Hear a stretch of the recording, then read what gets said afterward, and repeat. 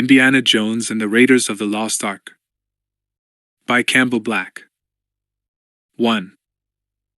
South America, 1936. The jungle was darkly verdant, secretive, menacing. What little sunlight broke the high barriers of branches and twisted vines was pale, milky in color. The air, sticky and solid, created a wall of humidity. Birds screamed in panic, as if they had been unexpectedly trapped in some huge net. Glittering insects scurried underfoot, animals chattered and squealed in the foliage. In its primitive quality, the place might have been a lost terrain, a point unmapped, untraveled, the end of the world. 8 men made their way slowly along a narrow trail, pausing now and then to hack at an overhanging vine or slice at a dangling branch. At the head of this group there was a tall man in a leather jacket and a brimmed felt hat.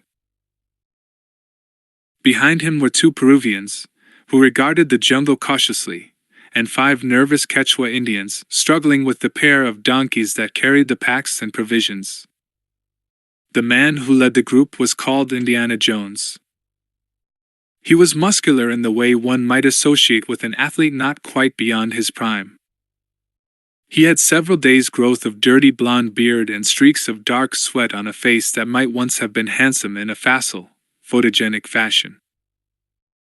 Now, though, there were tiny lines around the eyes, the corners of the mouth, changing the almost bland good looks into an expression of character depth. It was as if the contours of his experience had begun, slowly, to define his appearance. Indy Jones didn't move with the same caution as the 2 Peruvians. His confidence made it seem as if he, rather than they, were the native there. But his outward swagger did not impair his sense of alertness. He knew enough to look occasionally, almost imperceptibly, from side to side, to expect the jungle to reveal a threat, a danger, at any moment. The sudden parting of a branch or the cracking of rotted wood, these were the signals, the points on his compass of danger. At times he would pause, take off his hat, wipe sweat from his forehead and wonder what bothered him more, the humidity or the nervousness of the Quechuas. Every so often they would talk excitedly with one another in quick bursts of their strange language, a language that reminded Indy of the sounds of jungle birds, creatures of the impenetrable foliage, the recurring mists. He looked around at the 2 Peruvians, Barranca and Satipo, and he realized how little he really trusted them and yet how much he was obliged to depend on them to get what he wanted out of this jungle. What a crew, he thought. 2 furtive Peruvians, 5 terrified Indians, and 2 recalcitrant donkeys. And I am their leader, who might have done better with a troop of Boy Scouts. Indy turned to Barranca and, though he was sure he knew the answer, asked, "What are the Indians talking about?" Barranca seemed irritated. "What do they always talk about, Senor Jones?" "The curse. Always the curse." Indy shrugged and stared back at the Indians. Indy understood their superstitions, their beliefs, and in a way he even sympathized with them. The curse, the ancient curse of the temple of the Chachapoyan warriors. The Quechuas had been raised with it. It was intrinsic to their system of beliefs. He said, "Tell them to be quiet, Barranca. Tell them no harm will come to them." The salve of words. He felt like a quack doctor administering a dose of an untested serum. How the devil could he know that no harm would come to them? Barranca watched Indy a moment, then he spoke harshly to the Indians, and for a time they were silent, a silence that was one of repressed fear. Again, Indy felt sympathy for them. Vague words of comfort couldn't dispose of centuries of superstition. He put his hat back on and moved slowly along the trail, assailed by the odors of the jungle, the sense of things growing and other things rotting, ancient carcasses crawling with maggots, decaying wood, dying vegetation. You could think of better places to be than here, he thought. You could think of sweeter places. And then he was wondering about Forrestal, imagining him coming along this same path years ago, imagining the fever in Forrestal's blood when he came close to the temple. But Forrestal, good as he had been as an archaeologist, hadn't come back from his trip to this place, and whatever secrets that lay contained in the temple were locked there still. Poor Forrestal. To die in this godforsaken place was a hell of an epitaph. It wasn't one Indy relished for himself. He moved along the trail again, followed by the group. The jungle lay in a canyon at this point, and the trail traversed the canyon wall like an old scar. There were thin mists rising from the ground now, vapors he knew would become thicker, more dense, as the day progressed. The mists would be trapped in this canyon almost as if they were webs spun by the trees themselves. A huge macaw, gaudy as a fresh rainbow, screamed out of the underbrush and winged into the trees, momentarily startling him.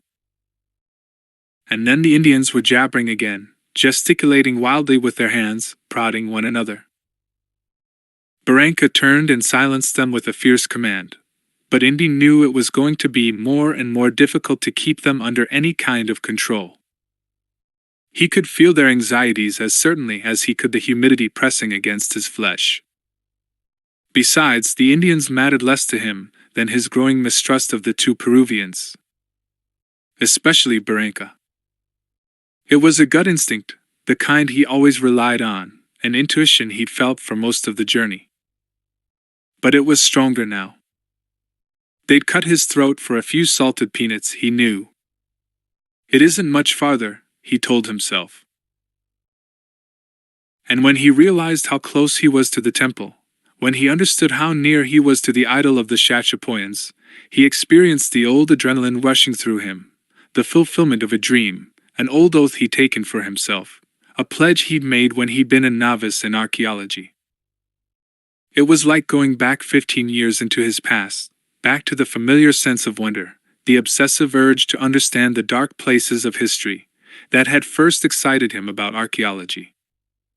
A dream, he thought. A dream taking shape, changing from something nebulous to something tangible. And now he could feel the nearness of the temple, feel it in the hollows of his bones. He paused and listened to the Indians chatter again. They too know. They know how close we are now. And it scares them. He moved forward. Through the trees there was a break in the canyon wall. The trail was almost invisible. It had been choked by creepers, stifled by bulbous weeds that crawled over roots that had the appearance of growths produced by some floating spores randomly drifting in space, planting themselves here by mere whim. Indy hacked, swinging his arms so that his broad-bladed knife cracked through the obstructions as if they were nothing more than fibrous papers. Damn jungle.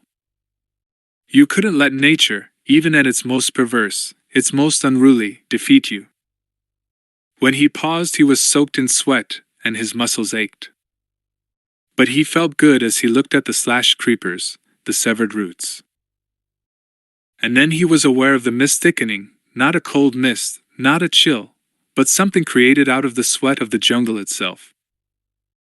He caught his breath and moved through the passage. He caught it again when he reached the end of the trail. It was there. There, in the distance, shrouded by thick trees, the temple.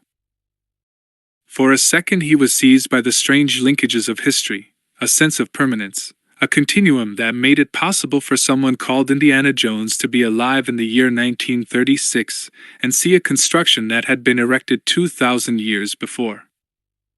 Odd. Overwhelmed. A humbling feeling.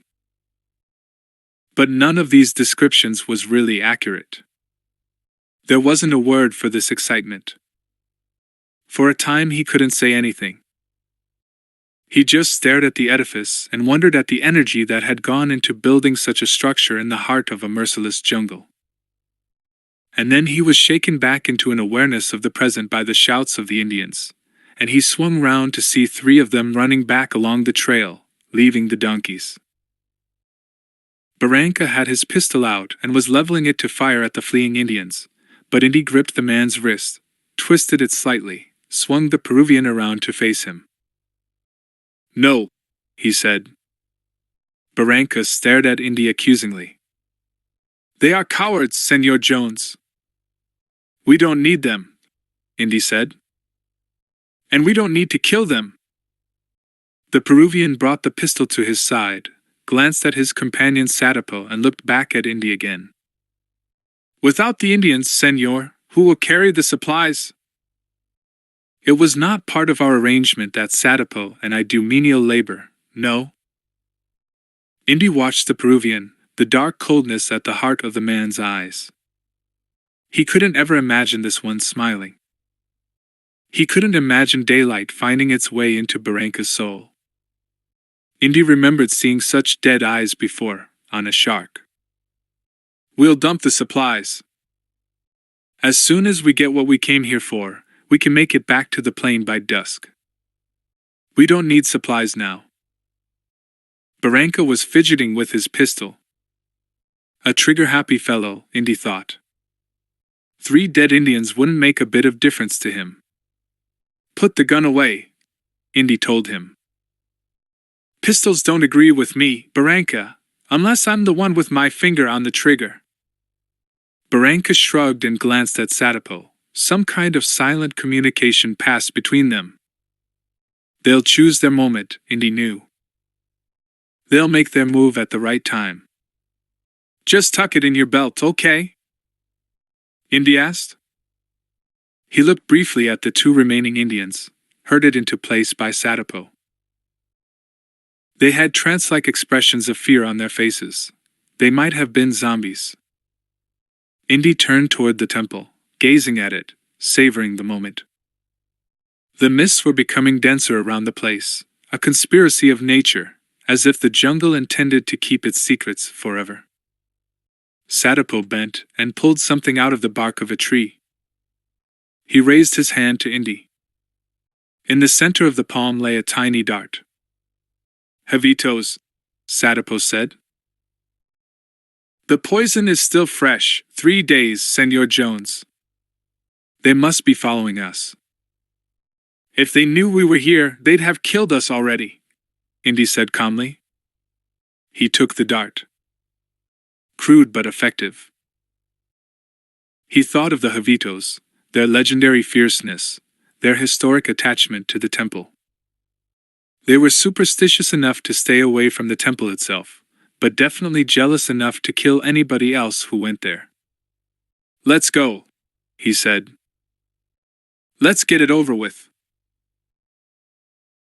They had to hack and slash again, cut and slice through the elaborately tangled vines, rip at the creepers that rose from underfoot like shackles lying in wait. Sweating, Indy paused. He let his knife dangle at his side. From the corner of his eye he was conscious of one of the Indians hauling back a thick branch. It was the scream that made him swing abruptly round, his knife raised in the air now. It was the wild scream of the Indian that made him rush toward the branch just as the Quechua, still yelling, dashed off into the jungle. The other remaining Indian followed, crashing mindlessly, panicked, against the barbed branches and sharp creepers. And then they were both gone. Indy, knife poised, hauled back the branch that had so scared the Indians. He was ready to lunge at whatever had terrified them, ready to thrust his blade forward. He drew the branch aside. It sat behind the swirling mist. Carved out of stone, timeless, its face the figment of some bleak nightmare, it was a sculpture of a Chachapoyan demon. He watched it for a second, aware of the malevolence in its unchanging face, and he realized it had been placed here to guard the temple, to scare off anybody who might pass this way. A work of art, he thought, and he wondered briefly about its creators, their system of beliefs, about the kind of religious all that might inspire something so dreadful as this statue.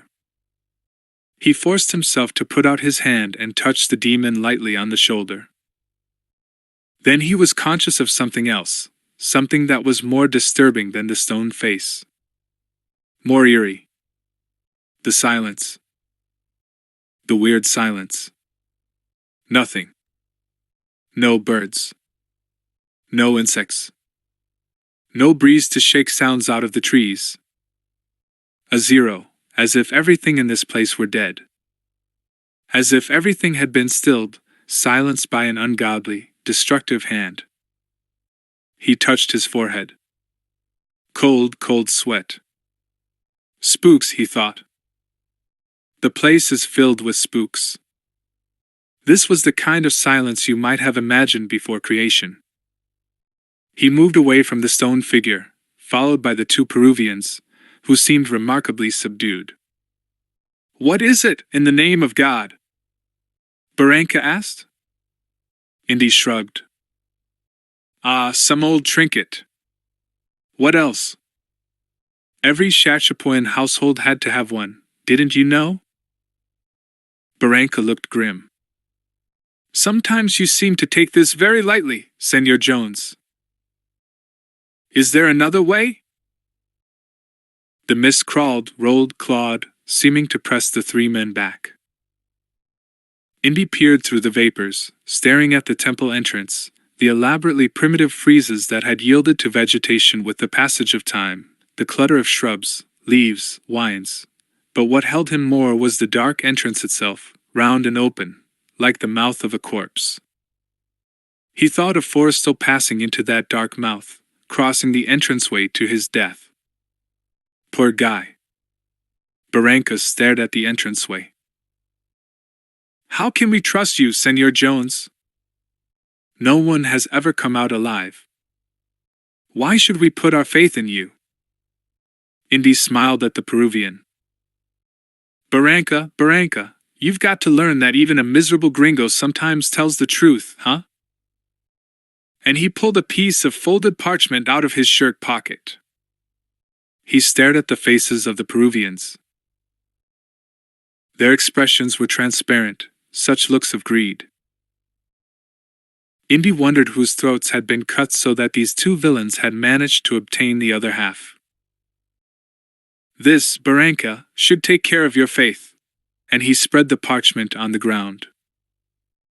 Sadapo took a similar piece of parchment from his pocket and laid it alongside the one Indy had produced. The two parts dovetailed neatly.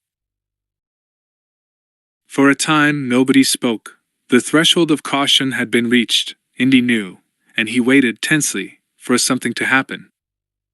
"Well, amigos," he said. "We're partners. We have what you might call mutual needs. Between us, we have a complete map of the floor plan of the temple. We've got what nobody else ever had. Now, assuming that pillar there marks the corner." Before he could finish his sentence, he saw, as if in a slowed reel of film, Barranca reach for his pistol. He saw the thin brown hand curl itself over the butt of the silver gun, and then he moved. Indiana Jones moved faster than the Peruvian could have followed. His motions a blur, a parody of vision, he moved back from Barranca and, reaching under the back of his leather jacket, produced a coiled bullwhip, his hand tight on the handle.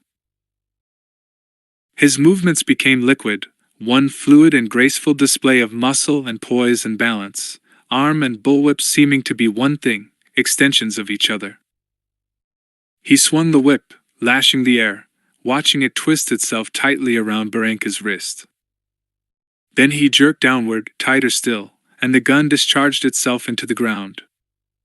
For a moment the Peruvian didn't move. He stared at Indy in amazement, a mixture of confusion and pain and hatred, loathing the fact that he'd been outsmarted, humiliated.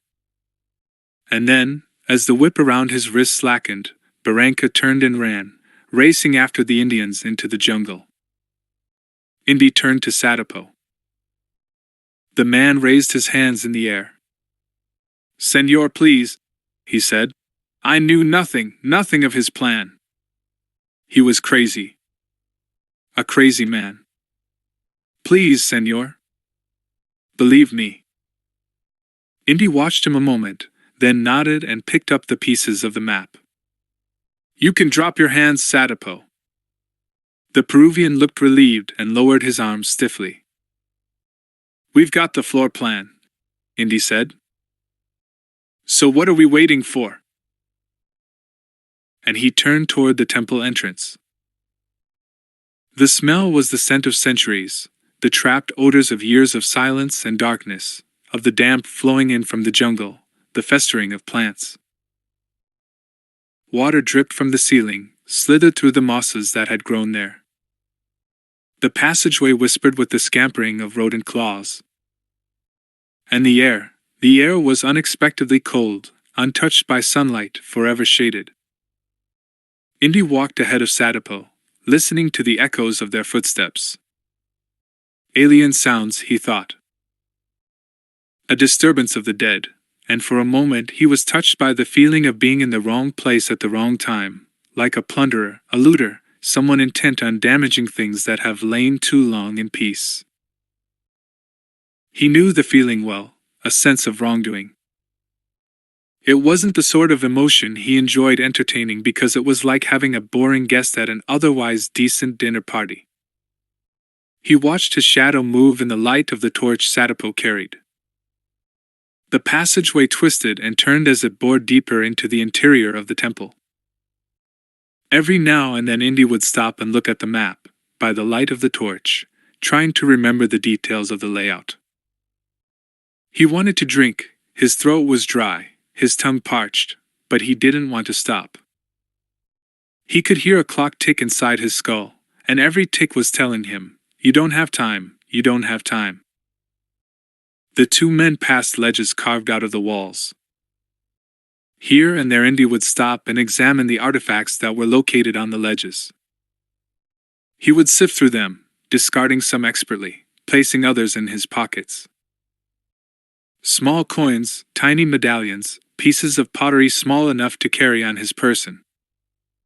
He knew what was valuable and what wasn't. But they were nothing in comparison to what he'd really come for, the idol. He moved more quickly now, the Peruvian rushing behind him, panting as he hurried to keep up. And then Indy stopped suddenly, joltingly. "Why have we stopped?"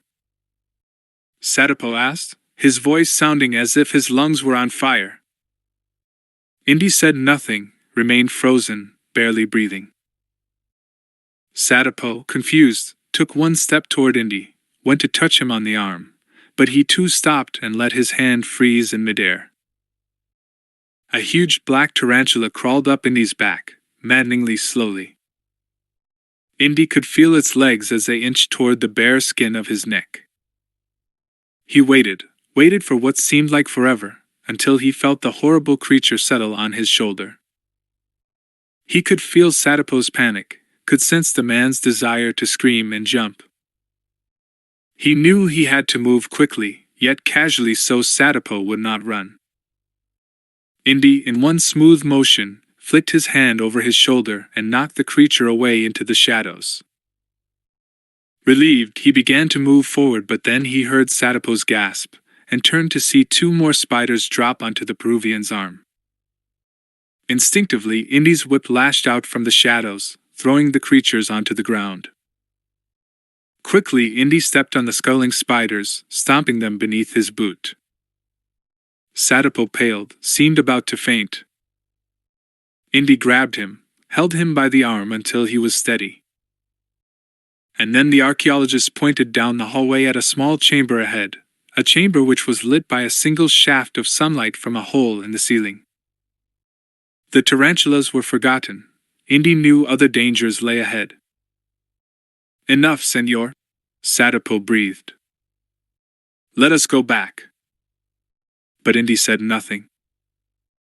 He continued to gaze toward the chamber, his mind already working, figuring, his imagination helping him to think his way inside the minds of the people who had built this place so long ago. They would want to protect the treasure of the temple, he thought. They would want to erect barricades, traps, to make sure no stranger ever reached the heart of the temple. He moved closer to the entrance now, moving with the instinctive caution of the hunter who smells danger on the downwind, who feels peril before he can see signs of it. He bent down, felt around on the floor, found a thick stalk of a weed, hauled it out, then reached forward and tossed the stalk into the chamber. For a split second nothing happened. And then there was a faint whirring noise, a creaking sound, and the walls of the chamber seemed to break open as giant metal spikes, like the jaws of some impossible shark, slammed together in the center of the chamber. Indiana Jones smiled, appreciating the labors of the temple designers, the cunning of this horrible trap.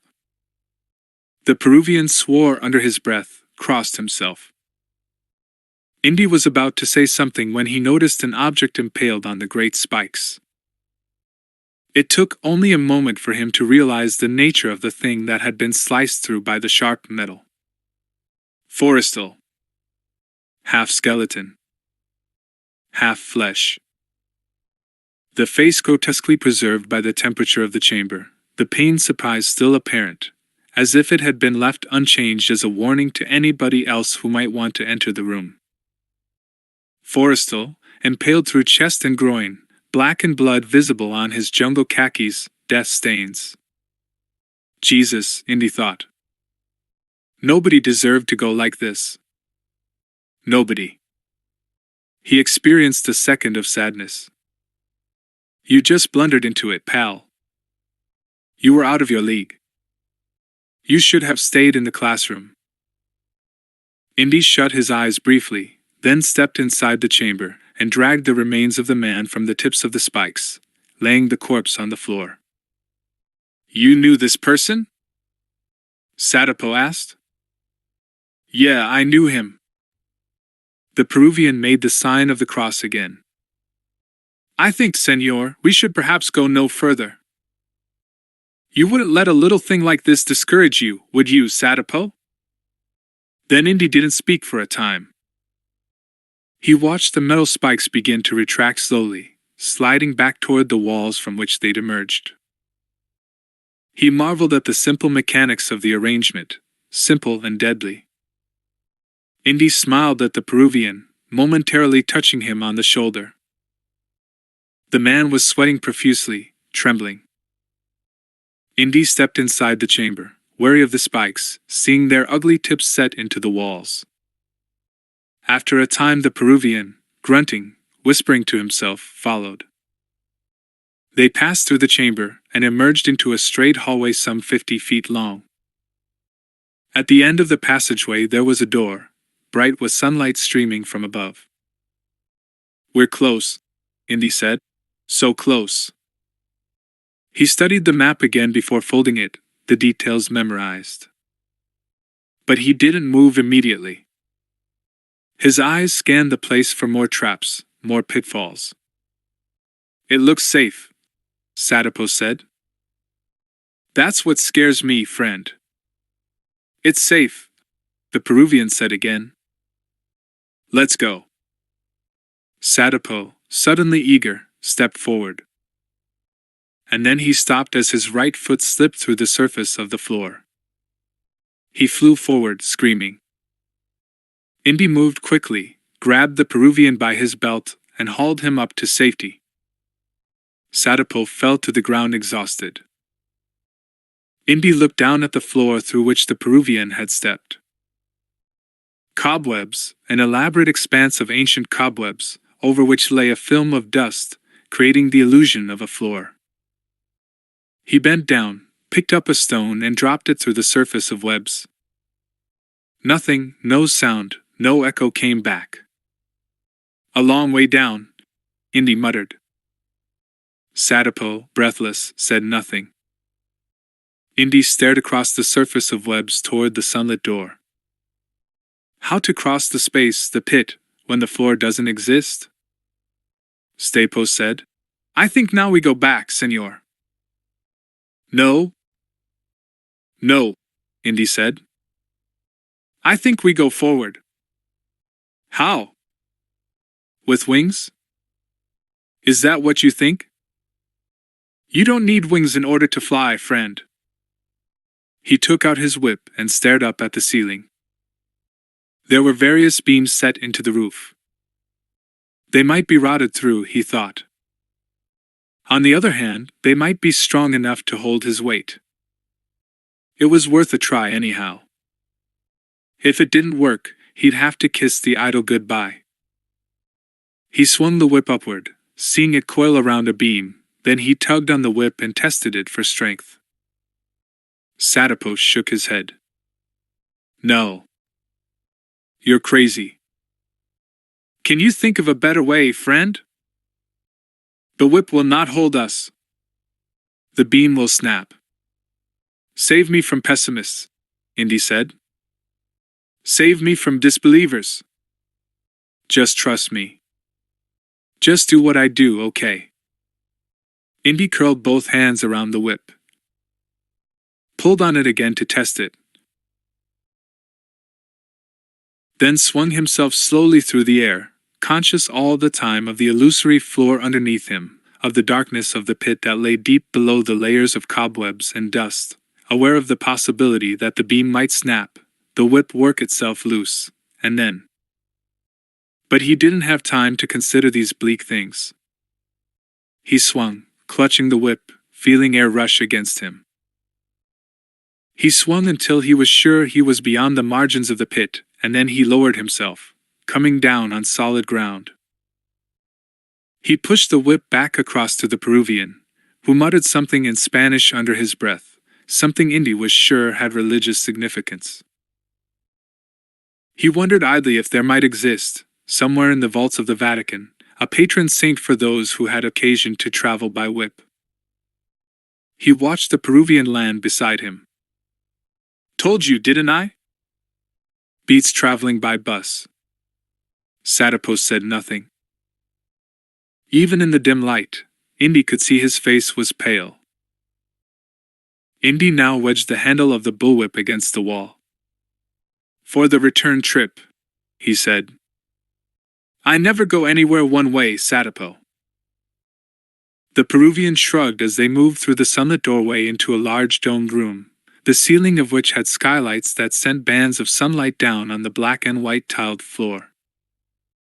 And then Indy noticed something on the other side of the chamber, something that took his breath away, filled him with awe, with a pleasure he could barely define. The idol. Set on some kind of altar, looking both fierce and lovely, its gold shape glittering in the flames of the torch, shining in the sunlight that slipped through the roof, the idol. The idol of the Chachapoyan warriors. What he felt then was the excitement of an overpowering lust, the desire to race across the room and touch its beauty, a beauty surrounded by obstacles and traps. And what kind of booby trap was saved for last? What kind of trap surrounded the idol itself? I'm going in, he said. The Peruvian now also saw the idol and said nothing.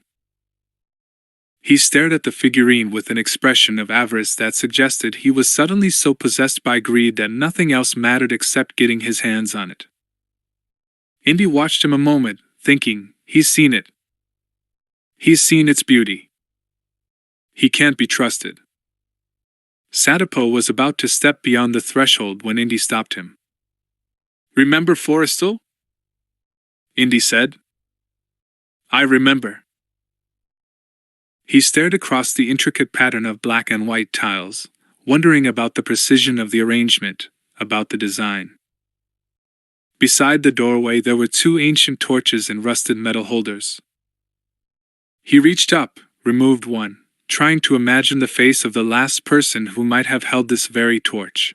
The span of time, it never failed to amaze him that the least important of objects endured through centuries. He lit it, glanced at Sadipose, then bent down and pressed the unlit end against one of the white tiles. He tapped it. Solid. No echo, no resonance. Very solid. He next tapped one of the black tiles. It happened before he could move his hand away. A noise, the sound of something slamming through the air, something whistling with the speed of its movement, and a small dart drove itself into the shaft of his torch. He pulled his hand away. Sadipose exhaled quietly, then pointed inside the room. It came from there, he said. You see that hole? The dart came from there. I also see hundreds of other holes, Indy said. The place, the whole place, was honeycombed with shadowy recesses, each of which would contain a dart, each of which would release its missile whenever there was pressure on a black tile. "Stay here, Satipo." Slowly, the Peruvian turned his face. "If you insist." Indy, holding the lit torch, moved cautiously into the chamber, avoiding the black tiles, stepping over them to reach the safe white ones. He was conscious of his shadow thrown against the walls of the room by the light of the torch, conscious of the wicked holes, seen now in half-light, that held the darts. Mainly, though, it was the idol that demanded his attention, the sheer beauty of it that became more apparent the closer he got to it, the hypnotic glitter, the enigmatic expression on the face. Strange, he thought, 6 inches high, 2,000 years old, a lump of gold whose face could hardly be called lovely. Strange that men would lose their minds for this, kill for this. And yet it mesmerized him, and he had to look away. Concentrate on the tiles, he told himself. Only the tiles. Nothing else. Don't lose the fine edge of your instinct here. Underfoot, sprawled on a white tile and riddled with darts, lay a small dead bird. He stared at it, sickened for a moment, seized by the realization that whoever had built this temple, whoever had planned the traps, would have been too cunning to booby-trap only the black tiles. Like a wild card in a deck, at least one white tile would have been poisoned. At least one. What if there were others? He hesitated, sweating now, feeling the sunlight from above, feeling the heat of the torch flame on his face. Carefully, he stepped around the dead bird and looked at the white tiles that lay between himself and the idol as if each were a possible enemy. Sometimes, he thought, caution alone doesn't carry the day. Sometimes you don't get the prize by being hesitant, by failing to take the final risk. Caution has to be married with chance, but then you need to know in some way the odds are on your side. The sight of the idol drew him again. It magnetized him. And he was aware of Satipo behind him, watching from the doorway, no doubt planning his own treachery. Do it, he said to himself. What the hell? Do it and caution be damned. He moved with the grace of a dancer. He moved with the strange elegance of a man weaving between razor blades. Every tile now was a possible landmine, a depth charge. He edged forward and stepped over the black squares, waiting for the pressure of his weight to trigger the mechanism that would make the air scream with darts. And then he was closer to the altarpiece, closer to the idol. The prize. The triumph. And the last trap of all. He paused again. His heart ran wildly, his pulses thudded, the blood burned in his veins. Sweat fell from his forehead and slicked across his eyelids, blinding him. He wiped at it with the back of his hand. A few more feet, he thought. A few more feet. And a few more tiles. He moved again, raising his legs and then gently lowering them. If he ever needed balance, it was now. The idol seemed to wink at him, to entice him. Another step. Another step. He put his right leg forward, touching the last white tile before the altar. He'd made it. He'd done it. He pulled a liquor flask from his pocket, uncapped it, drank hard from it. This one you deserve, he thought. Then he stuck the flask away and stared at the idol. The last trap, he wondered. What could the last trap be? The final hazard of all. He thought for a long time, tried to imagine himself into the minds of the people who had created this place, who had constructed these defenses. Okay, somebody comes to take the idol away, which means it has to be lifted, it has to be removed from the slab of polished stone, it has to be physically taken. Then what? Some kind of mechanism under the idol detects the absence of the thing's weight, and that triggers, what? More darts? No, it would be something even more destructive than that. Something more deadly. He thought again. His mind sped, his nerves pulsated. He bent down and stared around the base of the altar. There were chips of stone, dirt, grit, the accumulation of centuries. Maybe, he thought. Just maybe. He took a small drawstring bag from his pocket, opened it, emptied out the coins it contained, then began to fill the bag with dirt and stones. He weighed it in the palm of his hand for a while. Maybe, he thought again. If you could do it quickly enough.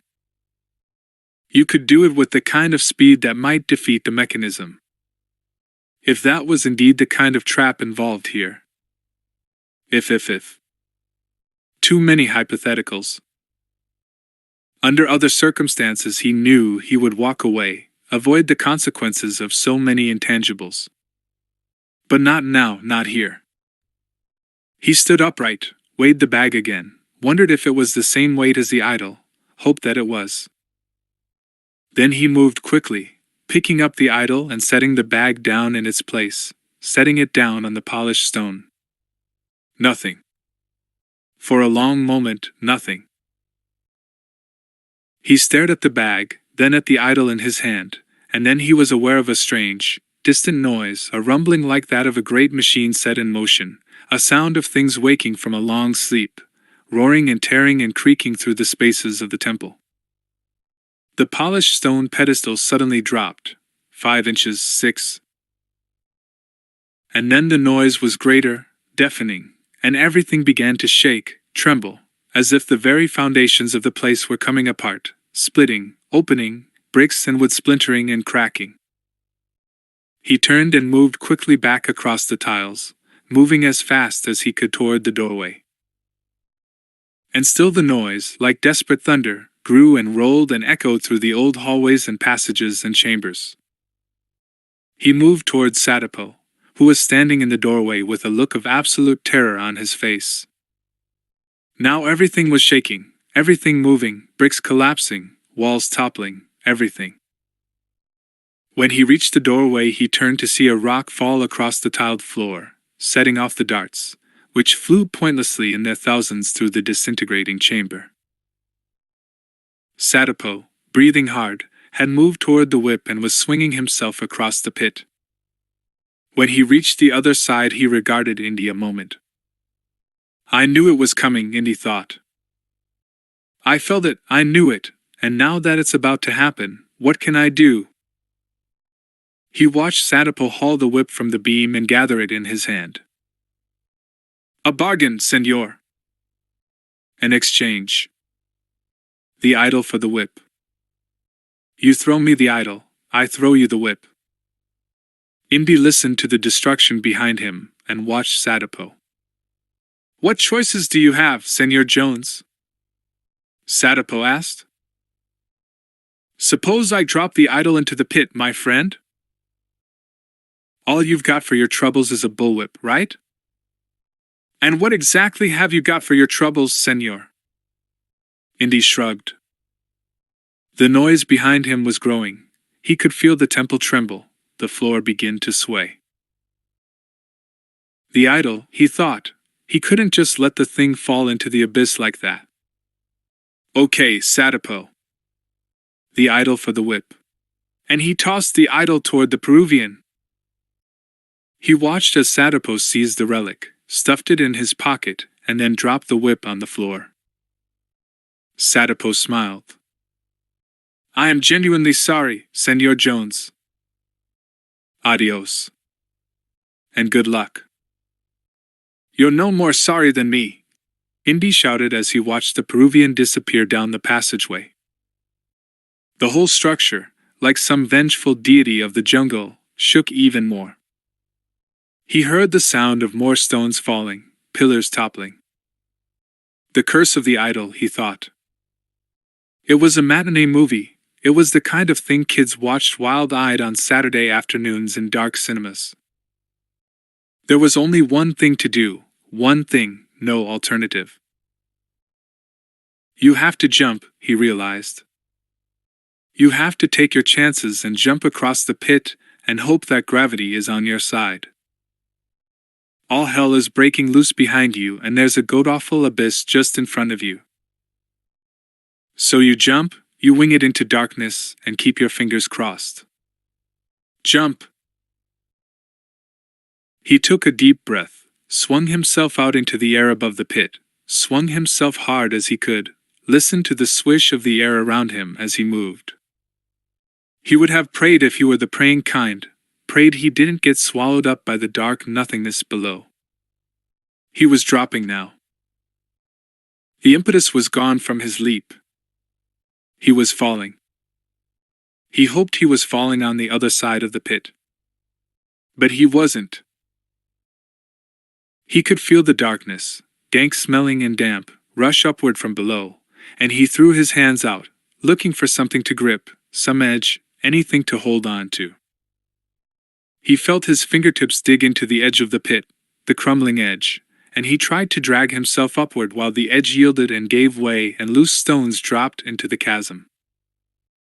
He swung his legs, clawed with his hands, struggled like a beach fish to get up, get out, reach whatever might pass now for safety.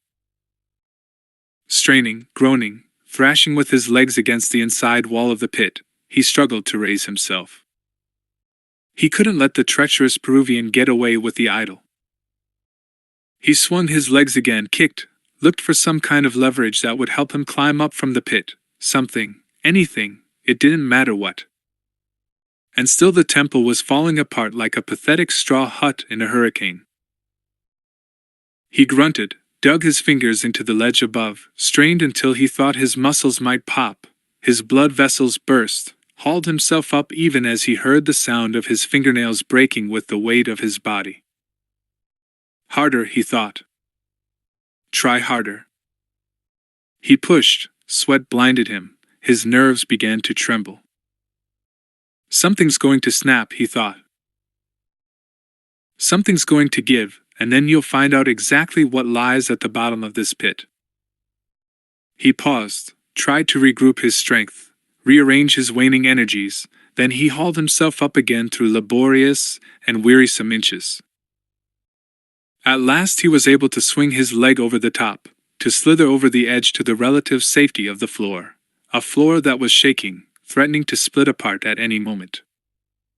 He raised himself shakily to a standing position and looked down the hallway in the direction Sadapo had taken. He had gone toward the room where Forrestal's remains had been found. The room of spikes. The torture chamber. And suddenly Indy knew what would happen to the Peruvian. Suddenly he knew the man's fate even before he heard the terrible clang of the spikes, even before he heard the Peruvian's awful scream echo along the passageway. He listened, reached down for his whip, then ran toward the chamber.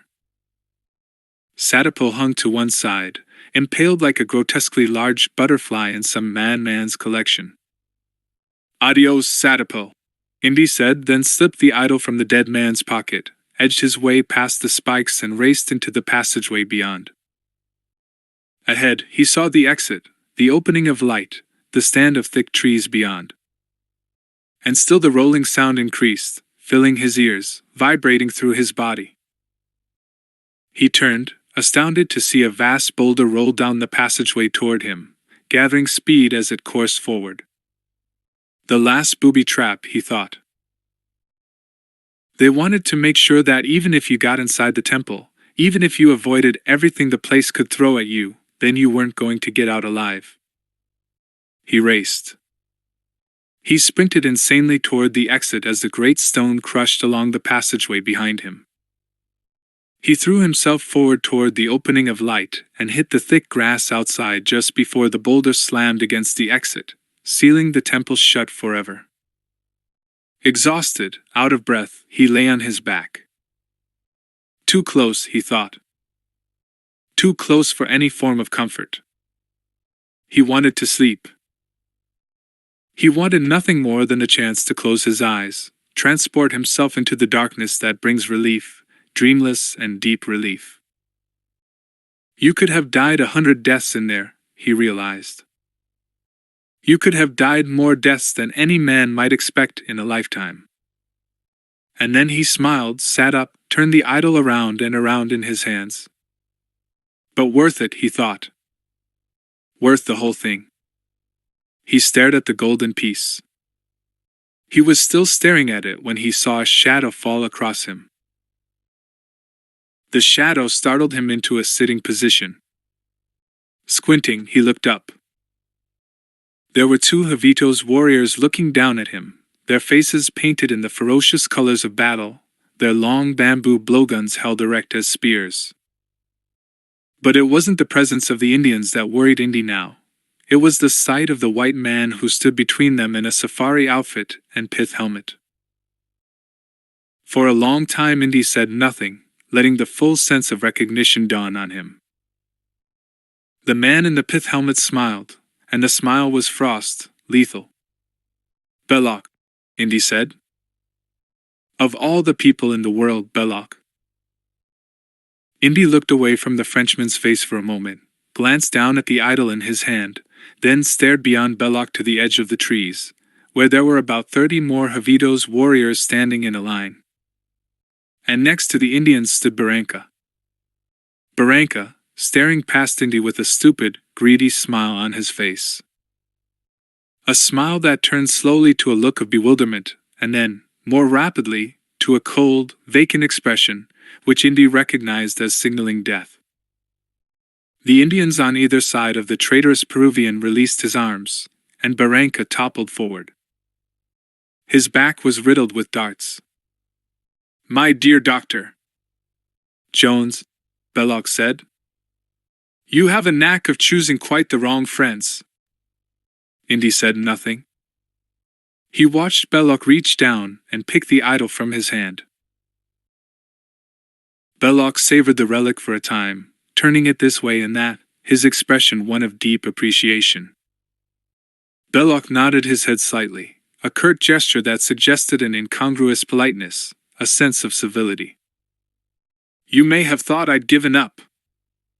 But again we see there is nothing you can possess which I cannot take away." Indy looked in the direction of the warriors. "And the Javitos expect you to hand the idol over to them?" "Quite," Belloc said. Indy laughed. "Naive of them." "As you say," Belloc remarked. "If only you spoke their language, you could advise them otherwise, of course." "Of course," Indy said. He watched as Belloc turned toward the grouped warriors and lifted the idol in the air, and then, in a remarkable display of unified movement that might have been choreographed, rehearsed, the warriors laid themselves face down on the ground. A moment of sudden stillness, of primitive religious awe. In other circumstances, Indy thought, I might be impressed enough to hang around and watch. In other circumstances, but not now. He raised himself slowly to his knees, looked at the back of Belloc, glanced quickly once more at the prostrate warriors, and then he was off, moving fast, running toward the trees, waiting for that moment when the Indians would raise themselves up and the air would be dense with darts from the blowguns. He plunged into the trees when he heard Belloc shout from behind, screaming in a language that was presumably that of the Javitos, and then he was sprinting through the foliage, back to the river and the amphibian plain. Run. Run even when you don't have a goddamn scrap of energy left. Find something in reserve. Just run. And then he heard the darts. He heard them shaft the air, whizzing, zinging, creating a melody of death. He ran in a zigzag, moving in a serpentine fashion through the foliage. From behind he could hear the breaking of branches, the crushing of plants, as the Javitos pursued him. He felt strangely detached all at once from his own body. He moved beyond a sense of his physical self, beyond the absurd demands of muscle and sinew, pushing himself through the terrain in a way that was automatic, a matter of basic reflex. He heard the occasional dart strike bark, the scared flapping of jungle birds rising out of branches, the squeal of animals that scampered from the path of the Javitos. Run, he kept thinking. Run until you can't run anymore, then you run a little further. Don't think. Don't stop. Belloc, he thought. My time will come. If I get out of this one. Running, he didn't know for how long. Day was beginning to fade. He paused, looked upward at the thin light through the dense trees, then dashed in the direction of the river. What he wanted to hear more than anything now was the vital sound of rushing water. What he wanted to see was the waiting plane. He twisted again and moved through a clearing, where he was suddenly exposed by the absence of trees. For a moment, the clearing was menacing, the sudden silence of dusk unsettling. Then he heard the cries of the Javitos, and the clearing seemed to him like the center of a bizarre target. He turned around, saw the movement of a couple of figures, felt the air rush as two spears spun past him, and after that he was running again, racing for the river. He thought as he ran, they don't teach you survival techniques in Archaeology 101, they don't supply survival manuals along with the methodology of excavation. And they certainly don't warn you about the cunning of a Frenchman named Belloc. He paused again and listened to the Indians behind him. Then there was another sound, one that delighted him, that exalted him, the motion of fast-flowing water, the swaying of rushes. The river. How far could it be now? He listened again to be certain and then moved in the direction of the sound, his energies recharged, batteries revitalized. Quicker now, harder and faster. Crashing through the foliage that slashes against you, ignore the cuts and abrasions. Quicker and harder and faster. The sound was becoming clearer. The water rushing. He emerged from the trees. There. Down the slope, beyond the greenery, the hostile vegetation, the river. The river and the amphibian plane floating up and down on the swell. He couldn't have imagined anything more welcoming. He moved along the slope and then realized there wasn't an easy way down through the foliage to the plain. There wasn't time to find one either. You had to go up the slope to the point where, as it formed a cliff over the river, you would have to jump. Jump, he thought. What the hell? What's one more jump? He climbed, conscious of the shape of a man who sat on one wing of the plane far below. Indy reached a point almost directly over the plane, stared down for a moment, and then he shut his eyes and stepped out over the edge of the cliff. He hit the tepid water close to the wing of the plane, went under as the current pulled him away, surfaced blindly and struck out toward the craft. The man on the wing stood upright as Indy grabbed a strut and hauled himself out of the water. Get the thing going, Jock! Indy shouted. Get it going! Jock rushed along the wing and clambered inside the cockpit as Indy scurried, breathless, into the passenger compartment and slumped across the seat. He closed his eyes and listened to the shudder of engines when the craft skimmed the surface of the water. I didn't expect you to drop in quite so suddenly, Jock said. Spare me the puns, huh? A spot of trouble, laddie? Indy wanted to laugh. Remind me to tell you sometime. He lay back and closed his eyes, hoping sleep would come. But then he realized that the plane wasn't moving. He sat upright and leaned forward toward the pilot. Stalled, Jock said. Stalled! Why? Jock grinned. I only fly the bloody thing. People have this funny impression that all Scotsmen are bloody mechanics, Indy. Through the window, Indy could see the Javitos begin to wade into the shallows of the river. 30 feet, 20 now. They were like grotesque ghosts of the riverbed risen to avenge some historic transgression. They raised their arms. A storm of spears flew toward the fuselage of the plane. Jock! I'm bloody well trying, Indy. I'm trying. Calmly, Indy said. I think you should try harder. The spears struck the plane, clattering against the wings, hitting the fuselage with the sound of enormous hailstones. I've got it, Jock said.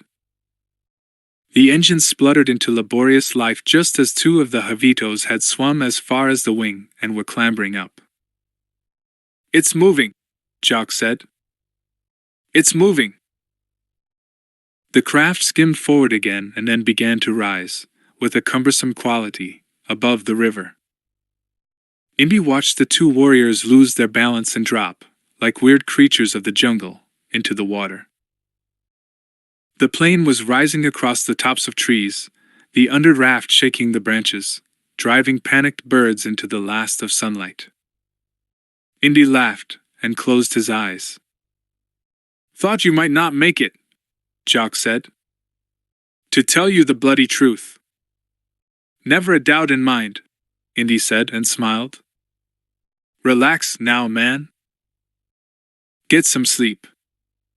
Forget the bloody jungle. For a moment, Indy drifted. Relief. The relaxation of muscle. A good feeling. He could lose himself in this sensation for a long time. Then something moved across his thigh. Something slow, heavy.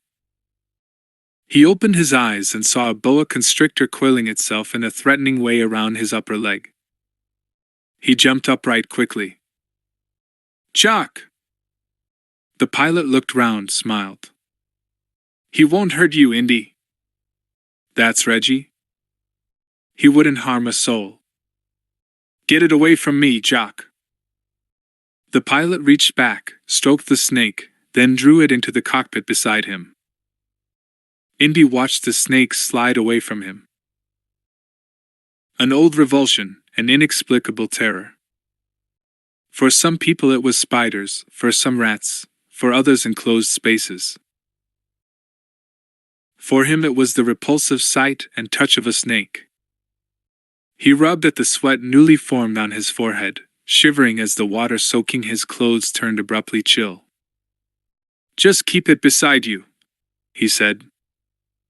I can't stand snakes. I'll let you in on a wee secret, Jock said.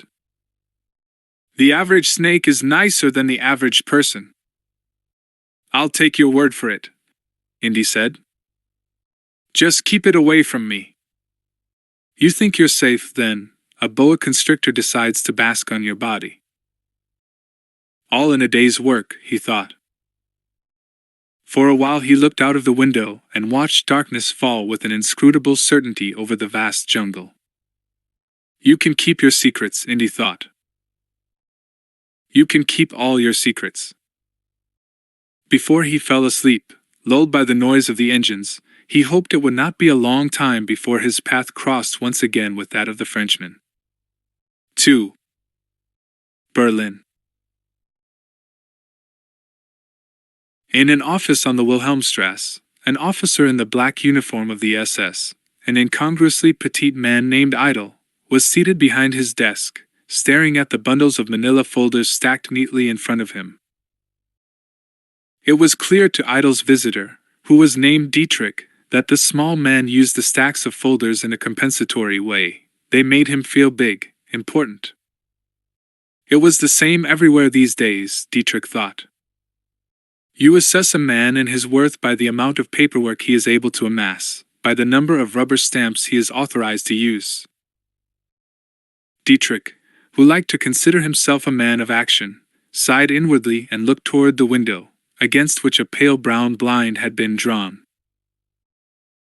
He waited for Idle to speak, but the SS officer had been silent some time, as if even his silences were intended to convey something of what he saw as his own importance.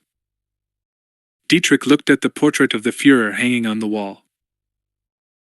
When it came down to it, it didn't matter what you might think of someone like Idle, soft, shackled to his desk, pompous, locked away in miserable offices, because Idle had a direct line of access to Hitler. So you listened, and you smiled, and you pretended you were of lesser rank.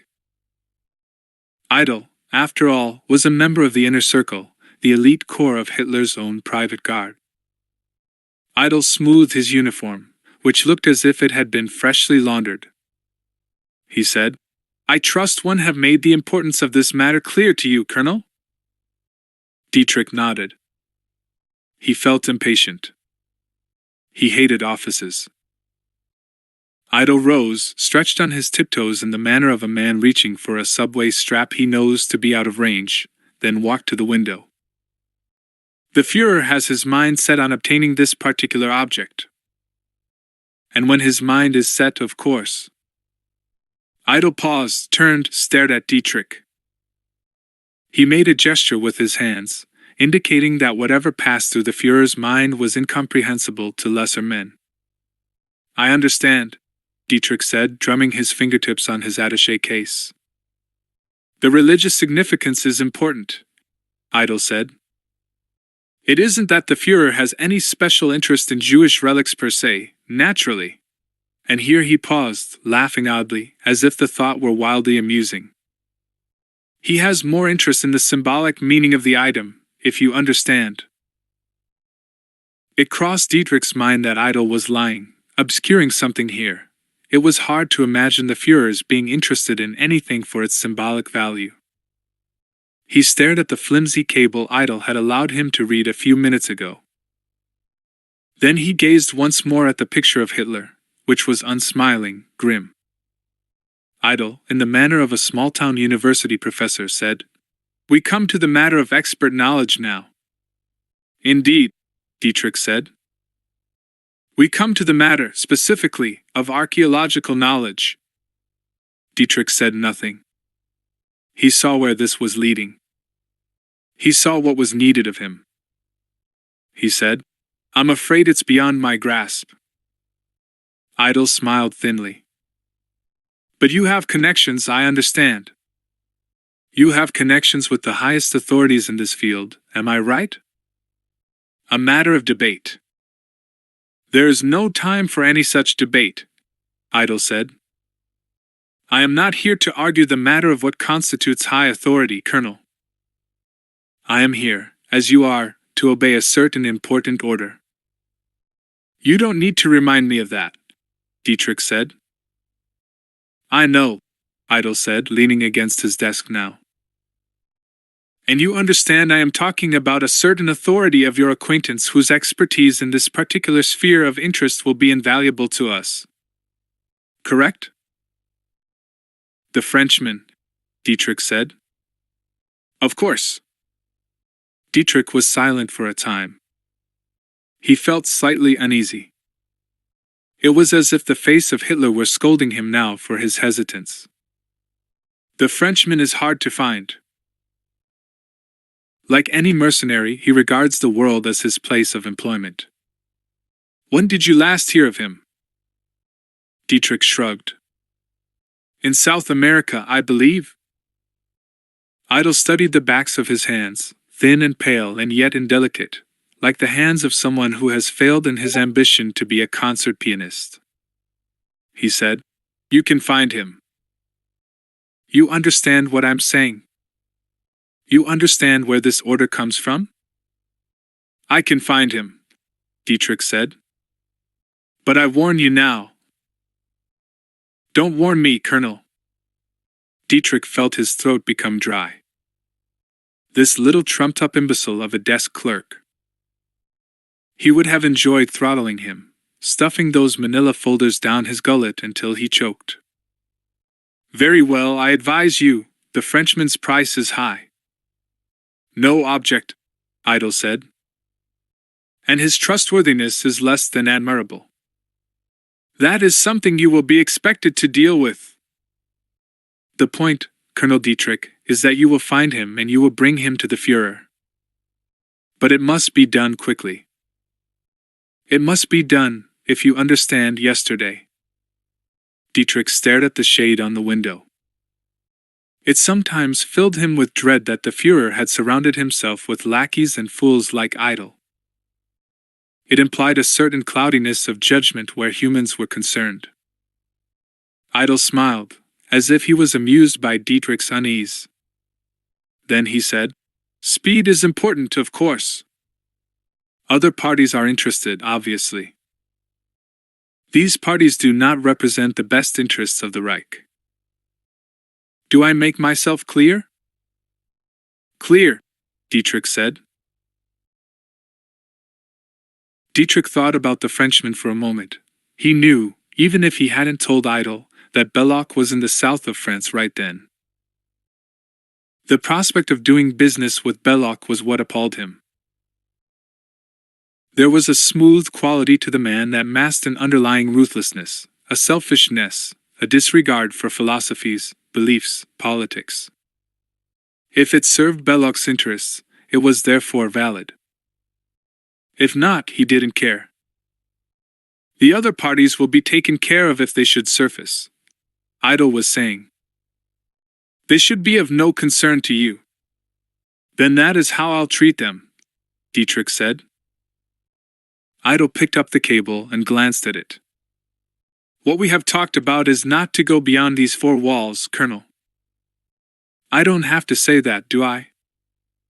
"You don't have to say it," Dietrich repeated, irritated. Idle went back to his seat and stared at the other man across the mountain of folders. He was silent for a moment. And then he feigned surprise at finding Dietrich seated opposite him. "Are you still here, Colonel?" Dietrich clutched his attaché case and rose. It was hard not to feel hatred toward these black-uniformed clowns. They acted as if they owned the world. "I was about to leave," Dietrich said. "Heil Hitler," Idle said, raising his hand, his arm rigid. At the door, Dietrich answered in the same words. 3. Connecticut. Indiana Jones sat in his office at Marshall College. He had just finished his first lecture of the year for Archaeology 101, and it had gone well. It always went well. He loved teaching, and he knew he was able to convey his passion for the subject matter to his students. But now he was restless, and his restlessness disturbed him. Because he knew exactly what it was he wanted to do. Indy put his feet up on the desk, deliberately knocked a couple of books over, then rose and paced around the office, seeing it not as the intimate place it usually was, his retreat, his hideaway, but as the cell of some remote stranger. Jones, he told himself. Indiana Jones, wise up. The objects around him seemed to shed their meaning for a time. The huge wall map of South America became a surreal blur, an artist's Dadaist conception.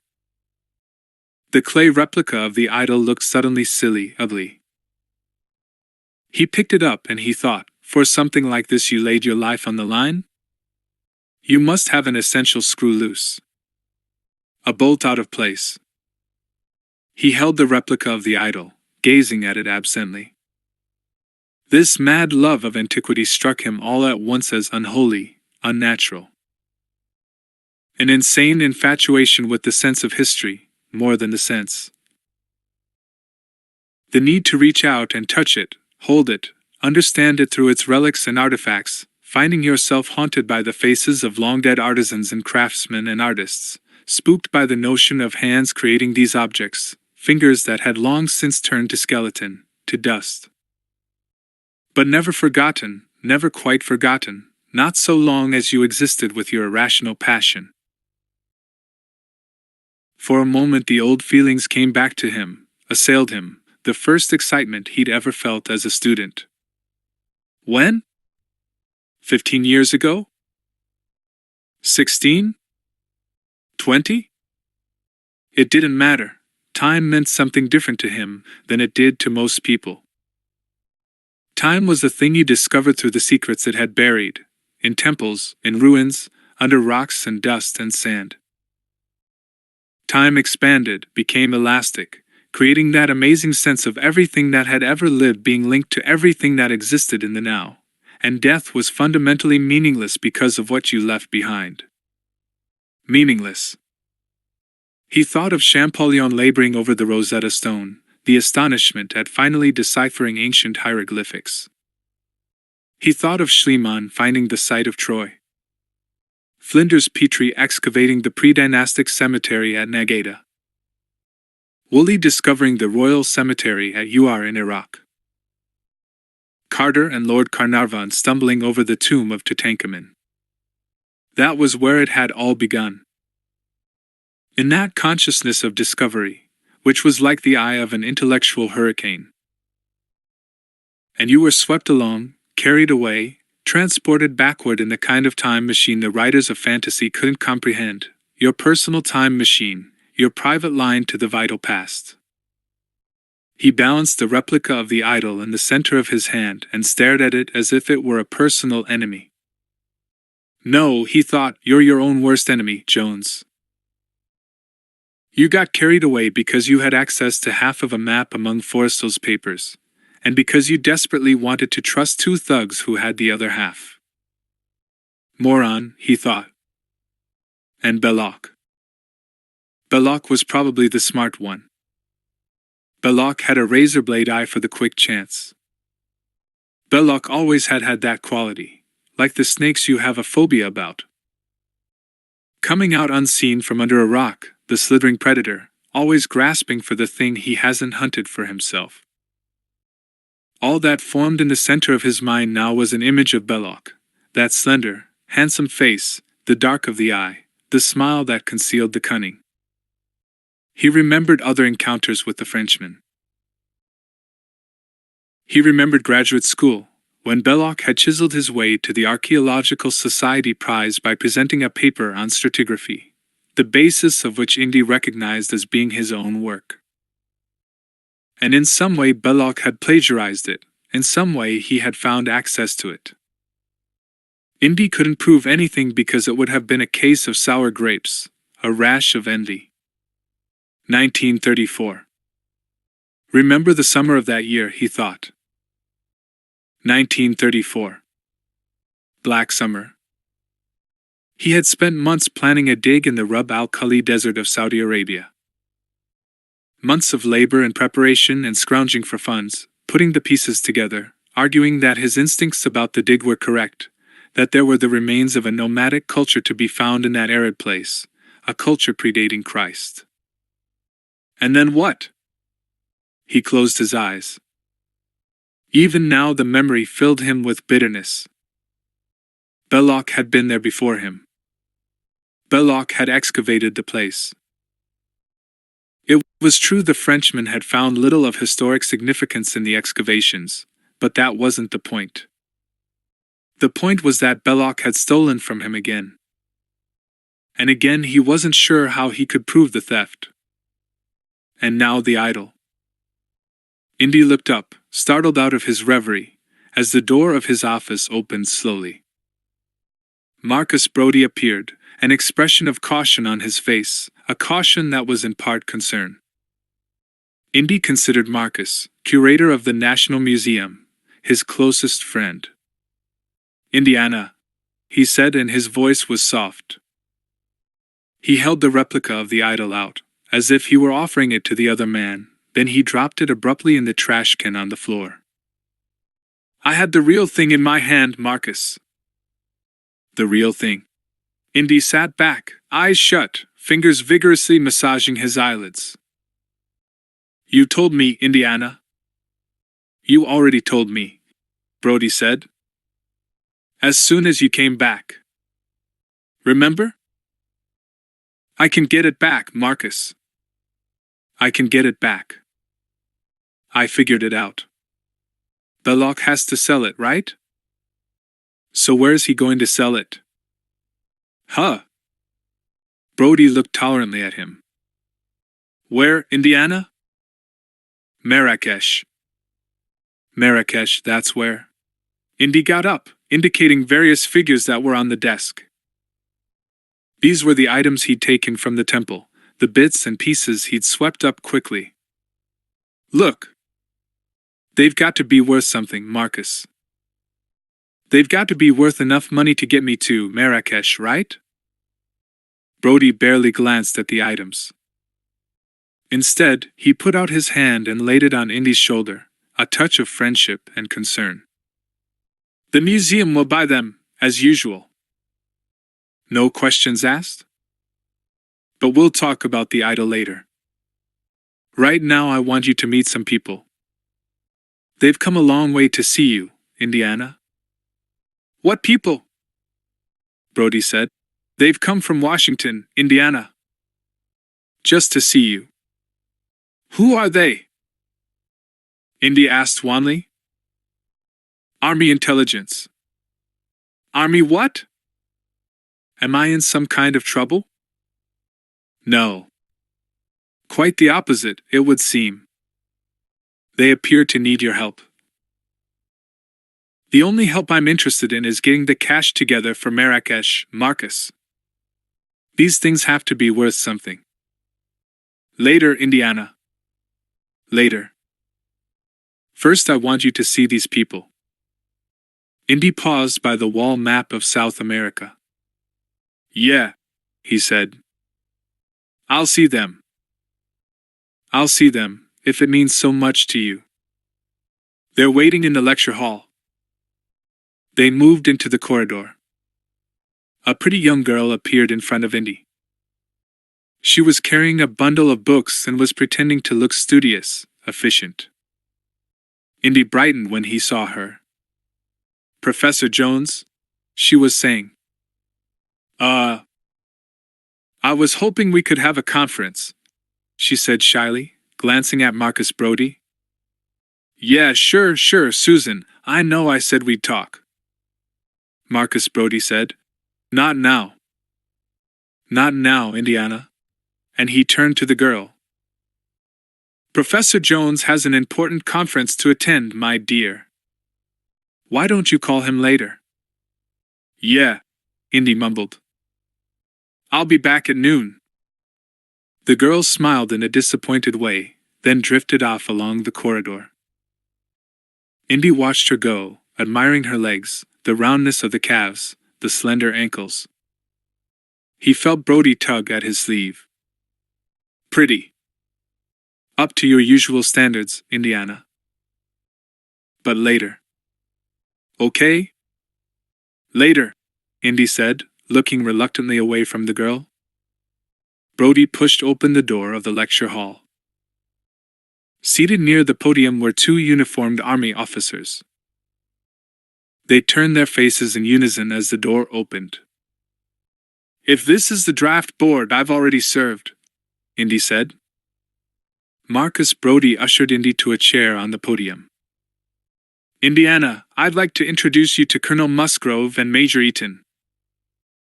These are the people who've come from Washington to see you. Eaton said. Good to meet you. We've heard a lot about you, Professor Jones. Doctor of Archaeology, expert on the occult, obtainer of rare antiquities. That's one way to put it, Indy said.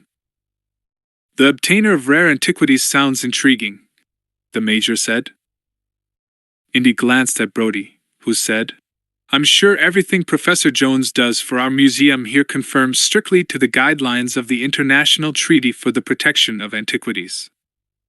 Oh, I'm sure, Major Eaton said. Musgrove said, You're a man of many talents, Professor. Indy made a dismissive gesture, waving a hand. What did these guys want? Major Eaton said, I understand you studied under Professor Ravenwood at the University of Chicago. Yes.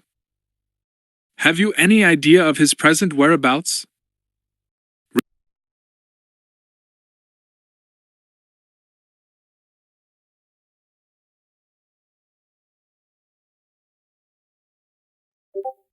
The name threw memories back with a kind of violence Indy didn't like.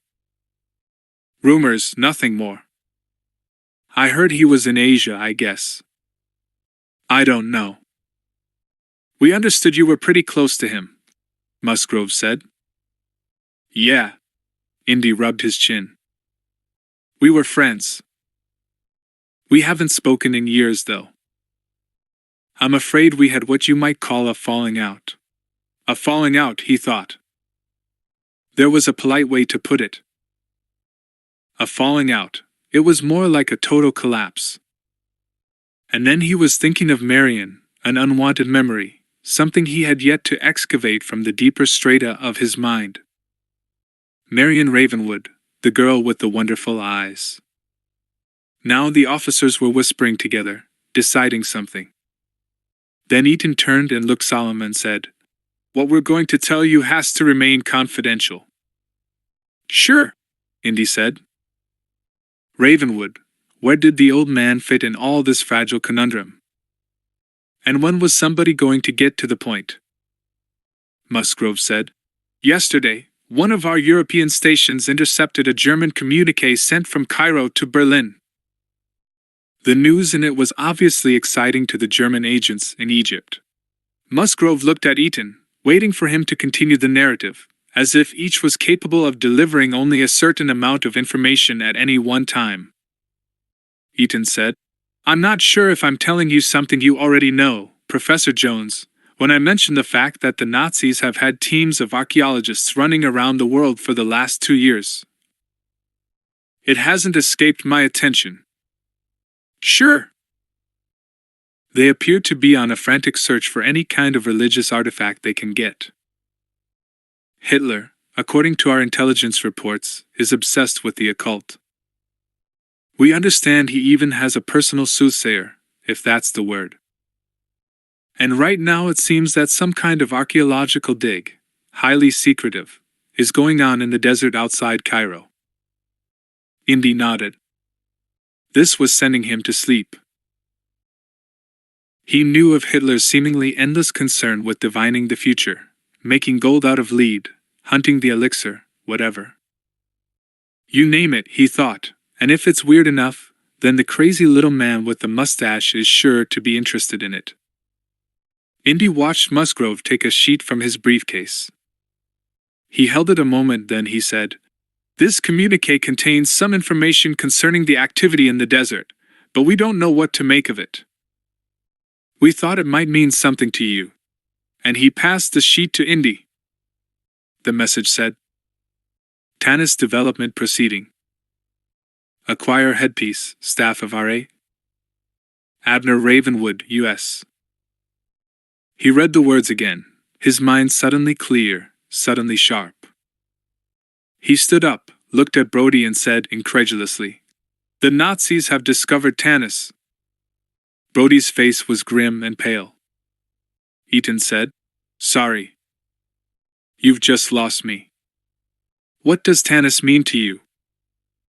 Indy walked from the podium to the window, his mind racing now. He pushed the window open and breathed in the crisp morning air, feeling it pleasingly cold in his lungs. Tanis. The staff of R.A. Ravenwood. It flooded back to him now, the old legends, the fables, the stories. He was struck by a barrage of knowledge, information he'd stored in his brain for years, so much that he wanted to get it out quickly, speed through it. Take it slow, he thought. Tell it to them slowly so they'll understand. He turned to the officers and said, "A lot of this is going to be hard for you to understand. Maybe. I don't know. It's going to depend on your personal beliefs, I can tell you that much from the outset. Okay?" He paused, looking at their blank faces. "The city of Tanis is one of the possible resting places of the lost Arkansas." Musgrove interrupted. "Ark? As in Noah?" Indy shook his head. "Not Noah. I'm talking about the Ark of the Covenant. I'm talking about the chest the Israelites used to carry around the 10 Commandments." Eaton said, "Back up. You mean the 10 Commandments?"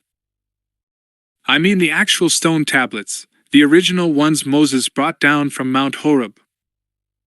The ones he's said to have smashed when he saw the decadence of the Jews.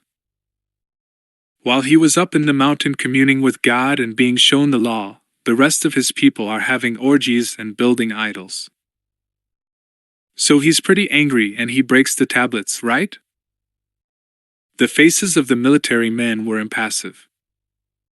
Indy wished he could imbue them with the kind of enthusiasm he was beginning to feel himself. Then the Israelites put the broken pieces in the ark, and they carried it with them everywhere they went. When they settled in Canaan, the ark was placed in the Temple of Solomon. It stayed there for years. Then it was gone. Where? Musgrove asked. Nobody knows who took it or when. Brody, speaking more patiently than Indy, said, an Egyptian pharaoh invaded Jerusalem around 926 BC. Shishak by name. He may have taken it back to the city of Tanis. Indy cut in. Where he may have hidden it in a secret chamber they called the Well of the Souls. There was a silence in the hall. Then Indy said, anyway, that's the myth. But bad things always seemed to happen to outsiders who meddled with the Arkansas. Soon after Shishak returned to Egypt, the city of Tanis was consumed by the desert in a sandstorm that lasted a year. The obligatory curse, Eaton said. Indy was annoyed by the man's skepticism. If you like, he said, trying to be patient. But during the Battle of Jericho, Hebrew priests carried the ark around the city for 7 days before the walls collapsed. And when the Philistines supposedly captured the ark, they brought the whole shooting works down on themselves, including plagues of boils and plagues of mice. Eaton said, this is all very interesting, I guess. But why would an American be mentioned in a Nazi cable, if we can get back to the point? He's the expert on Tanis, Indy said. Tanis was his obsession. He even collected some of its relics. But he never found the city. Why would the Nazis be interested in him? Musgrove asked. Indy paused for a moment. It seems to me that the Nazis are looking for the headpiece to the staff of RA. And they think Abner has it. The staff of RA, Eaton said. It's all somewhat far-fetched. Musgrove, who seemed more interested, leaned forward in his seat. What is the staff of RA, Professor Jones? I'll draw you a picture, Indy said. He strode to the blackboard and began to sketch quickly. As he drew the chalk across the board, he said, the staff of RA is supposedly the clue to the location of the Arkansas. A pretty clever clue into the bargain. It was basically a long stick, maybe 6 feet high, nobody's really sure. Anyhow, it was capped by an elaborate headpiece in the shape of the sun, with a crystal at its center. You still with me? You had to take the staff to a special map room in the city of Tanis. It had the whole city laid out in miniature. When you placed the staff in a certain spot in this room at a certain time of day, the sun would shine through the crystal in the headpiece and send down a beam of light to the map, giving you the location of the Well of the Souls. Where the ark was concealed, Musgrove said. Right. Which is probably why the Nazis want the headpiece.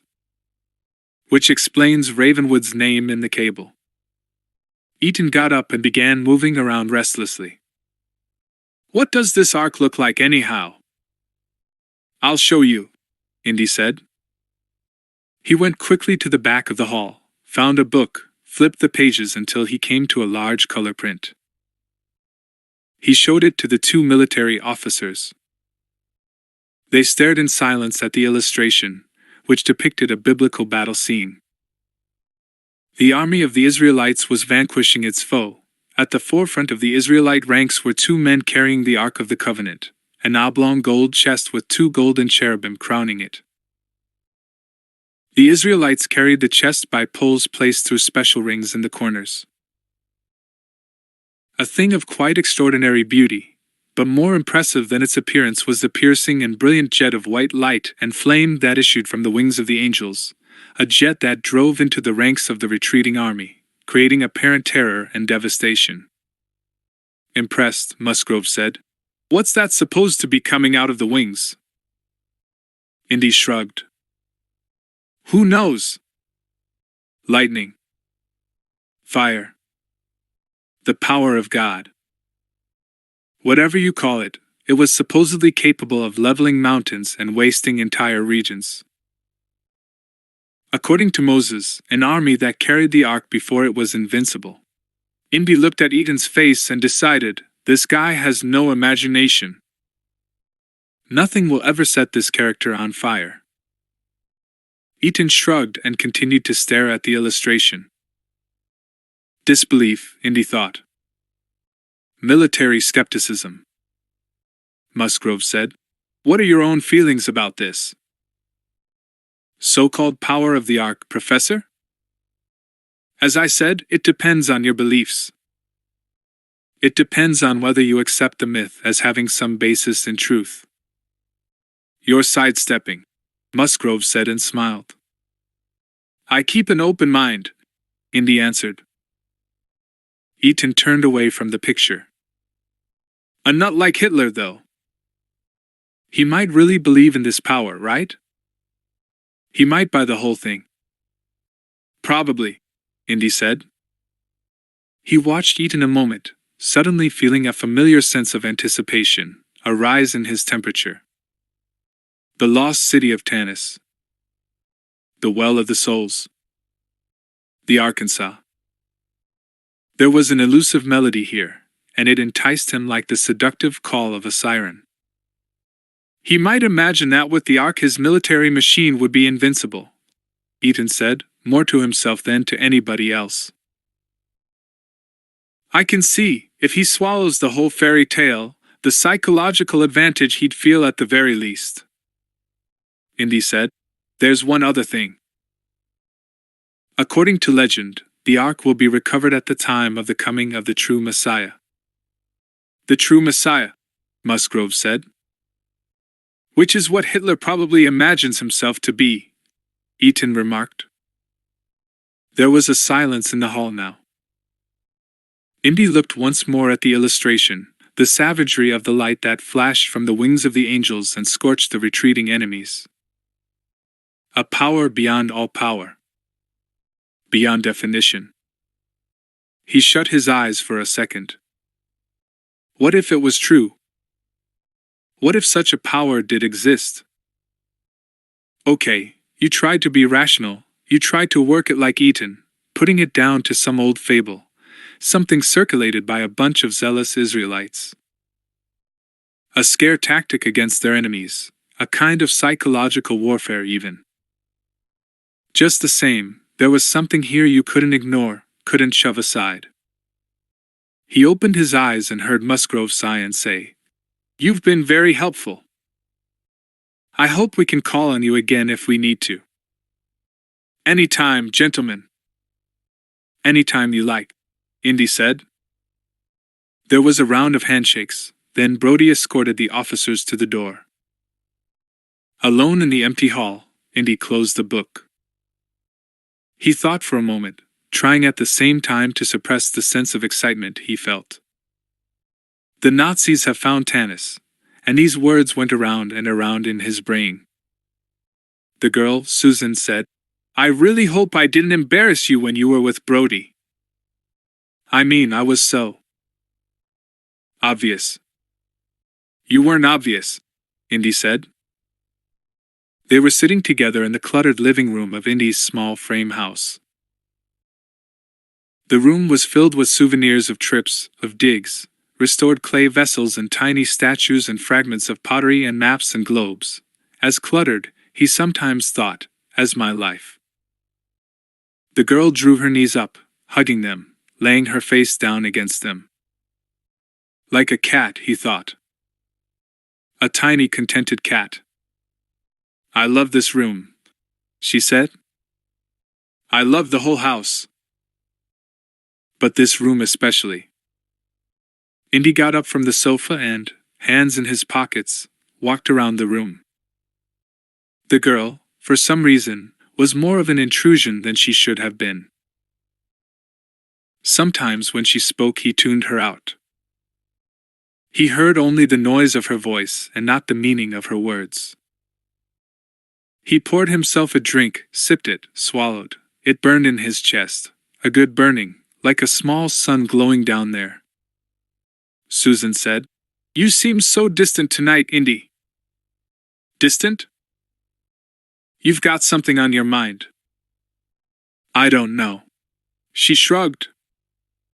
He walked to the radio, turned it on, barely listening to the drone of someone making a pitch for Maxwell House.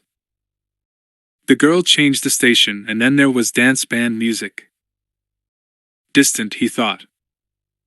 Farther than you could dream. Miles away. Oceans and continents and centuries. He was suddenly thinking about Ravenwood, about the last conversation they'd had, the old man's terrible storm, his wrath. When he listened to the echoes of those voices, he felt sad, disappointed in himself. He'd taken some fragile trust and shattered it. Marion's infatuated with you, and you took advantage of that. You're 28, presumably a grown man, and you've taken advantage of a young girl's brainless infatuation and twisted it to suit your own purpose just because she thinks she's in love with you. Susan said, "If you want me to leave, Indy, I will. If you want to be alone, I'll understand. It's okay. Really. Stay." There was a knock on the door. The porch creaked. Indy moved out of the living room along the hallway and saw Marcus Brody outside. He was smiling a secretive smile, as if he had news he wanted to linger over, savor for as long as he could. "Marcus," Indy said. "I wasn't expecting you." "I think you were," Brody said, pushing the screen door. "We'll go in the study," Indy said. "What's wrong with the living room?" "Company." "Ah. What else?" They entered the study. "You did it, didn't you?" Indy said. Brody smiled. "They want you to get the Ark before the Nazis." It was a moment before Indy could say anything. He felt a sense of exaltation, an awareness of triumph. "The Arkansas," he said. "I think I've been waiting all my life to hear something like that." Brody looked at the shot glass in Indy's hand for a moment. "They talked with their people in Washington. Then they consulted me. They want you, Indiana. They want you." Indy sat down behind his desk, gazed into his glass, then looked around the room. A strange emotion filled him suddenly. This was more than books and articles and maps, more than speculation, scholarly argument, discussion, debate. A sense of reality had replaced all the words and pictures. Brody said, "Of course, given the military mind, they don't exactly buy all that business about the power of the Ark and so forth. They don't want to embrace any such mythologies. After all, they're soldiers, and soldiers like to think they're hardline realists. They want the Ark, and I'll quote, if I can, because of its historic and cultural significance, and because such a priceless object should not become the property of a fascist regime." Or words to that effect. "Their reasons don't matter," Indy said. "In addition, they'll pay handsomely." "I don't care about the money either, Marcus." Indy raised a hand, indicated the room in a sweep. "The Ark represents the elusive thing I feel about archaeology. You know, history concealing its secrets. Things lying out there waiting to be discovered.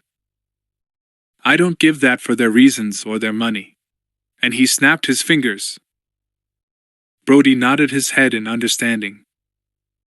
"The museum, of course, will get the Arkansas. Of course. If it exists." Brody paused a moment, then added, "We shouldn't build our hopes up too high." Indy stood up. "I have to find Abner first. That would be the logical step. If Abner has the headpiece, then I have to get it before the opposition does. That makes sense, right? Without the headpiece, voila, no Arkansas. So where do I find Abner?"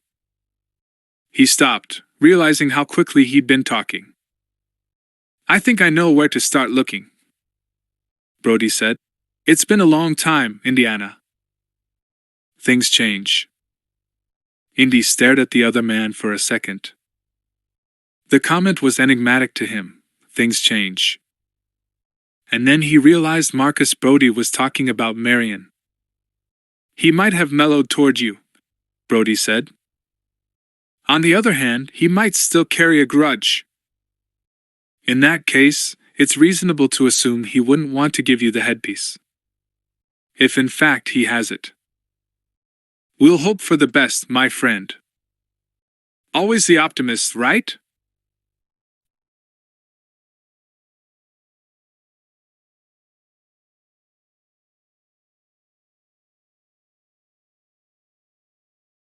Optimism can be deadly.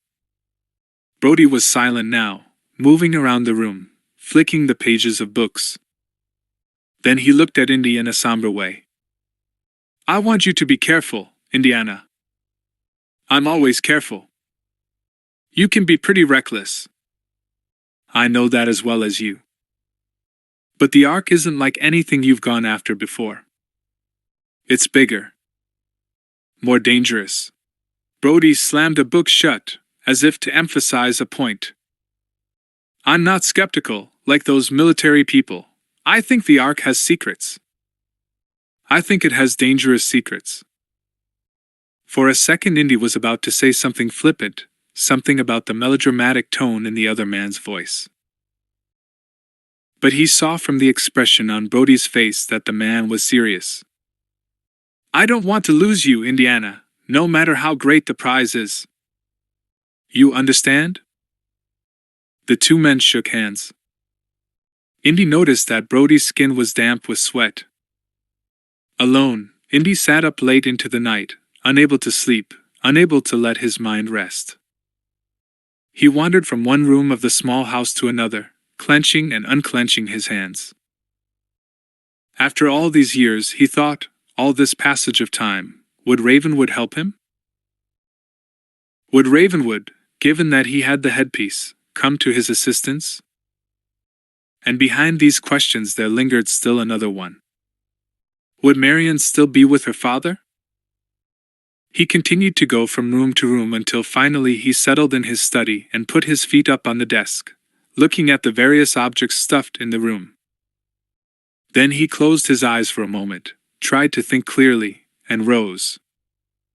From a bookshelf he removed a copy of Ravenwood's old journal, a gift from the old man when the two were still friends. Indy skimmed the pages, noticing one disappointment listed after another, one excavation that hadn't lived up to its promises, another that had revealed only the most slender, the most tantalizing, of clues to the whereabouts of the Arkansas. The outlines of an obsession in these pages, the heartbreaking search for a lost object of history. But the Ark could flow in your blood and fill the air you breathed. And he understood the old man's single-mindedness, his devotion, the kind of lust that had led him from one country to another, to one hope after another. The pages yielded up that much, but there was no mention of the headpiece anywhere. Nothing. The last item in the journal mentioned the country of Nepal, the prospect of another dig. Nepal, Indy thought, the Himalayas, the roughest terrain on earth. And a long way from whatever the Germans were doing in Egypt. Maybe Ravenwood had stumbled onto something else back then, a fresh clue to the Arkansas. Maybe all the old stuff about Tanis was incorrect. Just maybe. Nepal. It was a place in which to start. It was a beginning. He fingered the journal a moment longer, then he set it down, wishing he knew how Abner Ravenwood would react to him. And how Marion would respond. 4. Berchtesgaden, Germany. Dietrich was uneasy in the company of René Belloc. It wasn't so much the lack of trust he felt in the Frenchman, the feeling he had that Belloc treated almost everything with equal cynicism. It was, rather, the strange charisma of Belloc that worried Dietrich, The idea that somehow you wanted to like him, that he was drawing you in despite yourself. They were seated together in an anteroom at Berchtesgaden, the Führer's mountain retreat, a place Dietrich had never visited before and which filled him with some awe. But he noticed that Belloc, lounging casually, his long legs outstretched, gave no sign of any similar feeling. Quite the opposite, Belloc might have been sitting sprawled in a cheap French café, in fact in the kind of place where Dietrich had found him in Marseilles. No respect, Dietrich thought.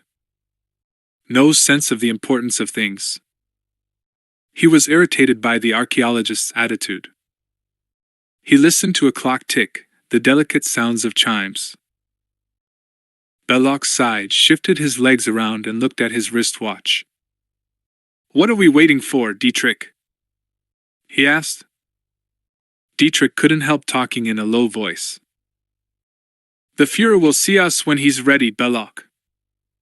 You must think he has nothing better to do than spend his time speaking to you about some museum piece." "A museum piece?" Belloc spoke with obvious contempt, staring across the room at the German. How little they know, he thought. How little they understand of history. They put their faith in all the wrong things. They build their monumental arches and parade their strutting armies, failing to realize you cannot deliberately create the awe of history. It is something that already exists, something you cannot aspire to fabricate with the trappings of grandeur. The Ark, the very thought or the possibility of discovering the Ark made him impatient. Why did he have to speak with this miserable little German house painter, anyhow? Why was he obliged to sit through a meeting with the man when the dig had already begun in Egypt? What, after all, could he learn from Hitler? Nothing, he thought. Absolutely nothing. Some pompous lecture, perhaps. A diatribe of some kind. Something about the greatness of the Reich. About how, if the Ark existed, it belonged in Germany. What did any of them know? He wondered. The Ark didn't belong anywhere. If it had secrets, if it contained the kind of power it was said to, then he wanted to be the first to discover it. It wasn't something to be lightly entrusted to the maniac who sat, even now, in some other room of this mountain lodge and kept him waiting. He sighed impatiently, shifting in his chair. And then he got up, walked to the window and looked out across the mountains, not really seeing them, noticing them only in an absent way. He was thinking of the moment of opening the box, looking inside and seeing the relics of the stone tablets Moses had brought down from Mount Horeb. It was easy to imagine his hand raising the lid, the sound of his own voice, then the moment of revelation. The moment of a lifetime. There was no prize greater than the Ark of the Covenant. When he turned from the window, Dietrich was watching him. The German noticed the odd look in Belloc's eyes, the faint smile on the mouth that seemed to be directed inward, as if he were enjoying an immensely private joke, some deep and amusing thought. He realized then how far his own lack of trust went, but this was the Führer's affair. It was the Führer who had asked for the best, the Führer who had asked for René Belloc. Dietrich heard the clock chime the quarter hour.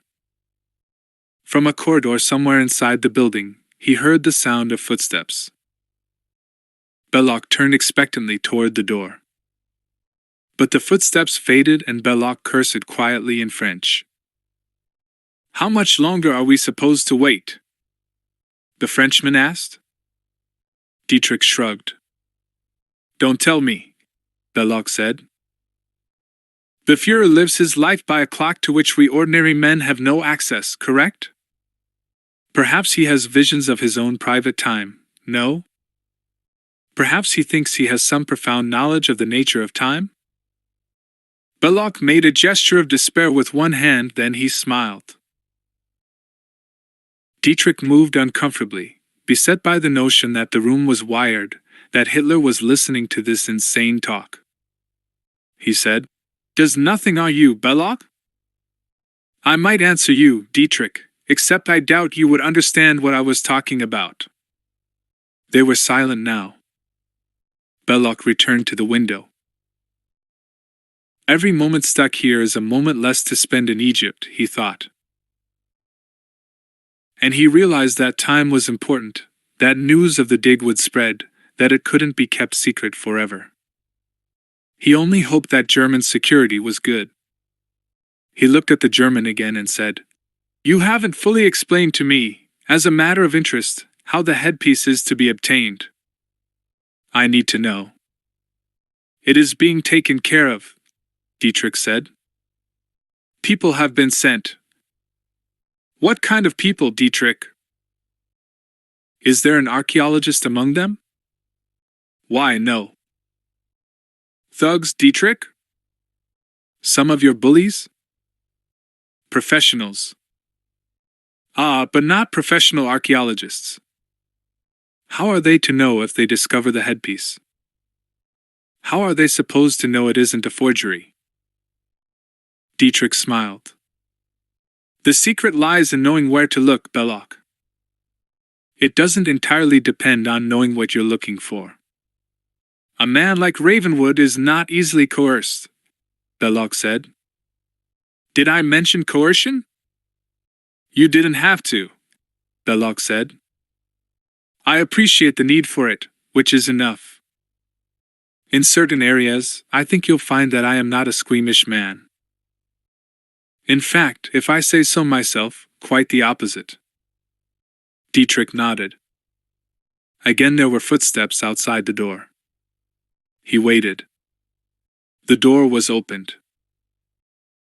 A uniformed aide, dressed in that black tunic Dietrich so disliked, stepped inside. He said nothing, merely indicated with a backward nod of his head that they were to follow him. Belloc moved toward the door. The inner shrine, he thought. The sanctum of the little house painter who has dreams of being the spirit of history but who fails to realize the truth. The only history in which Belloc was interested, the only history that made any sense, lay buried in the deserts of Egypt. With luck, Belloc thought. With any luck. He saw Dietrich move ahead. A nervous man, his face as pale as that of someone stepping, with as much dignity as he can muster, to his own execution. The thought amused Belloc. 5. Nepal. The DC-3 cruised over the white slopes of the mountains, skimming now and then through walls of mist, banks of dense cloud. The peaks of the range were mostly invisible, hidden in the frosty clouds, clouds that seemed motionless and solid, as if no wintry wind could ever disperse them. A devious route, Indy thought, staring out his window, and a long one, across the United States to San Francisco, then Pan Am's China Clipper, arriving after many stops in Hong Kong, another rickety plane to Shanghai, and finally this aging machine to Kathmandu. Indy shivered as he imagined the frigid bleakness of the Himalayas. The impossible crags, the unmapped gullies and valleys, the thick snow that covered everything. An inconceivable environment, and yet life flourished here, people survived, labored, loved. He shut the book he'd been reading, the Journal of Abner Ravenwood, and he looked along the aisle of the plane. He put his hand in the back pocket of his jacket, and felt the wad of money there, what Marcus Brody had called an advance from the U.S. military. He had more than $5,000, which he'd begun to think of as persuasion money if Abner Ravenwood hadn't changed in his attitude toward him. A touch of bribery, of la mordida. Presumably the old man would be in need of money, since he hadn't held any official teaching posts, so far as Indy knew, in years. He would have gone through that great scourge of any academic discipline, the pain of finding funds. The begging bowl you were obliged to rattle all the time. $5,000, Indy realized, was more money than he'd ever carried at any one time. A small fortune, in fact. And it made him feel decidedly uncomfortable. He'd never had more than a cavalier attitude toward money, spending it as quickly as he made it. For a time he shut his eyes, wondering if he would find Marion with her father still. No, it wasn't likely, he decided. She would have grown up, drifted away, maybe even married back in the States. On the other hand, what if she was still with her father? What then? And he found himself suddenly unwilling to look Ravenwood in the eye. All those years, though. Surely things would have changed. Maybe not with somebody as single-minded as Abner. A grudge was a grudge, and if a colleague had an affair with your daughter, your child, then the grudge would be long and hard. Indy sighed. A weakness, he thought. Why couldn't you have been strong back then? Why did you have to get so carried away? So involved with a kid? But then, she hadn't seemed like a kid, more a child woman, something in her eyes and her look suggesting more than a girl going through adolescence. Drop it, forget it, he thought. You have other things on your mind now. And Nepal is just one step on the way to Egypt. One long step.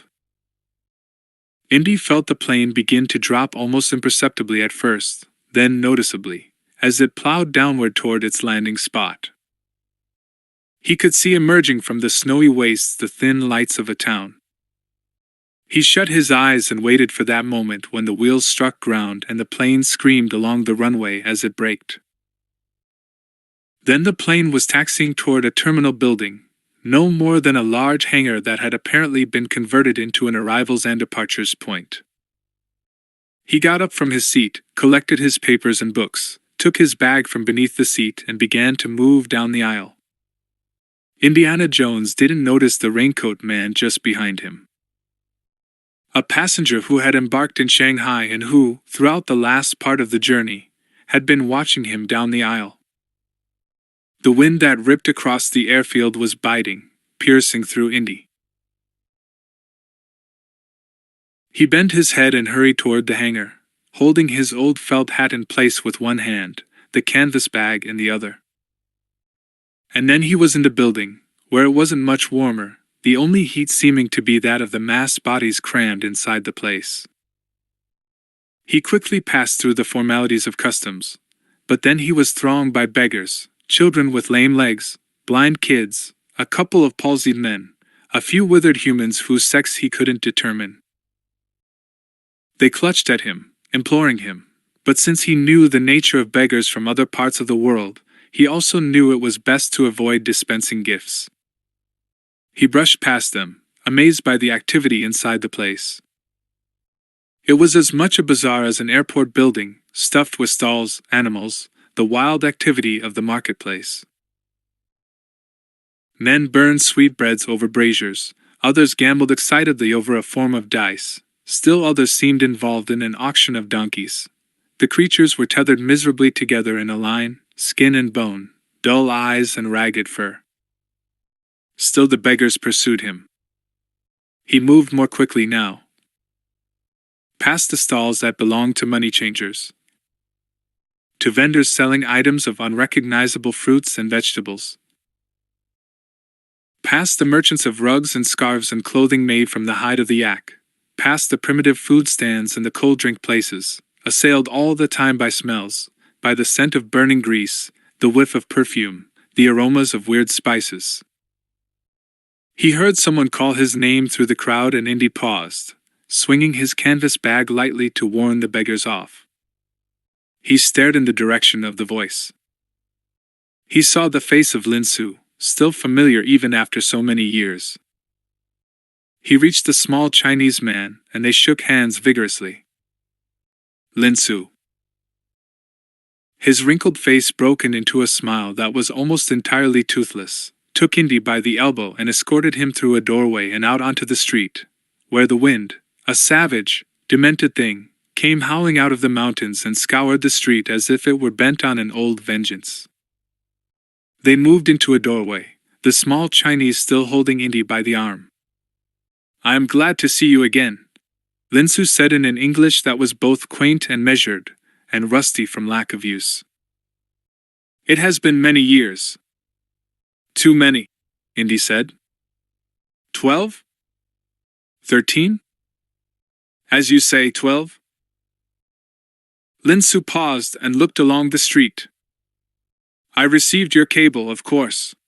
His voice faded as his attention was drawn to a movement in the street, a shadow crossing a doorway.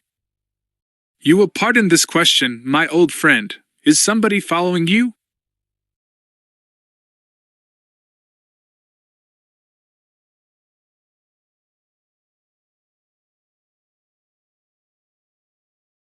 Nobody I'm aware of. No matter. The eyes create trickery. Indy glanced down the street. He didn't see anything other than the shuttered fronts of small shops and a pale light the color of a kerosene flame falling from the open doorway of a coffeehouse. The small Chinese hesitated for a moment, then said, I have made inquiries for you, as you asked me to. And? It is hard in a country like this to obtain information quickly. This you understand. The lack of lines of communication. And the weather, of course. The accursed snow makes it difficult. The telephone system is primitive, where it exists, that is. Linsu laughed. However, I can tell you that the last time Abner Ravenwood was heard from, he was in the region around Patton. This much I can vouch for. Everything else I have learned is rumor and hardly worth discussion. Patton, huh? How long ago? That is hard to say. Reliably, 3 years ago. Linsu shrugged. I am very apologetic. I can do no better, my friend. You've done very well, Indy said. Is there a chance he might still be there? I can tell you that nobody had any knowledge of him leaving this country. Beyond that. Linsu shivered and turned up the collar of his heavy coat. It helps, Indy said. I wish it could be more, naturally. I have not forgotten the assistance you gave me when I was last in your great country. All I did was intervene with the immigration service, Linsu. So. But you informed them that I was employed at your museum when in fact I was not. A white lie, Indy said. And what is friendship but the sum of favors? As you say, Indy remarked. He wasn't always comfortable with Oriental platitudes, those kinds of comments that might have been lifted from the writings of a third-rate Confucius. But he understood that Linsu's Chinese act was performed almost professionally, as if he were speaking the way Occidentals expected him to. How do I get to Patton? Linsu raised one finger in the air. There I can help you. In fact, I have already taken the liberty. Come this way. Indy followed the little man some way down the street. Parked against a building there was a black car of an unfamiliar kind. Linsu indicated it with pride. At your disposal I place my automobile. Are you sure? Indeed. Inside you will find the necessary map. I'm overwhelmed. A small matter, Linsu said. Indy walked round the car. He glanced through the window and looked at the broken leather upholstery and the appearance of springs. What make is it? He asked. A mongrel breed, I fear, Linsu said. It has been put together by a mechanic in China and shipped to me at some expense. It is part Ford, part Citroën. I think there may be elements of a Morris, too. How the hell do you get it repaired?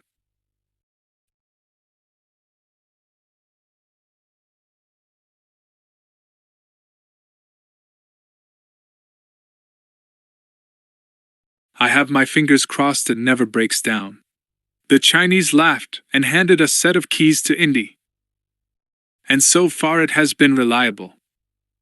Which is good, because the roads are extremely bad. Tell me about the roads to Patton. Bad. However, with any luck you will avoid the snows. Follow the route I have marked in the map. You should be safe. I can't thank you enough, Indy said. You will not stay the night? I'm afraid not. Linsu smiled. You have. What is that word? Ah, yes. A deadline? Right. I have a deadline. Americans, he said. They always have deadlines. And they always have ulcers. No ulcers yet, Indy said, and opened the car door. It creaked badly on its hinges. The clutch is stiff, Linsu said. The steering is poor. But it will take you to your destination and bring you back again. Indy threw his bag onto the passenger seat. What more could a man ask from a car, huh? Good luck, Indiana. It was like a Chinese name, the way Linsu pronounced it. They shook hands, then Indy pulled the car door shut. He turned the key in the ignition, listened to the engine whine, and then the car was going. He waved to the small Chinese, who was already moving down the street, beaming as if he were proud to have loaned his car to an American. Indy glanced at the map and hoped it was accurate because he sure couldn't expect highway signs in a place like this. He drove for hours along the rutted roads Linsu had marked on the map, aware as darkness fell of the mountains looming like great spooks all around him. He was glad he couldn't see the various passes that swept down beneath him. Here and there where snow blocked the road he had to edge the car through slowly, sometimes getting out and scraping as much snow from his path as he could. A desolate place. Bleak beyond belief.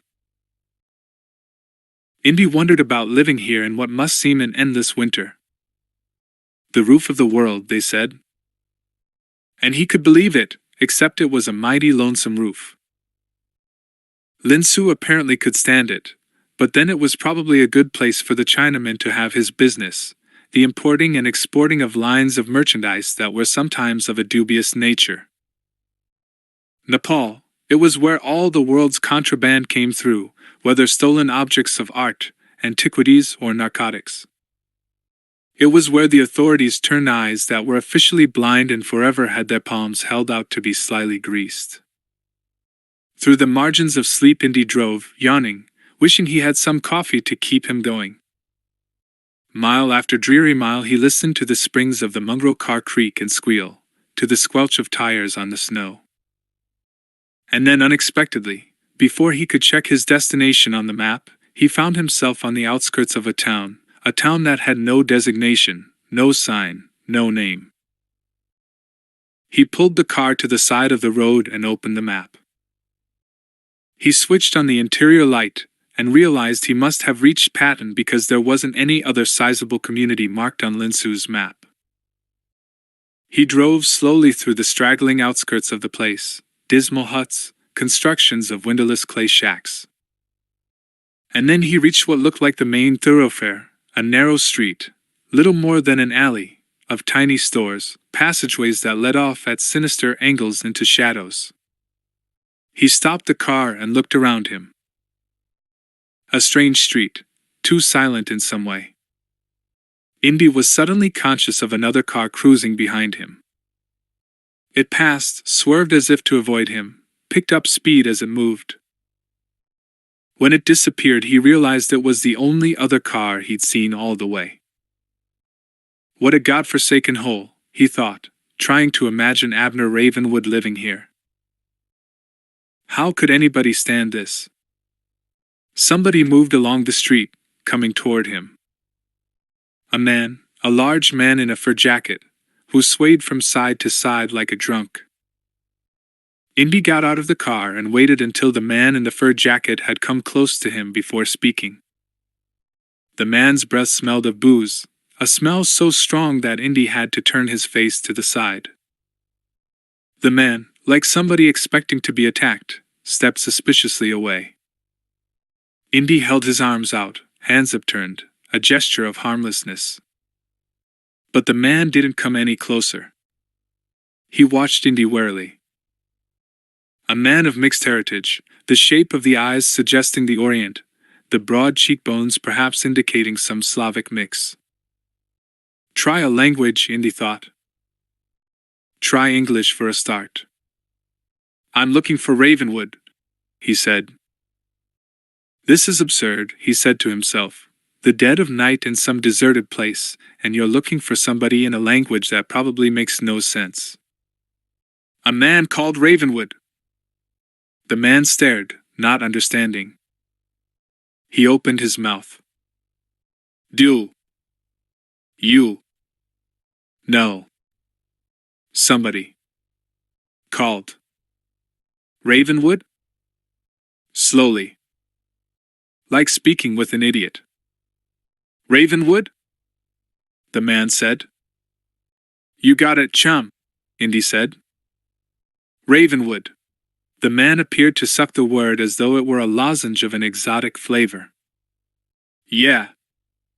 Right. Now we stand here all night and mumble, I guess.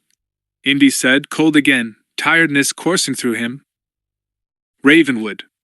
The man smiled in recognition and turned, pointing along the street.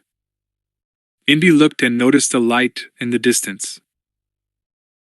The man cupped one hand and raised it to his mouth, the gesture of a drinker. Ravenwood, he said over and over, still pointing. He began to nod his head vigorously. Indy understood he was to go in the direction of the light. Much obliged, he said.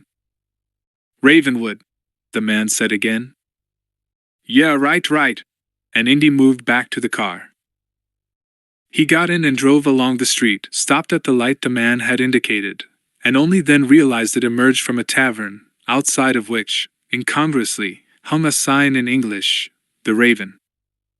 The Raven, Indy thought. The guy had made a mistake. Confused and drunk, that was all. Still, if it was the only joint open in this hick burg, he could stop and see if anybody knew anything.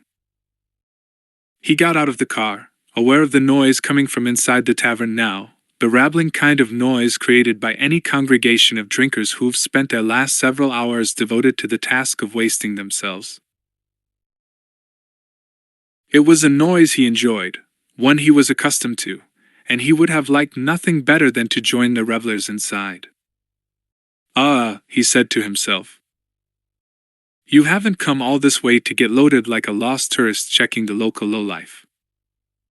You've come with a purpose. A well-defined purpose. He moved toward the door. You've been in some weird places in your time, he told himself. But this takes the blue ribbon for sure. What he saw in front of him as he stepped inside was an odd collection of boozers, a wild assortment of nationalities. It was as if somebody had picked up a scoop, dipped it into a jar filled with mixed ethnic types and spilled it here in the mad, lonely darkness of the wilderness. This one really takes the cake, Indy laughed to himself. Sherpa mountain guides, Nepalese natives, Mongols, Chinese, Indians, bearded mountain climbers who look like they'd fall off a stepladder in their present condition, various furtive kinds of no obvious national origin. This is Nepal, all right, he thought, and these are the drifters of the international narcotics trade, smugglers, bandits. Indy shut the door behind him, then noticed a huge stuffed raven, wings spread viciously, mounted behind the long bar. A sinister memento, he thought. And something troubled him, the odd similarity between the name of Abner and the name of this bar. Coincidence? He moved further into the room, which smelled of sweat and alcohol and tobacco smoke. He detected the sweet, aromatic scent of hashish in the air. Something was going on at the bar, where most of the clientele was gathered. Some kind of drinking contest. Lined up on the bar was a collection of shot glasses. A large man, shouting in an Australian accent, was stumbling against the bar even as he raised his hand and blindly fumbled for his next drink. Indy moved nearer. A drinking contest. And he wondered who the Australian's opponent might be. He pushed his way through, trying to get a look. When he recognized the opponent in the contest, he felt a moment of dizziness, a giddiness that was tight in his chest, a stab, a quick ache. And for a second the passage of time altered, changed like a landscape painted long ago and left untouched. An illusion. A mirage. And he shook his head as if this movement might bring him back to reality. Marion. Marion, head hot. The dark hair that fell around her shoulders in loose, soft waves. The same large intelligent brown eyes that surveyed the world with a mild skepticism. An incredulity at what passed for human behavior. Eyes that always appeared to look inside you, as if they might perceive your innermost motivation. The mouth, perhaps only the mouth, was a little different, a little harder, and the body a little fuller. But it was Marion, the Marion of his memory.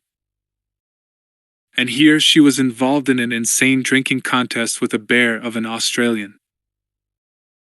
He watched, hardly daring to move, as the throng around the bar made bets on the contest. Even to the most innocent spectator, it must have seemed wildly unlikely that the Australian could be outdrunk by a woman barely more than a couple of inches over 5 feet tall. But she was throwing back drinks, matching the man glass for glass. Something inside him, something that lay hard in the center of him, became suddenly soft. He wanted to drag her away from the lunacy of the place. No, he told himself. She's not a child anymore, she's not Abner's daughter now, she's a woman, a beautiful woman. And she knows what she's doing. She can take care of herself, here, even in the middle of this motley crew of burnout cases and bandits and boozers. She tossed down another drink. The crowd roared. More money was thrown down on the bar. Another roar. The Australian staggered back, reached for a drink, missed and toppled backward like an axe tree. Indy was impressed.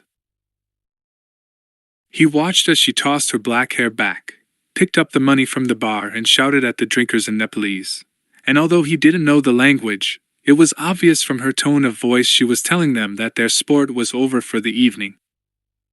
But there was one glass left on the counter, and they weren't going to move until she drank it.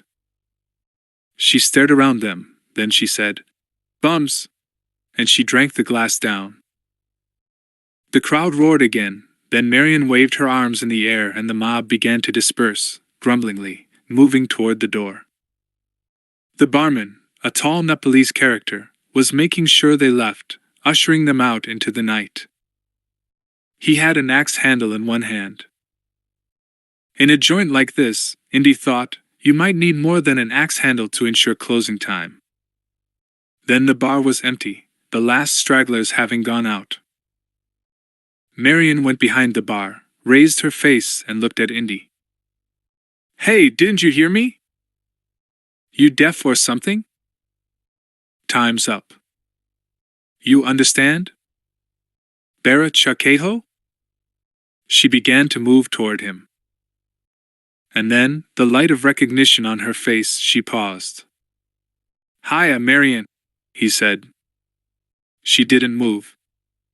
She simply stared at him. He was trying to see her now as she was, not remember her as she had been, and the effort was suddenly difficult. He felt tight again, this time in his throat, as if something had congealed there. "Hello, Marion," he said again. He sat down on a bar stool. For a second he imagined he saw some old emotion in her eyes, something locked there in her look, but then what she did next astonished him. She made a hard fist of her hand, swung her arm at great speed and struck him with a solid right to the side of his jaw. Dizzy, he fell from the stool and lay sprawled across the floor, looking up at her. "Nice to see you too," he said, and rubbing his jaw, grinned. She said, "Get up and get out." Wait, Marian. She stood over him. I can do it a second time just as easy, she said, making a fist again. I bet, he said. He rose to his knees. The jaw was damn sore. Where had she learned to hit that way? Where had she learned to drink so well, come to think of it? Surprise, surprise, he thought. The girl becomes a woman and the woman turns out to be a terror. I don't have anything to say to you. He rose now and rubbed dirt from his clothes. Okay, he said. Maybe you don't want to talk to me. I can understand that. That's insightful of you. That bitterness, Indy thought. Did he deserve that bitterness? Yeah, maybe, he realized. I came to see your father, he said. You're 2 years too late. Indy was aware of the Nepalese bartender nursing his axe handle. A menacing character altogether. It's okay, Mohan. I can handle this. She gestured contemptuously at Indy. Go on home. Mohan laid the axe handle on the bar. At her nod, he shrugged and left. What do you mean 2 years too late? Indy asked slowly. What's happened to Abner? For the first time something in Marian softened. She exhaled slowly, breathing out an old sadness. What do you think I mean? An avalanche got him. What else could get him? It's only fitting, he spent his whole damn life digging. As far as I know, he's probably still up the side of that mountain, preserved in the snow. She turned away from him and poured herself a drink. Indy sat down on the bar stool again. Abner dead. It was inconceivable. He felt as if he'd been struck again. He became convinced his beloved Ark was parked halfway up some mountain. Marian sipped her drink. He could see some of her hardness, some of that exterior shell, begin to crack. But she was fighting it, fighting the display of weakness. She said, He dragged me, a kid, halfway round the world on his crazy digs. Then he pops off. He didn't leave me a penny. Guess how I lived, Jones? I worked here. And I wasn't exactly the bartender, you understand? Indy stared at her. He wondered what he was feeling now, what kind of strange sensations were moving inside him. They were unfamiliar to him, alien. She suddenly looked terribly fragile. And terribly beautiful. The guy that owned the place went crazy. Everybody goes crazy here sooner or later. So when they dragged him away, guess what? He leaves me this place. All mine for the rest of my natural. Can you imagine a worse curse? It was too much for Indy to absorb at once, too much to take in. He wanted to say something that might comfort her. But he knew there weren't any words. I'm sorry, he said. Big deal. I'm really sorry. I thought I was in love with you, she said. And look what you did with that sacred piece of knowledge. I didn't mean to hurt you. I was a child.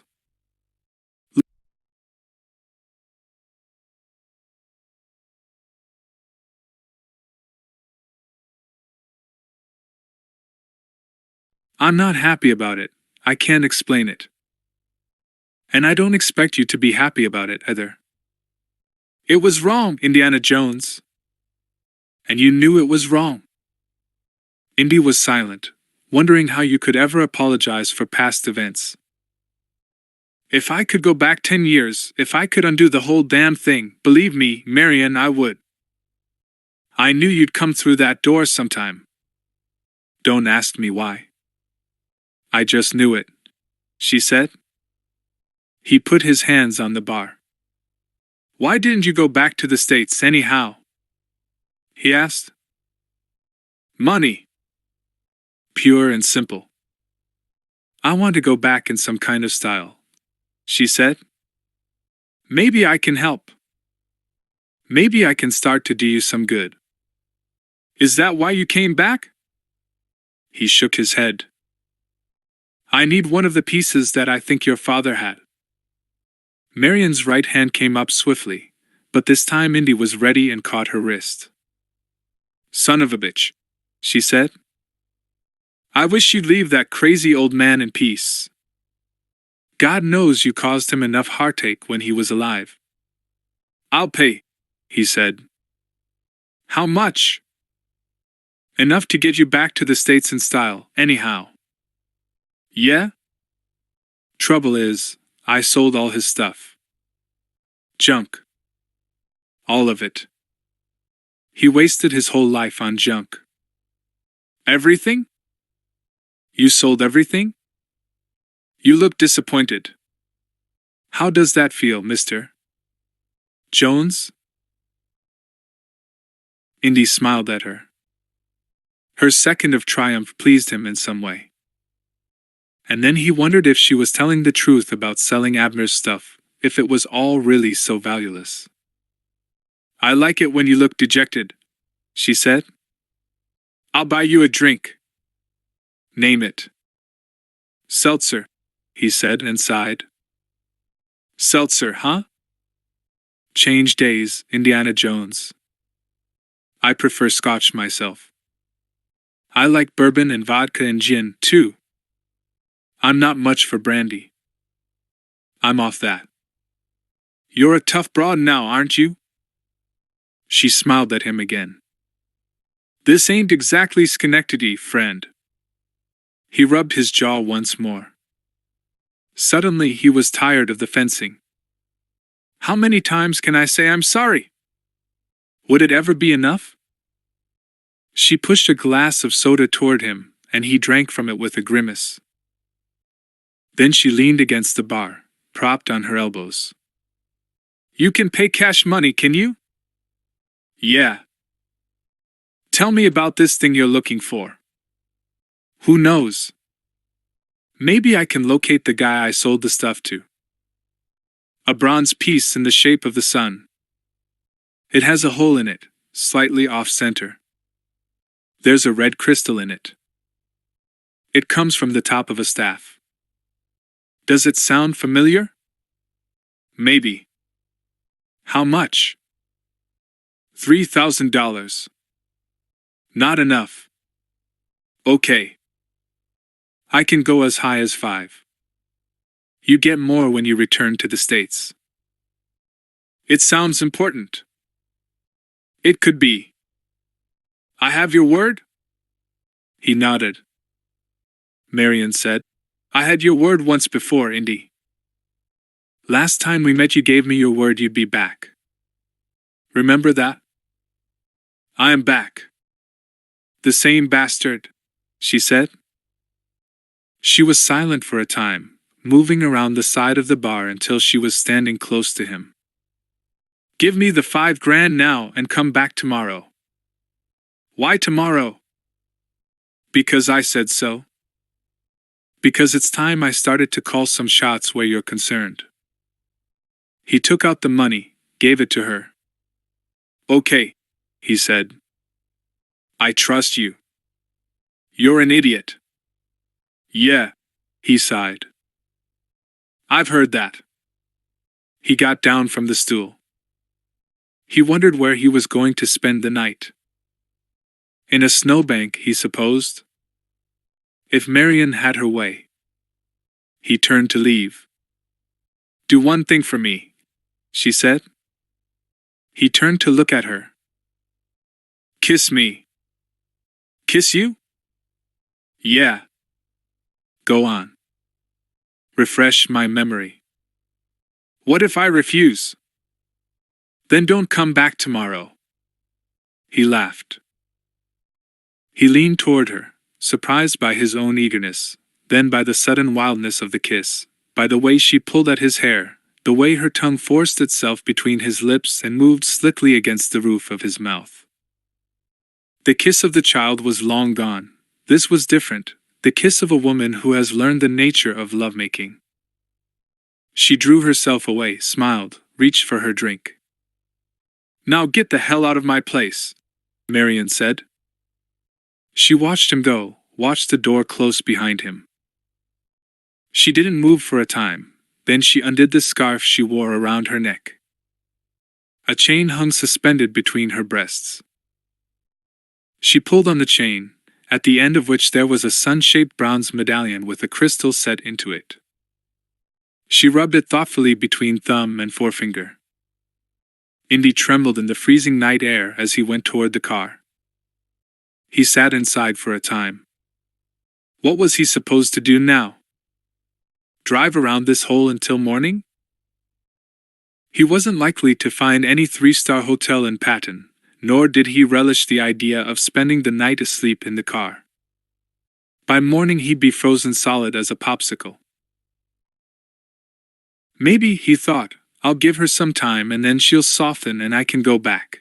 Maybe she can show me some of that hospitality for which innkeepers are supposed to be famous. He cupped his hands and blew into them for heat, then he started the engine of the car. Even the rim of the steering wheel was chilly to touch. Indy drove off slowly. He didn't see the shadow in the doorway across the street, the shadow of the raincoat man who had boarded the DC-3 in Shanghai, a man by the name of Todt who had been sent to Patton at the express request of the Third Reich's Special Antiquities Collection. Todt moved across the street, accompanied by his hired help, a German thug with an eye patch, a Nepalese in a fur jacket, and a Mongolian who carried a submachine gun as if anything that might move in his line of vision would automatically be a target. They paused outside the door of the Raven, watching Indiana Jones's car depart in a flare of red taillights. Marion stood reflectively in front of the coal fire, a poker in her hand. She stabbed at the dying flames and suddenly, despite herself, despite what she considered a weakness, she was crying. That damn Jones, she thought. 10 years down the road, down a hard bloody road, he comes dancing back into my life with more of his promises. And the 10 years collapsed, time flicked away like the pages of a book, and she was remembering how it had been back then, 15 years old and fancying herself in love with the handsome young archaeologist, the young man her father had warned her about. She remembered his saying, "You'll only get hurt, even if you'll get over it in time." Well, the hurt had been true and real, but the rest of it wasn't. Maybe it was true what they sometimes said, that old wives' tale. Maybe you never really forgot the first man, the first love. Certainly she had never forgotten the delicious quality, the trembling, the feeling that she might die from the sheer anticipation of the kiss, the embrace. Nothing had touched that wicked heightening of the senses, that feeling of floating through the world as if she were insubstantial, flimsy, as if she might be transparent when held up to light. She decided she was being stupid, crying, all because Mr. Big Shot Archaeologist comes strutting through the door. The hell with him, she said to herself. He's only good for the money now. Confused, she went to the bar. She slipped the chain from her neck, laid the medallion on the bar. She picked up the money Indy had left, and, reaching behind the bar, put it inside a small wooden box. She was still staring at the medallion, which lay in the shadow of the huge taxidermic raven, when she heard a noise at the door. She whipped quickly around to see 4 men come in, and at once she understood that there was trouble, and that the trouble had come in the wake of good old Indiana Jones. What the hell has he landed me in? She wondered. We're closed. I'm sorry, she said. The one in the raincoat, who had a face like an open razor, smiled. We didn't come for a drink, he said. His voice was heavily accented, German. Oh. And she watched the razor's companions, the Nepalese and the Mongolian, dear God, he has a machine gun, poke around the place. She thought of the medallion lying on the surface of the bar.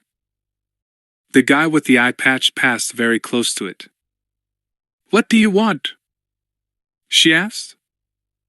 "Precisely the same thing your friend Indiana Jones is looking for," the German said. "I'm sure he must have mentioned it."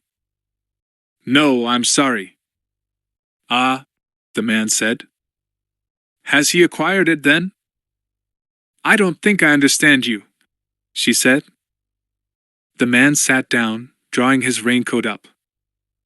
"Forgive me for not introducing myself. Tote.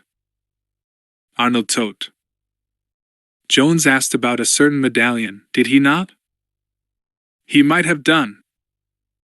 She was thinking about the gun that lay on the ledge behind the stuffed raven, wondering how quickly she could reach it. "Don't play silly games with me, please," Toad said. "All right. He's coming back tomorrow. Why don't you come back then too, and we'll hold an auction, if you're that interested." Toad shook his head. "I'm afraid not. I have to have the object tonight, Fräulein." He rose and looked in the fire, bending, lifting the poker from the embers. Marion pretended to yawn. "I don't have it. Come back tomorrow." "I'm tired." "I am sorry you're tired. However." He motioned with his head. The Mongolian caught Marion from behind, pinning her arms at her back, while Toad pulled the red-hot poker from the fire and moved toward her. "I think I see your point," she said. "Look, I can be reasonable." I'm sure." Toad sighed as if he were a man weary of violence, but that sound was misleading. He advanced toward her, still holding the poker close to her face. She could feel its heat against her skin. She twisted her face to the side and struggled against the grip of the Mongolian, but he was too strong. "Wait, I'll show you where it is," Toad said. "You had your opportunity for that, my dear." A sadist of the old school, she thought.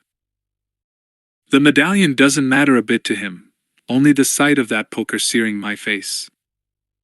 She struggled again, but it was useless. "Okay," she decided, "you've lost everything else, you might as well lose your looks too." She tried to bite the big man's arm, but he simply slapped the side of her face, stinging her with an open palm that smelled of wax. She stared at the poker. Too close. 5 inches. 4. 3. The sickening smell of hot metal. And then it all happened too quickly for her to follow for a moment, an abrupt series of events that occurred in a blur, like an ink drawing that has been caught in the rain. She heard a crack, a violent crack, and what she saw was the European's hand go up in the air suddenly, the poker flying across the room to the window, where it wrapped itself in the curtains and started to smolder. She felt the Mongolian release her, and then she realized that Indiana Jones had come back, that he was standing in the doorway with that old bullwhip of his in one hand and a pistol in the other. Indiana Jones, just like the damn cavalry coming at the last possible moment. "What the hell kept you?" She wanted to scream. But now she wanted to move, she had to move. The room was filled with all manner of violence. The air was charged like the atmosphere of an electrical storm. She swung over the bar and reached for a bottle just as Toad fired a gun at her. But the bullets were wild and she rolled over on the floor behind the counter in a rage of shattered glass. Gunfire, deafening, loud, piercing her ears. The Mongolian, cumbersome, leveled his submachine gun. He's aiming for Indy, she realized, directly at Indy. Something to hit him with, she thought. She reached instinctively for her barman's axe handle and struck the Mongolian across the skull as hard as she could, and he went down. But then there was somebody else in the bar, somebody who'd come crashing through the door like it was made of cardboard, and she raised her face to see somebody she recognized, a Sherpa, one of the locals, a giant of a man who could be bought by anybody for a couple of glasses of booze. He came through, a whirlwind, tackling Indy from behind, crushing him to the floor. And then Toad was shouting, "Shoot!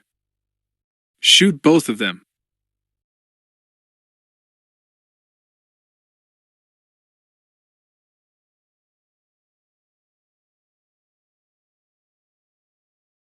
He had a pistol in his hand, and it was clear he was about to follow Toad to the letter.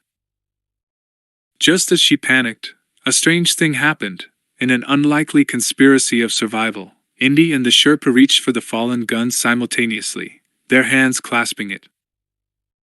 Then they turned it against their assailant, and the weapon fired, striking Eye Patch, a direct hit in the throat with a force that threw him across the room. He staggered backward until he lay propped against the bar with an expression on his face that suggested a pirate keelhauled during a drunken binge. Then the struggle was on again, the unnatural joining of forces, the weird truce, brought to an end.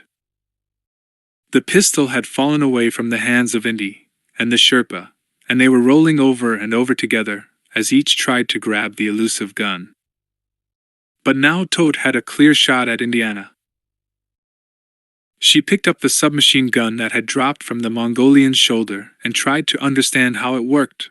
How else could it work, she thought, except by pulling the trigger? She opened fire, but the weapon kicked and jumped wildly. Her shots sizzled past Toad. Then her attention was drawn to the flames spreading from the curtains toward the rest of the bar. Nobody's going to win this one, she thought. This fire is the only thing likely to come out ahead. From the corner of her eye she watched Toad crouch at the end of the bar as the flames were bursting all around him, searing the bar. He's seen it, she thought. He's seen the medallion. She watched his hand snake toward it, saw the expression of delight on his face, and then suddenly he was screaming as the fire-blackened medallion scorched his palm, burned its shape and design, its ancient words, deep into his flesh. He couldn't hold it. The pain was too much. He staggered toward the door, clutching his burned hand. And then Marion looked back toward Indy, who was struggling with the Sherpa. The Nepalese was circling them, trying to get a clear shot at Indy. She tapped the submachine gun, but the weapon was useless, spent. The pistol, then. The pistol behind the stuffed raven. Through flame and heat she reached for it, turned, listened to the bottles of booze explode around her like Molotov cocktails, took aim at the Nepalese. One true shot, she thought. One good and true shot. He wouldn't keep still, the bastard. Now smoke was blinding her, choking her. Indy kicked the Sherpa, rolling away from him, and then the Nepalese had a clear target, Indy's skull. Now! Do it now! She squeezed the trigger. The Nepalese rose in the air, blown upward and back by the force of the shot. And Indy looked at her gratefully through the smoke and flame, smiling. He grabbed his bullwhip and his hat and yelled, "Let's get the hell out of here! Not without that piece you wanted. It's here?" Marion kicked a burning chair aside. From overhead, in a spectacular burst of flame, a wooden beam collapsed, throwing up sparks and cinders. "Forget it!" Indy shouted. "I want you out of here. Now!" But Marion darted toward the place where Toad had dropped the medallion. Coughing, trying not to breathe, her eyes smarting and watering from the black smoke, she reached down and picked up the medallion in the loose scarf that hung round her neck. And then she looked for the wooden money box. Unbelievable! Ashes. $5,000 up in smoke. Indiana Jones grabbed her by the wrist, dragging her through the fire toward the door. "Let's go! Let's go!" he screamed. They made it out into the chill night air just as the place began to crumble, as smoke and fire poured upward into the darkness in a wild display of destruction. Cinders, glowing embers, burning timbers, they danced through the fiery roof toward the moon. From the other side of the street, Indy and Marion stood and watched it. She noticed he still had his hand around her wrist. That touch. It had been so long, so much time had dwindled away, and even as she remembered the contact, the friction of his skin upon hers, she fought the memory away. She took her arm from his hand and moved slightly away. She stared at the bonfire again, and said nothing for a time. Timbers crackled with the sound of pigs being scorched over spits. "I figure you owe me," she said finally. "I figure you owe me plenty. For starters?"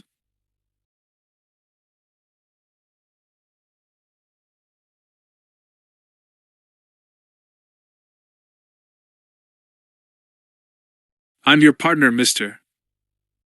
Because this little gizmo is still my property." "Partner?" he said. "Damn right." They watched the fire a little longer, either of them noticing Arnold Totes slinking away through the alleys that ran from the main street, slinking like a rat heading through a maze. In the car, Marion said, "What next?" Indy was silent for a moment before he answered, "Egypt." "Egypt?" Marion looked at him as the car moved through the dark. "You take me to the most exotic places." The silhouettes of mountains appeared. A pale moon broke the night sky. Indy watched clouds disperse. He wondered why he felt a sudden apprehension, a feeling that passed when he heard Marion laugh. "What's the joke?" "You," she said. "You and that bullwhip. Don't mock it, kid. It saved your life. I couldn't believe it when I saw you. I'd forgotten about that ratty old whip. I remember how you used to practice with it every day. Those old bottles on the wall, and you standing there with the whip." And she laughed again. A memory, Indy thought. He recalled the odd fascination he'd had with the bullwhip ever since he'd seen a whip act in a traveling circus as a 7-year-old kid. Wide-eyed in wonder, watching the whip artist defy all logic. And then the hours of practice, a devotion that nobody, himself included, could truly explain. "Do you ever go anywhere without it?" she asked. "I never take it to class when I have to teach," he said. "I bet you sleep with it, huh?" "Now that all depends," he said. She was silent, staring out into the Himalayan night. Then she said, "Depends on what?" "Work it out for yourself," Jones said. "I think I get the picture." He glanced at her once, then returned his eyes to the pocked road ahead. 6. The Tanis Digs, Egypt. A hot sun scorched the sand, burning on the wasteland that stretched from one horizon to the other. In such a place as this, Belloc thought, you might imagine the whole world a scalded waste, a planet without vegetation, without buildings, without people. Without people. Something in this thought pleased him. He had always found treachery the most common currency among human beings. Consequently, he had trafficked in that currency himself. And if it wasn't treachery people understood best, then its alternative was violence. He shaded his eyes against the sun and moved forward, watching the dig that was taking place. An elaborate dig, but then, that was how the Germans liked things. Elaborate, with needless circumstance and pomp. He stuck his hands in his pockets, watching the trucks and the bulldozers, the Arab excavators, the German supervisors. And the silly Dietrich, who seemed to fancy himself overlord of all, barking orders, rushing around as if pursued by a whirlwind. He paused, watching but not watching now, an absent look in his eyes. He was remembering the meeting with the Führer, recalling how embarrassingly fulsome the little man had been. "You are the world's expert in this matter, I understand, and I want the best." Fulsome and ignorant. false compliments yielding to some deranged Teutonic rhetoric, the Thousand-Year Reich, the grandiose historic scheme that could only have been dreamed up by a lunatic. Belloc had simply stopped listening, staring at the Führer in wonderment, amazed that the destiny of any country should fall into such clumsy hands. "I want the Ark, of course. The Ark belongs in the Reich. Something of such antiquity belongs in Germany." Belloc closed his eyes against the harsh sun. He tuned out the noises of the excavations, the shouts of the Germans, the occasional sounds of the Arabs. "The Ark," he thought. "It doesn't belong to any one man, any one place, any single time. But its secrets are mine, if there are secrets to be had." He opened his eyes again and stared at the dig, the huge craters hacked out of sand, and he felt a certain vibration, a positive intuition, that the great prize was somewhere nearby. He could feel it, sense its power. He could hear the whisper of the thing that would soon become a roar. He took his hands from his pockets and stared at the medallion that lay in the center of his palm. And what he understood as he stared at it was a curious obsession, and a fear that he might yield to it in the end. You lust after a thing long enough, as he had lusted after the Ark, and you start to feel the edge of some madness that is almost. Almost what? Divine. Maybe it was the madness of the saints and the zealots. A sense of a vision so awesome that all reality simply faded. An awareness of a power so inexpressible, so cosmic, that the thin fabric of what you assumed to be the real world parted, disintegrated, and you were left with an understanding that, like God's, surpassed all things. Perhaps. He smiled to himself. He moved around the edge of the excavations, skirting past the trucks and the bulldozers. He clutched the medallion tight in his hand. And then he thought about how those thugs dispatched by Dietrich to Nepal had botched the whole business. He experienced disgust. Those morons, though, had brought back something which served his purposes. It was the whimpering toad who had shown Belloc his palm, asking for sympathy, Belloc supposed.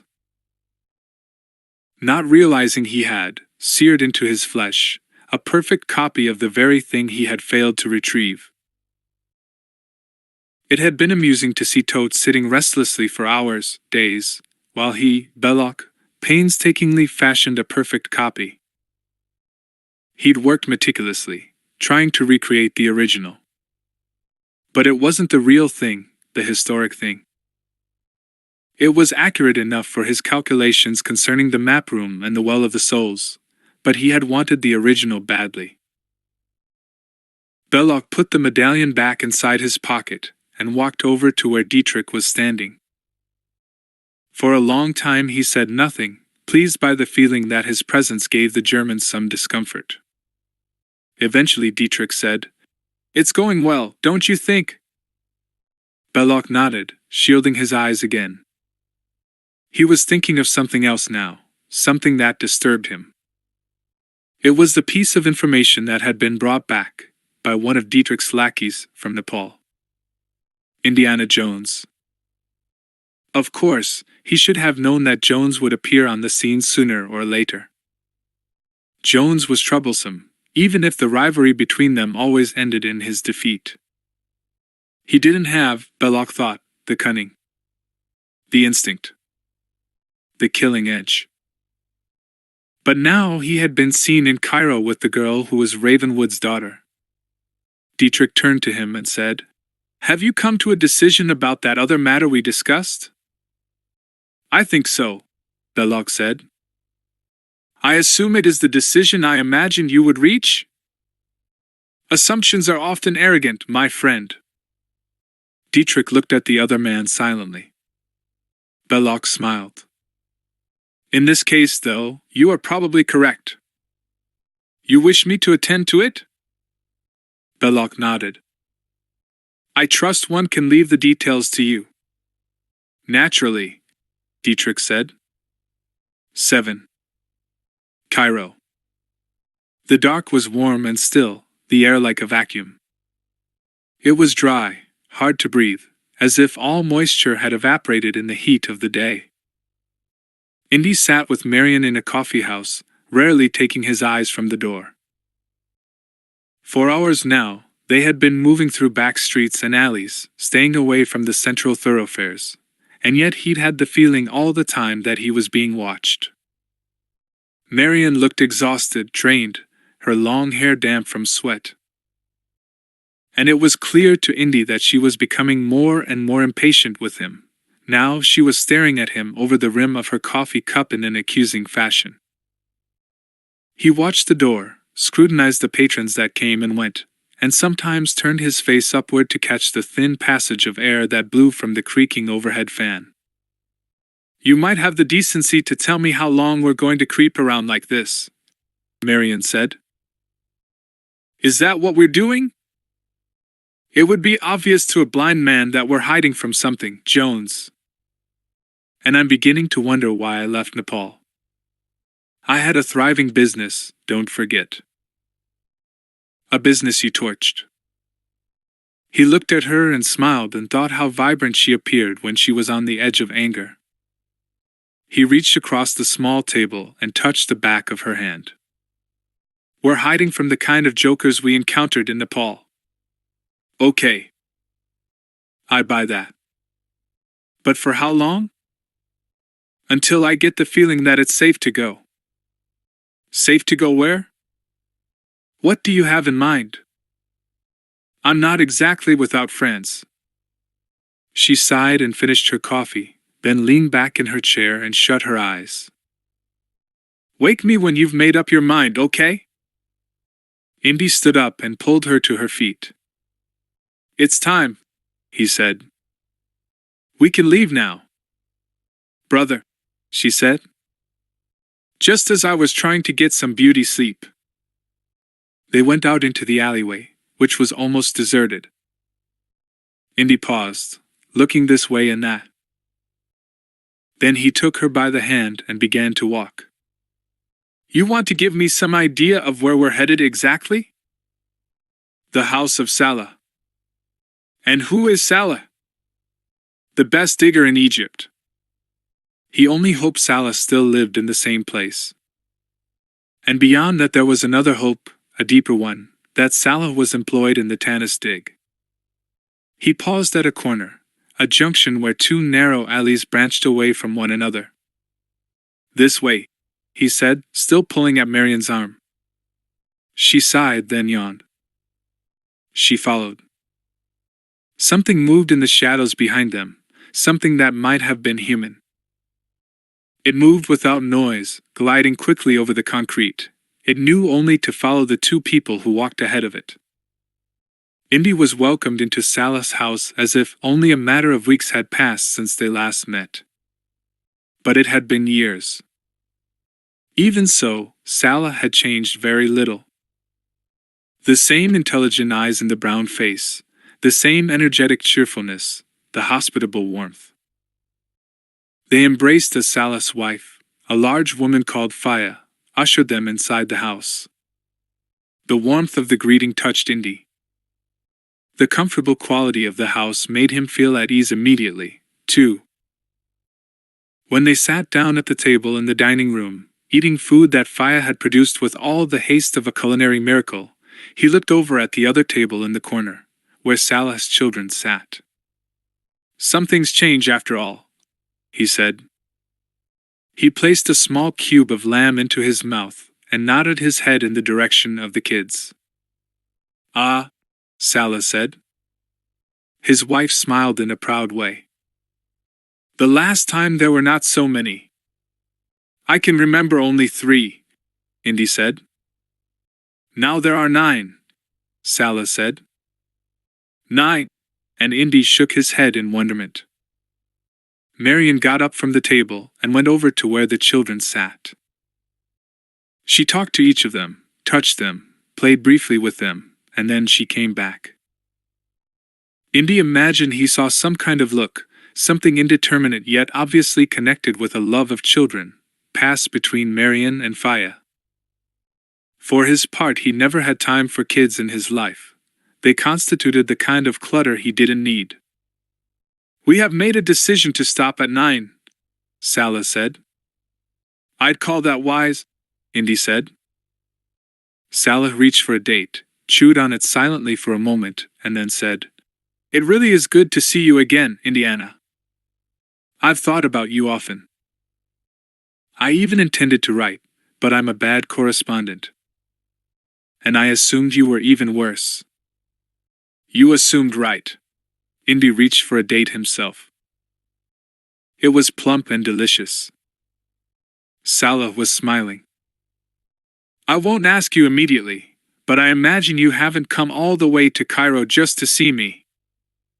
Am I correct?" "Correct." Salah looked suddenly knowing, suddenly sly. "In fact, I would even place a bet on your reason for being here." Indy stared at his old friend, smiled, said nothing. Salah said, "Of course, I am not a gambling man." "Of course," Indy said. "We don't talk business at the table," Fire remarked, looking imposing. "Later," Indy said. He glanced at Marion, who appeared half asleep now. "Later, when everything is quiet," Salah said. There was a silence in the room for a second, and then suddenly the place was filled with noise, as if something had erupted at the table where the kids sat. Faya turned and tried to silence the pandemonium. But the kids weren't listening to her voice, because they were busy with something else. She rose, saying, "We have guests. You forget your manners." But they still didn't hear her. It was only when she approached their table that they became silent, revealing in their midst a small monkey sitting upright in the center of the table, chewing on a piece of bread. Faya said, "Who brought this animal in here? Who did it?" The children didn't answer. Thy were busy laughing at the antics of the creature, which strutted around with the bread in its paws. It bounced over, performed a perfect handstand, and then leaped from the table and skipped across the floor to Marion. It jumped up into her lap and kissed her quickly on the cheek. She laughed. "A kissing monkey, huh?" she said. "I like you too," Faya said. "How did it get here?" For a time none of the children spoke. And then the one that Indy recognized as being the oldest said, "We don't know. It just appeared." Faya regarded her brood with disbelief. Marion said, "If you don't want to have the animal around." Faya interrupted. "If you like it, Marion, then it's welcome in our home. As you are." Marion held the monkey a moment longer before she set it down. It regarded her in a baleful way and immediately bounced back into her lap. "It must love you," Indy said. He found animals only slightly more bothersome than children, and not quite so cute. She put her arms around the small creature and hugged it. As he watched this behavior, Indy wondered, who could hug a monkey that way? He turned his face towards Salah, who was rising from the table now. "We can go out into the courtyard," Salah said. Indy followed him through the door. There was trapped heat in the walled courtyard. At once he began to feel lethargic, but he knew he had to fight the tiredness a little longer. Salah indicated a raffia chair and Indy sat down. "You want to talk about tennis?" Salah said. "You got it." "I assumed so," Salah said. "Then you're working there?" Salah was quiet, looking up into the night sky for a time. "Indy," he said. "This afternoon I personally broke through into the map room at Tanis." This news, though he had somehow expected it, nevertheless shook him. For a time his mind was empty, thoughtless, as if all perceptions, all memories, had fled into some dark void. The map room at Tanis. And he thought of Abner Ravenwood after a while, of a lifetime spent searching for the Ark, of dying in madness because the Ark had possessed him. Then he considered himself and the strange jealous reaction he had begun to experience, almost as if he should have been the first to break through into the map room, as if it were his right, like a legacy Ravenwood had passed down to him in some obscure way. Irrational thinking, he told himself. He looked at Salah and said, "They're moving fast. The Nazis are well organized, Indy." "Yeah.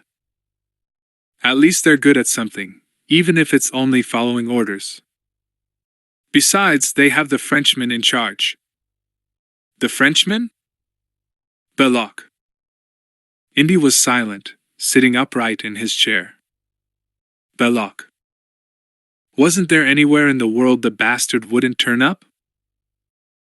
He felt angry at first, and after that something else, a feeling he began to enjoy slowly, a sense of competition, the quiet thrill of seeing the opportunity to get even. He smiled for the first time. "Belloc, I'll get you this time," he thought. And there was a hard determination in the prospect. He took the medallion from his pocket and passed it to Salah. "They might have discovered the map room," he said. "But they won't get very far without this, will they? I take it this is the headpiece of the staff of RA?" "That's right.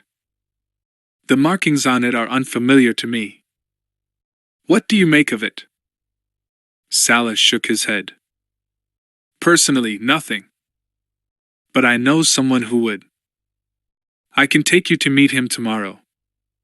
"I'd appreciate that," Indy said. He took the medallion back from Salah and put it in his pocket. Safe, he thought. Without this, Belloc might just as well be blind. A fine sense of triumph there, he told himself. "Renee, this one is all mine. If I can arrange some way to get around the Nazis." He asked, "How many Germans are involved in the dig?" 800 or so, Salah said. "They are also very well equipped." "I thought so." Indy closed his eyes and sat back.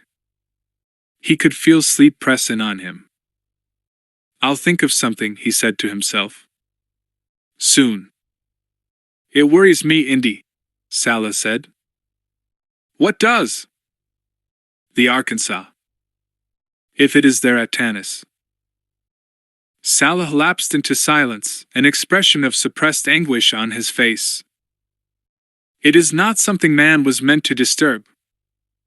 Death has always surrounded it. Always. It is not of this world, if you understand what I mean. "I understand," Indy said. "And the Frenchman. He's clearly obsessed with the thing. I look in his eyes and I see something I cannot describe. The Germans don't like him. He doesn't care. He doesn't even seem to notice anything. The Ark, that's all he ever thinks about. And the way he watches everything, he misses nothing." When he entered the map room. How can I describe his face? He was transported into a place where I would have no desire to go myself. Out of nowhere, shaken out of the hot dark, there was an abrupt wind that blew grit and sand, a wind that died as sharply as it had risen. "You must sleep now," Salah said. "My house is yours, of course. And I'm grateful." Both men went indoors. The house was quiet. Indy walked past the room where Marian was sleeping. He paused outside the closed door, listening to the faint sound of her breathing. A child's breathing, he thought, and he had a flash of Marian years ago, when their affair, if that was the word, had taken place. But the desire he felt right then was a different thing altogether. It was a desire for the woman now. He was pleased with the feeling. He passed along the corridor, followed by Salah. The child is buried, he thought. Only the woman lives now. Salah asked, "You resist temptation, Indy?" Didn't you know about my Puritan streak? Salas shrugged, smiled in a mysterious way, as Indy closed the door of the guest room and went toward the bed. He heard Salah move along the corridor, then the house was silent. He closed his eyes, expecting sleep to come in quickly, but it didn't. It remained an elusive shadow just beyond the range of his mind. He turned around restlessly. Why couldn't he just let go and sleep? You resist temptation, Indy? He pressed his knuckles against his eyelids. He turned around some more, but what he kept seeing inside his head was a picture of Marian sleeping quietly in her room. He got out of bed and opened the door. Go back to bed, Indy, he said to himself. You don't know what you're doing. He stepped out into the corridor and walked slowly, a burglar on tiptoe, he thought, toward Marian's room. Outside her door he paused. Turn around. Go back to your insomnia. He twisted the handle, entered the room and saw her lying on top of the bed covers. Moonlight flooded the room like a silver reflection thrown by the wings of a vast night moth. She didn't move. She lay with her face to one side, arms across her stomach. The light made soft shadows around her mouth. Go back, he thought. Get back now. Beautiful. She looked so beautiful, vulnerable, there. A sleeping woman and the touch of the moon, a dizzying combination. He found himself going toward the bed, then sitting on the edge of the mattress. He stared at her face, raised his hand, placed the tips of his fingers lightly against one cheek. Almost at once she opened her eyes. She said nothing for a time. Her eyes seemed black in the room. He put a finger over her lips. You want to know why I'm sitting here, right? He asked. I can hardly begin to guess, she said. You've come to explain the intricacies of Mr. Roosevelt's New Deal? Or maybe you expect me to swoon in the moonlight. I don't expect anything. She laughed. Everybody expects something. It's a little lesson I picked up along the way. He lifted her hand, felt it tremble a little. She didn't say anything as he lowered his face and kissed her on the mouth. The kiss he received in return was quick and hard and without emotion. He drew his face away and looked at her for a time. She sat up, drawing a bedsheet over herself. The nightdress was transparent, and her breasts were visible, firm breasts, not those of a child now. I'd like you to leave, she said. Why? I don't have to give reasons. Indy sighed. Do you really hate me that much? She stared at the window. Nice moon, she said. I asked you a question. You can't just trample your way back into my life, Indy. You can't just kick over all the props I've made for myself and expect me to pick up the pieces of the past. Don't you see that? Yeah, he said. That's my lecture. Now I need some sleep. So go. He got up slowly. When he reached the door, he heard her say, I want you too. Don't you think I do? Give it some time, okay? Let's see what happens. Sure. And then he stepped out into the corridor, unable to silence the echo of disappointment that seemed to roll inside his head. He stood in the moonlight that came in slivers through the window at the end of the hallway, and he wondered, as his desire began to fade, whether he made an ass of himself. It wouldn't be for the first time, he thought. She couldn't sleep after he'd gone. She sat by the window and stared at the skyline of the city, the domes, minarets, flat roofs. Why did he have to try this soon anyhow? The damned man had never learned patience, had he? He was as reckless in matters of the heart as he was in everything else. He didn't understand that people needed time. It might not be the great healer, but it was a lot better than iodine. She couldn't just haul herself out of the past and land, like some alien creature from a far galaxy, in the rude awakening of Indiana Jones's present. It had to be mapped more gently. If there was anything to be taken, if there was anything to be mapped. The figure moved quickly through the cloakroom where Indy and Marion had left their suitcases and belongings. It moved with unnatural stealth, opening cases, sifting through clothes, picking up pieces of paper, examining them with laborious slowness. It did not find what it had been trained to discover. It understood it had to look for a particular shape, a drawing, an object. It didn't matter as long as it had the shape. When it found nothing, it understood its owner would be disappointed. And that would mean a lack of food. That might even mean punishment. It made a picture of the shape once more in its brain, the shape of the sun, small marks around it, a hole in the center. It began to rummage again. Again, it found nothing. The monkey skipped lightly into the corridor, removed some items of food scraps from the table where it had played before with the pretty woman, then swung out through an open window and into the dark. 8. Cairo. The afternoon was sunny, the sky almost a pure white. Whiteness reflected from everything, from walls, clothing, glass, as if the light had become a frost that lay across all surfaces.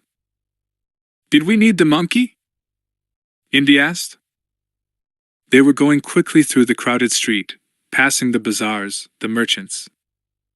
"It followed me. I didn't exactly bring it," Marion said.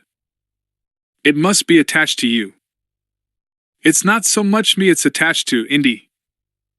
It thinks you're its father, see? It's got some of your looks, anyhow." "My looks, your brains." Marion was silent for a while before asking, "Why haven't you found yourself a nice girl to settle down with and raise 9 kids?" "Who says I haven't?" She glanced at him. It pleased him to think he saw a brief flash of panic on her face, of envy. "You couldn't take the responsibility." "My dad really had you figured, Indy? He said you were a bum." "He was being generous. The most gifted bum he ever trained, but a bum anyhow.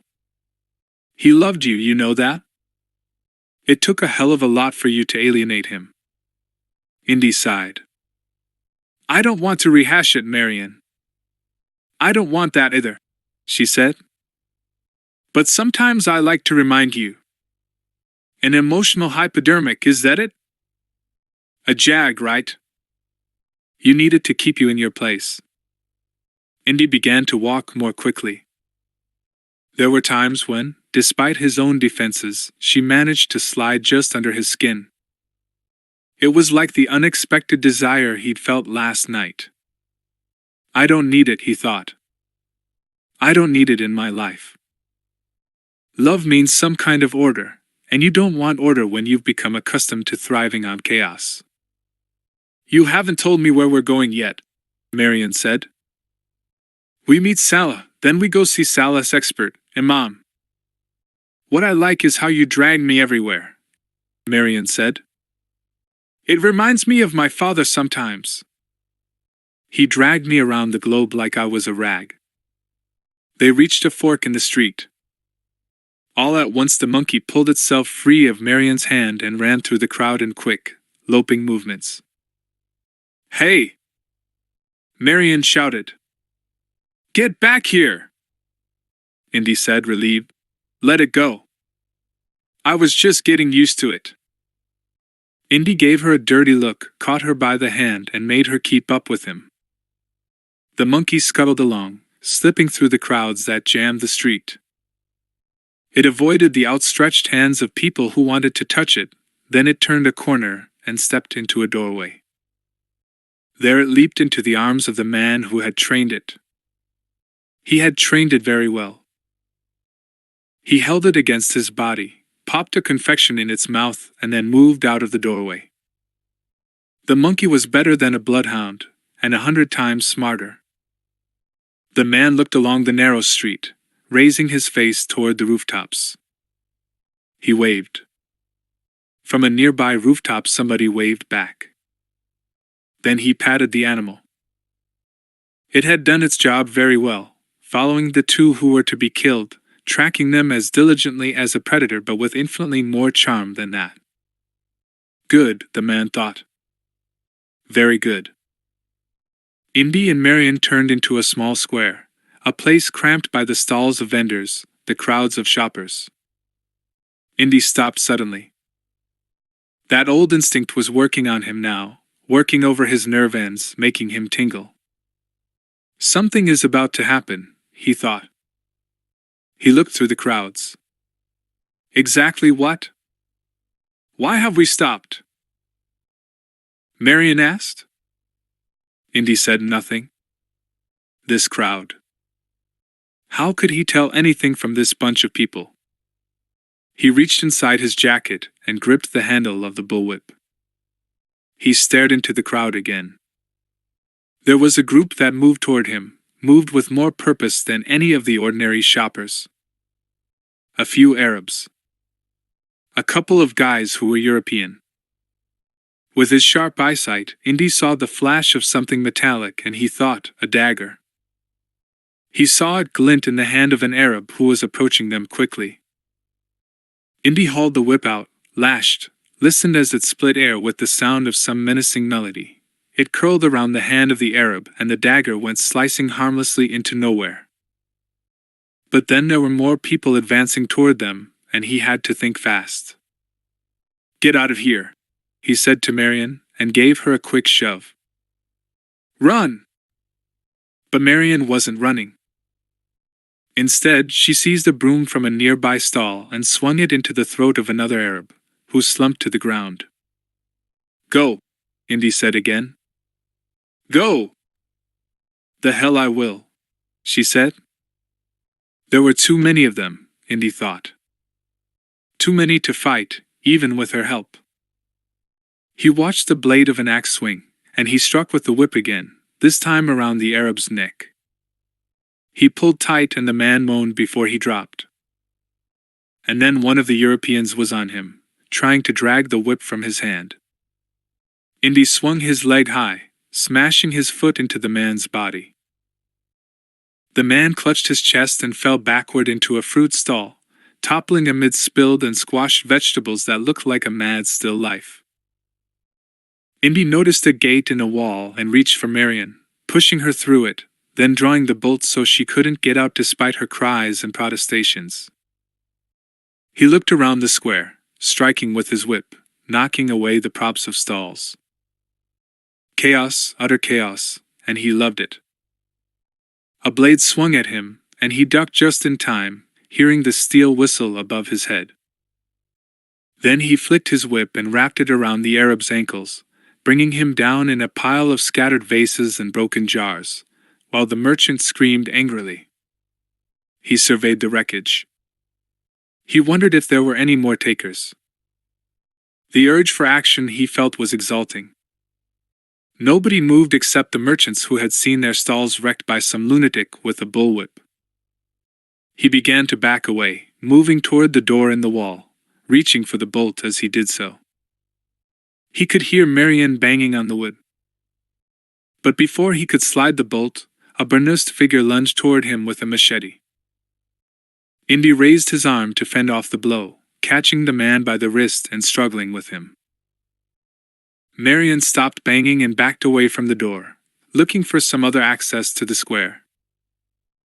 Damn Indy, she thought, for thinking he's got some God-given right to protect me. Damn him for an attitude that belongs to the Middle Ages.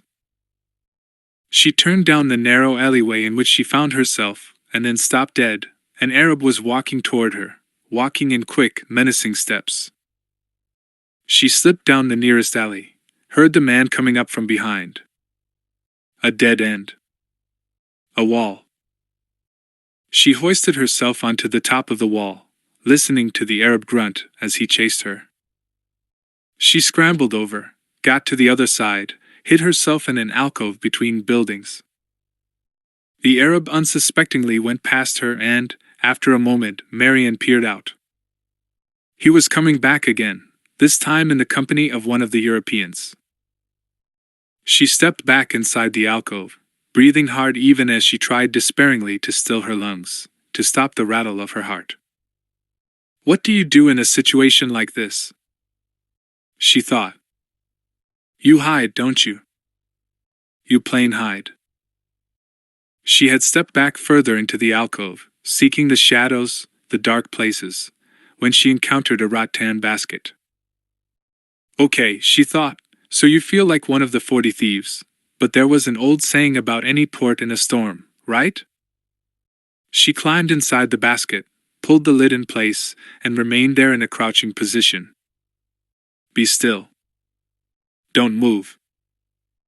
She could hear, through the slits in the rattan, the sound of the two men skulking around. They spoke to one another in an English so broken, she thought, as to be in need of a major splint. Look here. In this place I already looked. She remained very still. What she didn't see, what she couldn't see, was the monkey sitting on a wall that overlooked the alcove. She could hear it chattering suddenly, wildly, and it was a few moments before she understood what the noise was. That monkey, she thought. It followed me. The affectionate betrayal. Please, monkey, go away, leave me alone. But she felt herself being raised up now, the basket lifted. She peered through the narrow slats of the basket, and saw that the Arab and the European were her bearers, that she was being carted, like refuse, on their shoulders. She struggled. She hammered with her fists against the lid, which was tight now. In the bazaar Indy had pushed the man with the machete aside, but the place was in turmoil now, angry Arab merchants milling around, gesticulating wildly at the crazy man with the whip. Indy backed away against the door, fumbled for the bolt, saw the machete come toward him again. This time he lunged with his foot, knocking the man backward into the rest of the crowd. Then he worked the door open and was out in the alley, looking this way and that for some sign of her. Nothing. Only two guys at the other end of the alley carrying a basket. Where the hell did she go?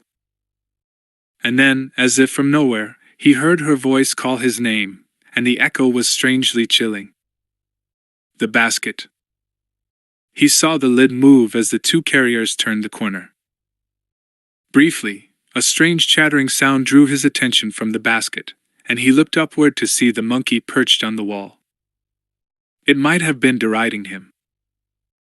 He was filled with an overwhelming urge to draw his pistol and murder the thing with one well-placed shot.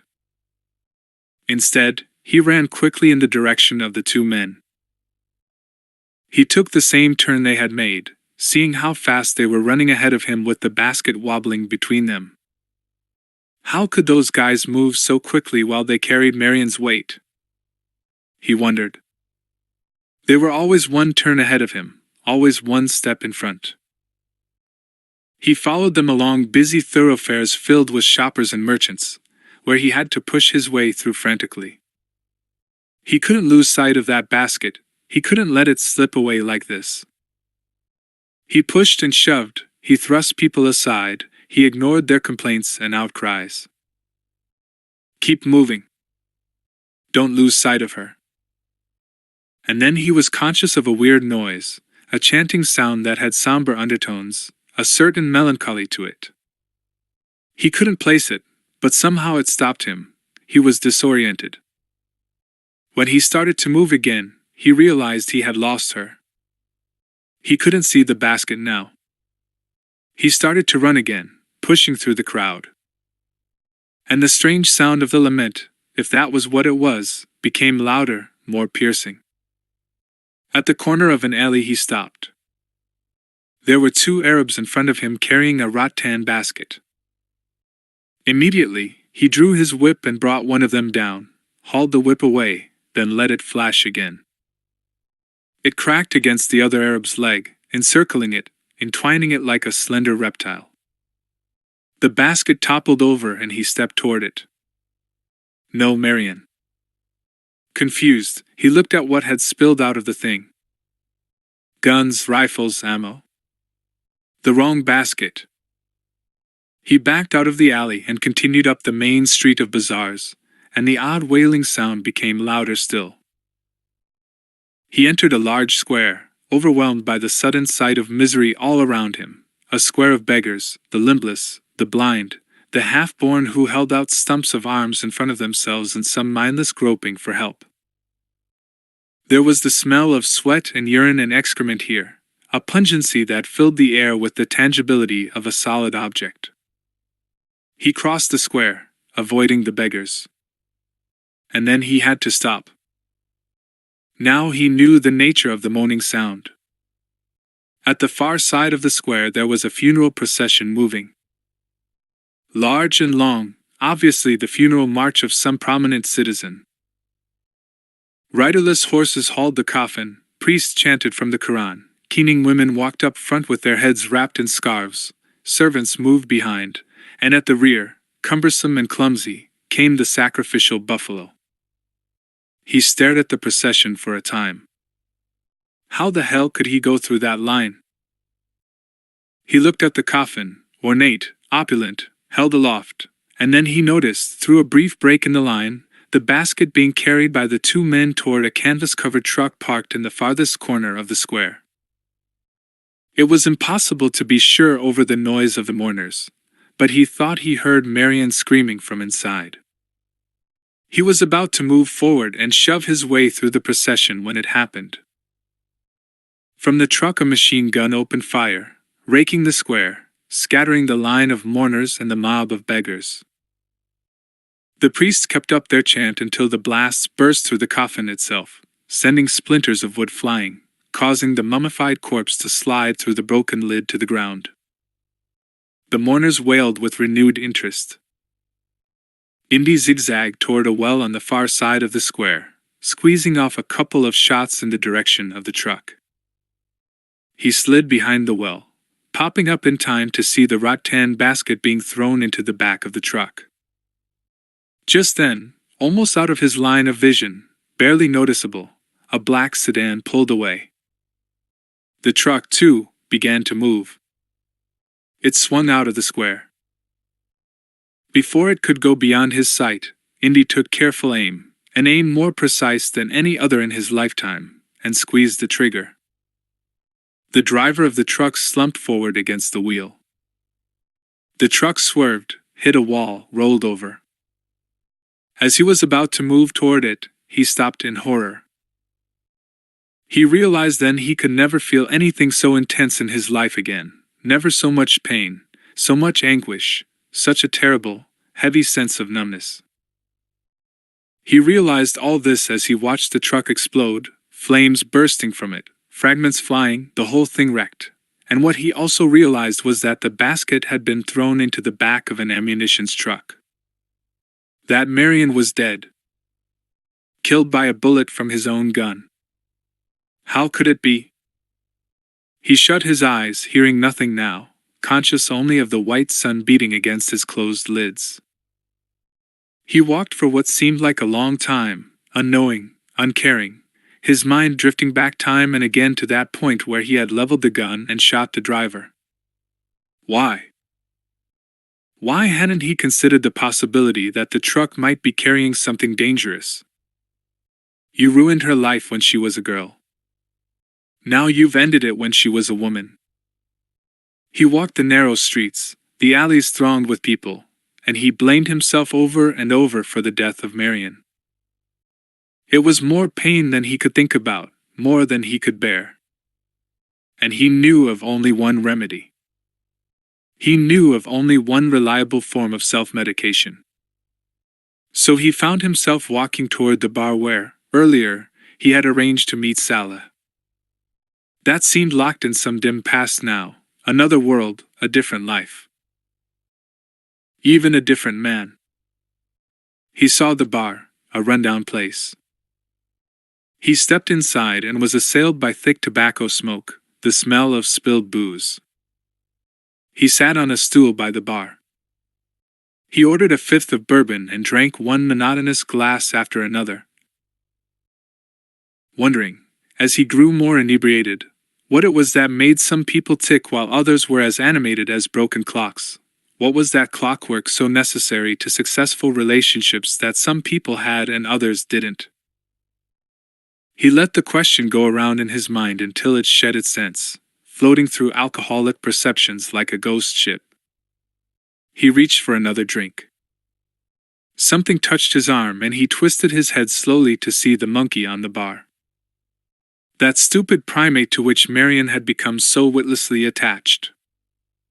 Then he remembered that this idiot creature had splashed a kiss on Marion's cheek. Okay, Marion liked you. I can tolerate you. Want a drink, you baboon? The monkey put its head to one side, watching him.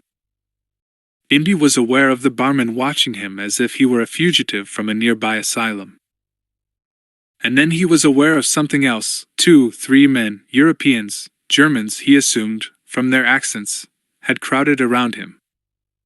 Someone wishes your company, one of them said. I'm drinking with my friend here, Indy said. The monkey moved slightly. Your company is not requested, Mr. Jones. It is demanded. He was hauled from the stool and rushed into a back room. Chattering, squealing, the monkey followed. The room was dim, and his eyes smarted from smoke. Someone was sitting at a table in the far corner. Indy realized that this confrontation had been inevitable. René Belloc was drinking a glass of wine and swinging a chain on which hung a watch. A monkey, Belloc said. You still have admirable taste in friends, I see. You're a barrel of laughs, Belloc. The Frenchman grimaced. Your sense of repartee dismays me. It did so even when we were students, Indiana. It lacks panache. I ought to kill you right now. I understand your urge. But I should remind you that I did not bring Miss Ravenwood into this somewhat sordid affair. And what is eating you, my old friend, is the knowledge that you are responsible for that. No? Indy sat down, slumping into the chair opposite Belloc. Belloc leaned forward. It also irks you that I can see through you, Jones. But the plain fact is, we are somewhat alike.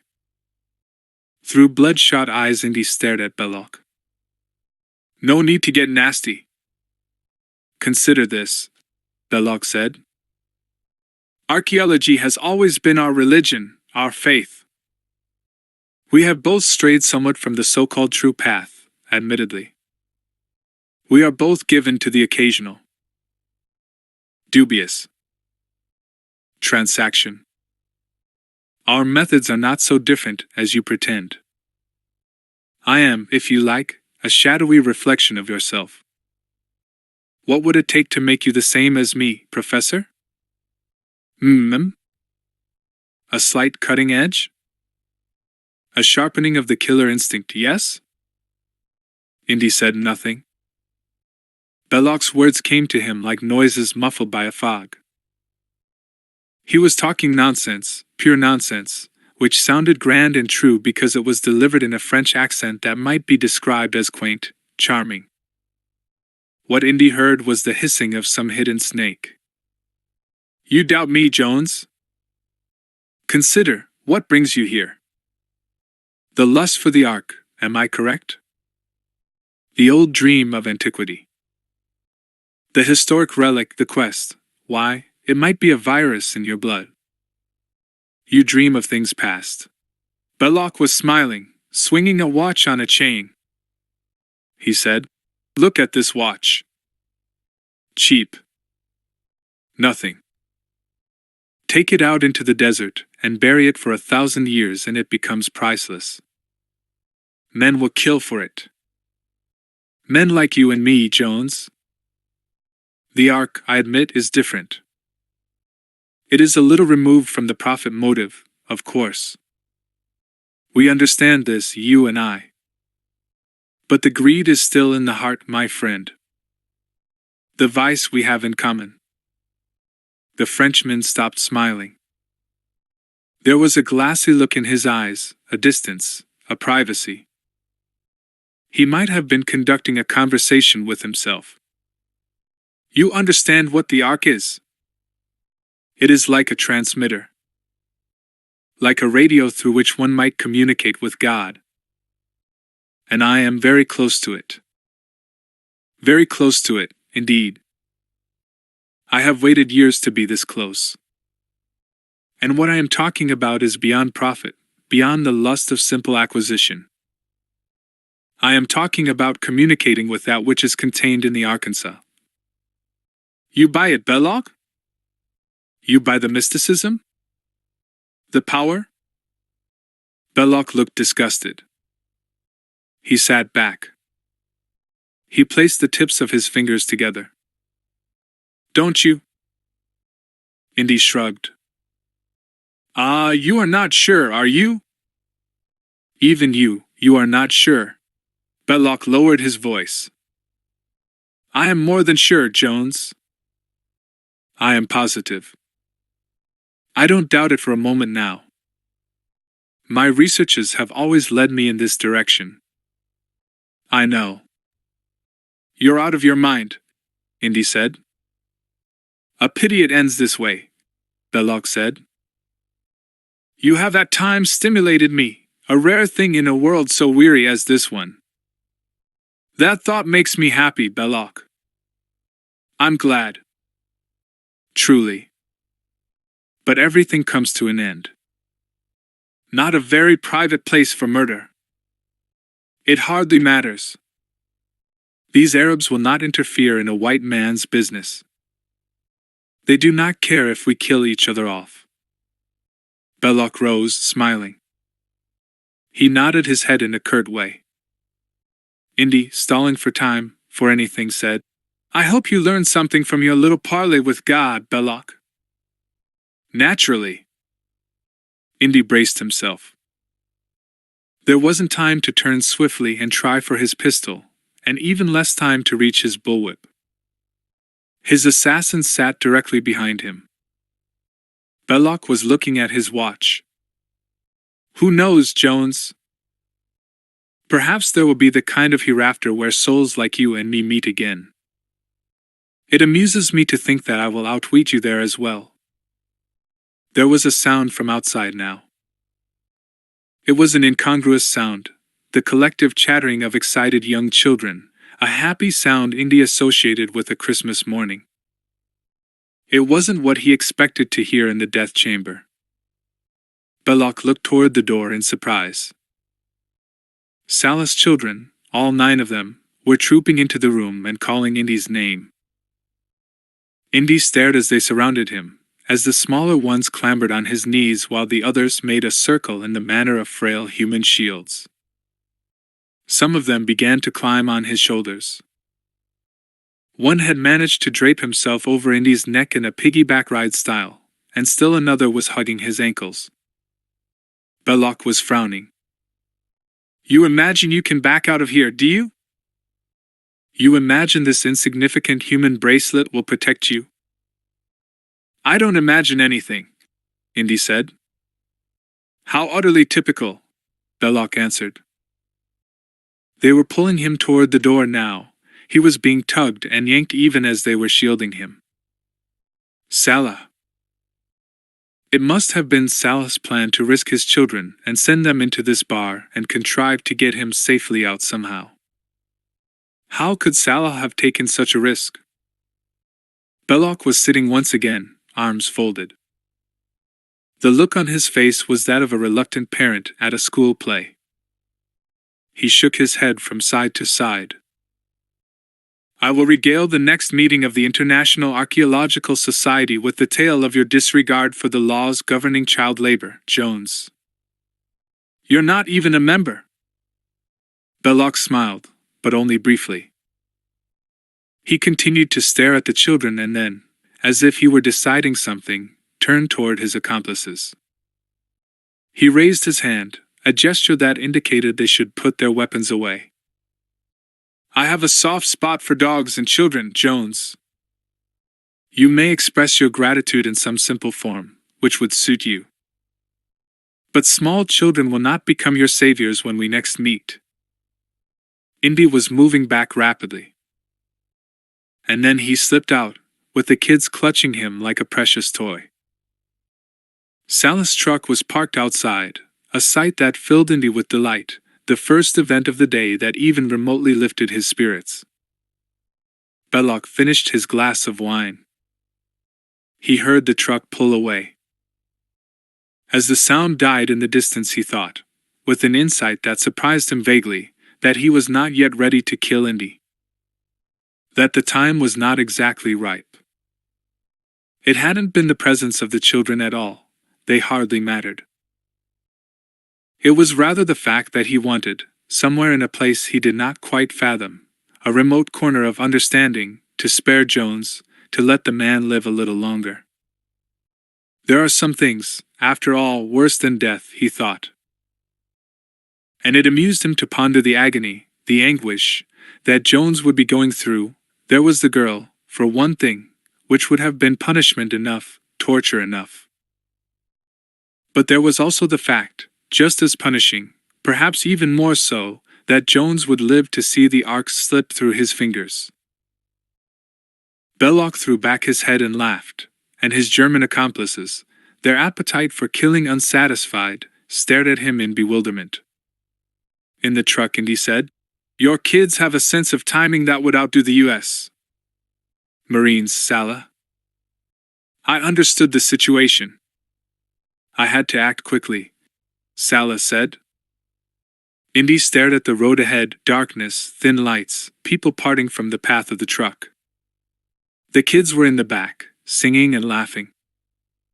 Innocent sounds, Indy thought, remembering what he wanted to forget. "Marion."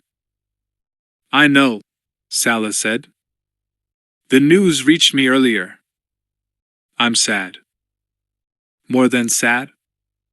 What can I say to console you? How can I help your grief?" "Nothing helps the grief, Sala." Sala nodded.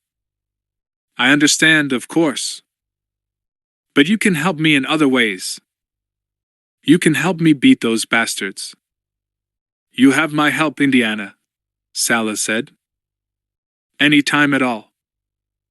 Sala was silent for a moment, driving the last stretch to his house. "I have much news for you," he said after a while. "Some isn't good news. But it concerns the Arkansas." "Hit me with it," Indy said. "Soon. When we reach my house. And later, if you wish, we can visit the house of Imam, who will explain the markings to you." Indy lapsed into a weary silence. He had a hangover already beginning, a violent throb in the center of his skull.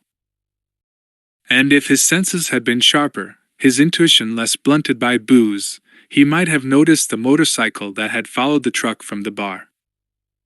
But even if he had, he would not have known the rider, a man who specialized in training monkeys. When the children had been sent indoors, Indy and Sala went out into the walled courtyard. Sala walked around the yard for a time before he paused by the wall and said, "Belloc has the medallion." "What?" Immediately Indy felt inside his pocket, and his fingers touched the headpiece. "You're wrong. He has a copy, a headpiece like yours, a crystal at the center. And there are the same markings on the piece as on the one you have." "I can't understand it," Indy said, appalled. "I always believed there were no pictures anywhere. No duplicates." "I don't get it," Sala said. "There's something else, Indiana." "I'm listening." "This morning Belloc went inside the map room. When he came out, he gave us instructions about where we were to dig.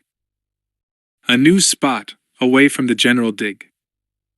"The Well of the Souls," Indy said in a resigned way. "I imagine so, if he made the calculations in the map room." Indy began beating the palms of his hands together. He turned once again to Sala, taking the medallion from his pocket. Are you sure it looked like this? I saw it. Look again, Salah. The Egyptian shrugged and took the headpiece and stared at it for a time, turning it over in his hand. He said, "There may be a difference. Don't keep it from me.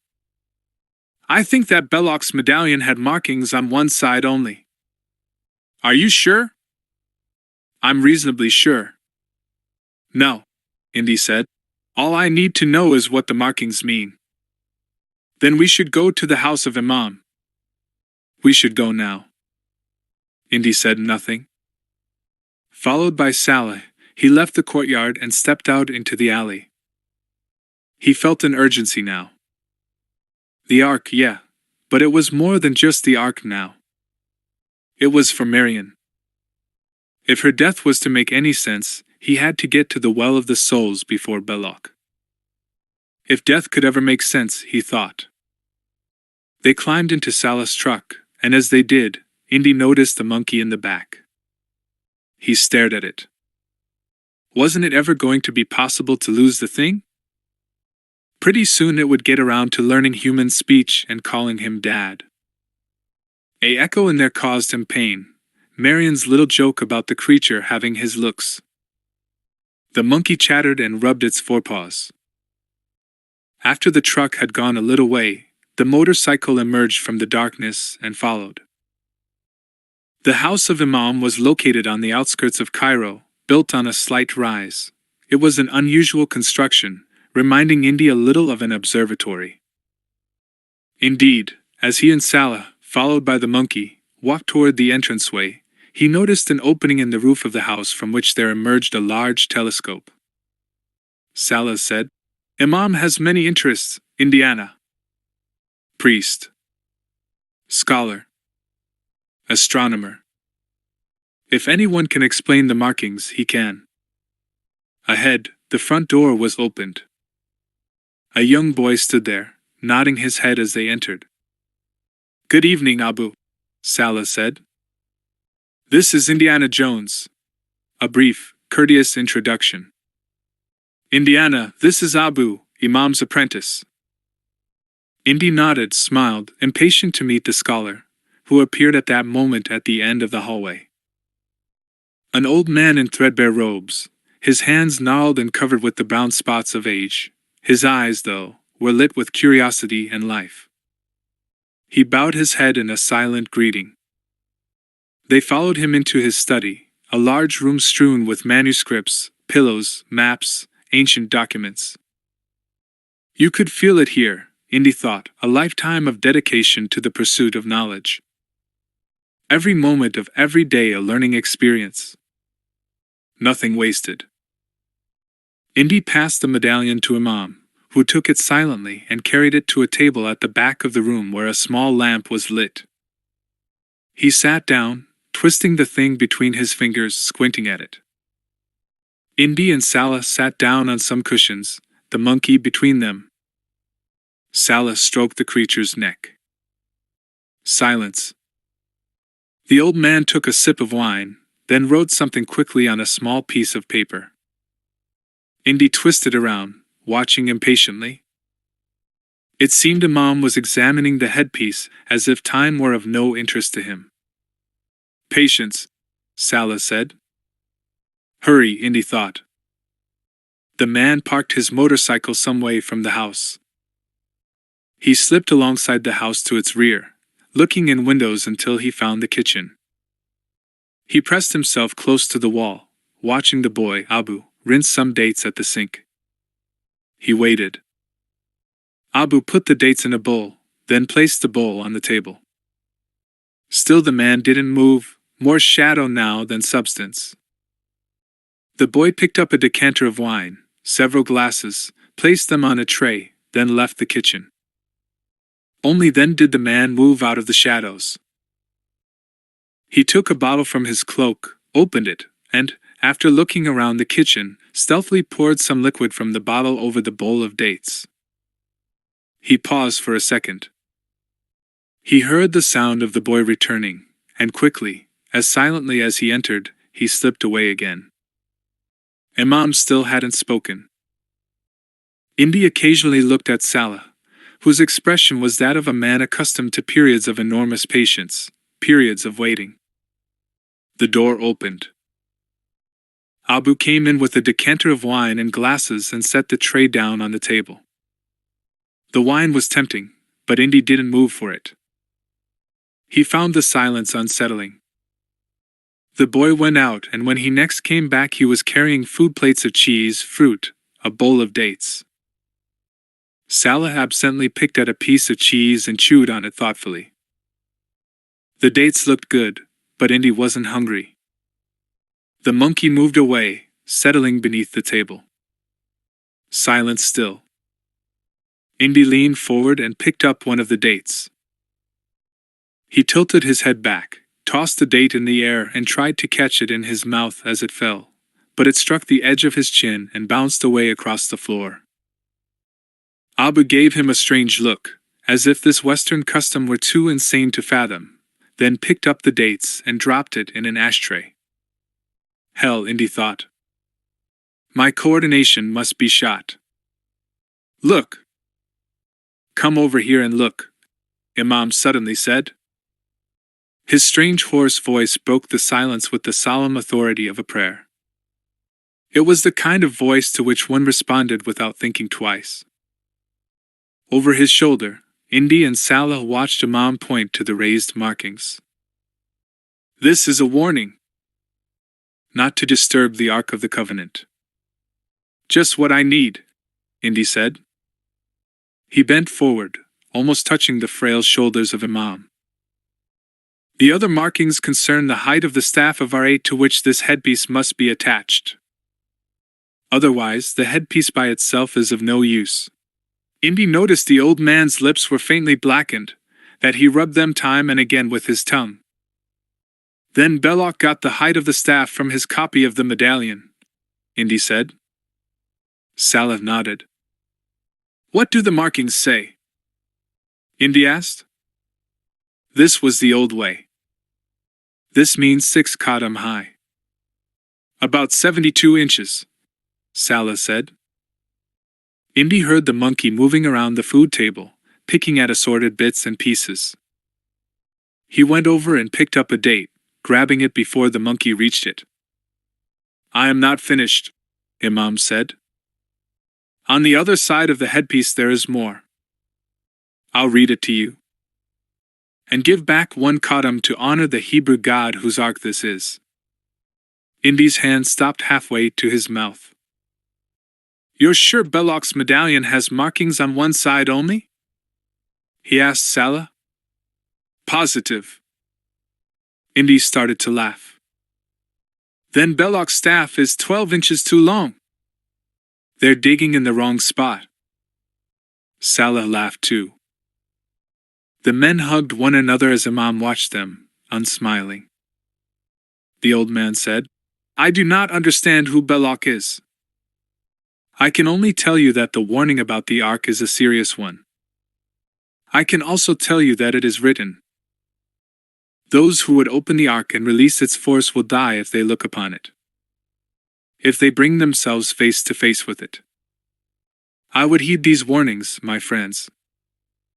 It should have been a solemn moment, but Indy was suddenly too elated at the realization of the Frenchman's error to absorb the old man's words. A triumph, he thought. Wonderful. He wished he could see the look on Belloc's face when he couldn't find the well of the souls. He tossed a date in the air, opening his mouth. This time, he thought.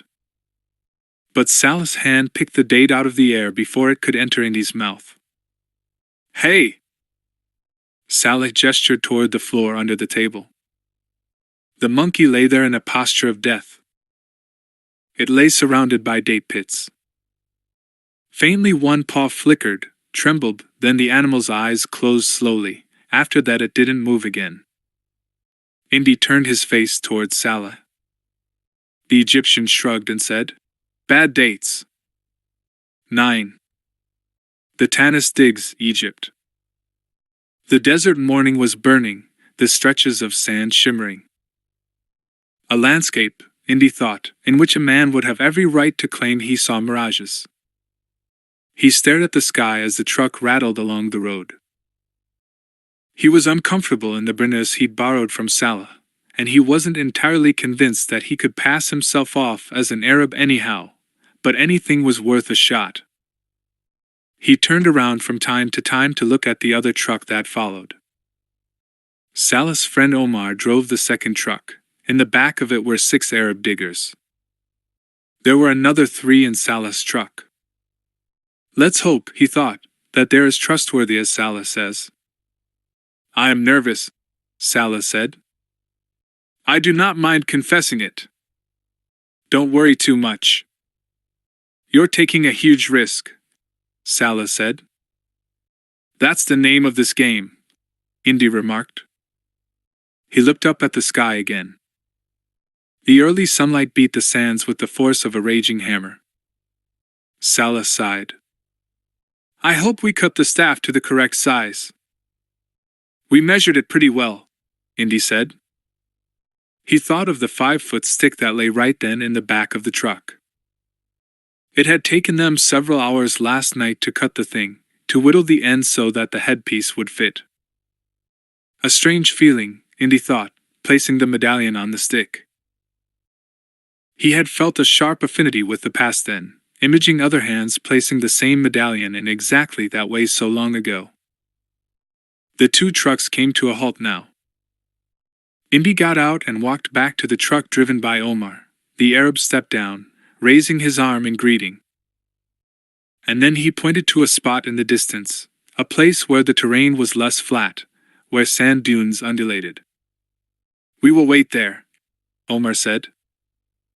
Indy rubbed his dry lips with the back of his hand. And good luck, the Arab said. Omar got back into his truck and drove away, trailing a storm of dust and sand behind the vehicle. Indy watched it go. He went back to where Salah was parked, climbed in. The truck moved slowly for a mile or so, then it stopped again.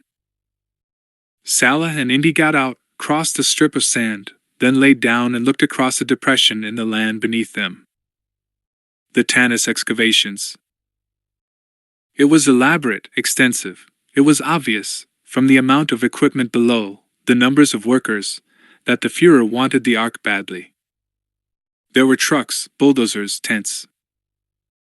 There were hundreds of Arab diggers and, it seemed, just as many German supervisors, incongruous in their uniforms somehow, as if they deliberately sought discomfort out here in the desert. The land had been dug, holes excavated, then abandoned, foundations and passageways unearthed, and then deserted. And beyond the main digs was something that appeared to be a crude airstrip. I've never seen a dig this size, Indy said. Salah was pointing toward the center of the activity, indicating a large mound of sand, a hole at its core. A rope had been slung around it, suspended between posts. The map room, he said. What time does the sun hit it? Just after 8. We don't have much time. He looked at the wristwatch he'd borrowed from Salah. Where are the Germans digging for the Well of the Souls? Salah pointed again. Some way beyond the main activity, out in the dunes, were several trucks and a bulldozer. Indy watched for a while. Then he stood up. You've got the rope? Of course. Then let's go. One of the Arab diggers took the wheel of the truck and drove it slowly toward the digs. Between the tents, Indy and Salah got out. They moved stealthily toward the map room, Indy carrying the 5-foot staff and wondering how long he could contrive to be inconspicuous with so long a piece of wood in his hand. They passed several uniformed Germans, who hardly paid any attention to them. They were grouped together, smoking and talking in the morning sunlight. When they had gone a little further, Salah indicated that they should stop. They had reached the map room. Indy looked around for a moment and then walked, as casually as he could, toward the edge of the hole, the ceiling of the ancient map room. He peered down inside, held his breath, and then looked at Salah, who produced a length of rope from under his robes and tied one end of it around an oil drum located nearby. Indy lowered the staff inside the hole, smiled at Salah, and took one end of the rope. Salah watched grimly, face covered in perspiration. Indy began to lower himself inside the map room. The map room at Tanis, he thought. At some other time he might have been awed by the mere thought of actually being in this place. At some other time he might have paused to look around, might have wanted to linger, but not now. He reached the floor and tugged on the rope, which was immediately pulled up. Damned hard, he thought, not to get excited by this place, an elaborate frescoed room lit by the sunlight streaming in from overhead. He moved across the floor to where the miniature model of the city of Tanis was laid out, a remarkable map cut out of stone, immaculate in detail, so well constructed you could almost imagine miniature people existing in those buildings or walking those streets.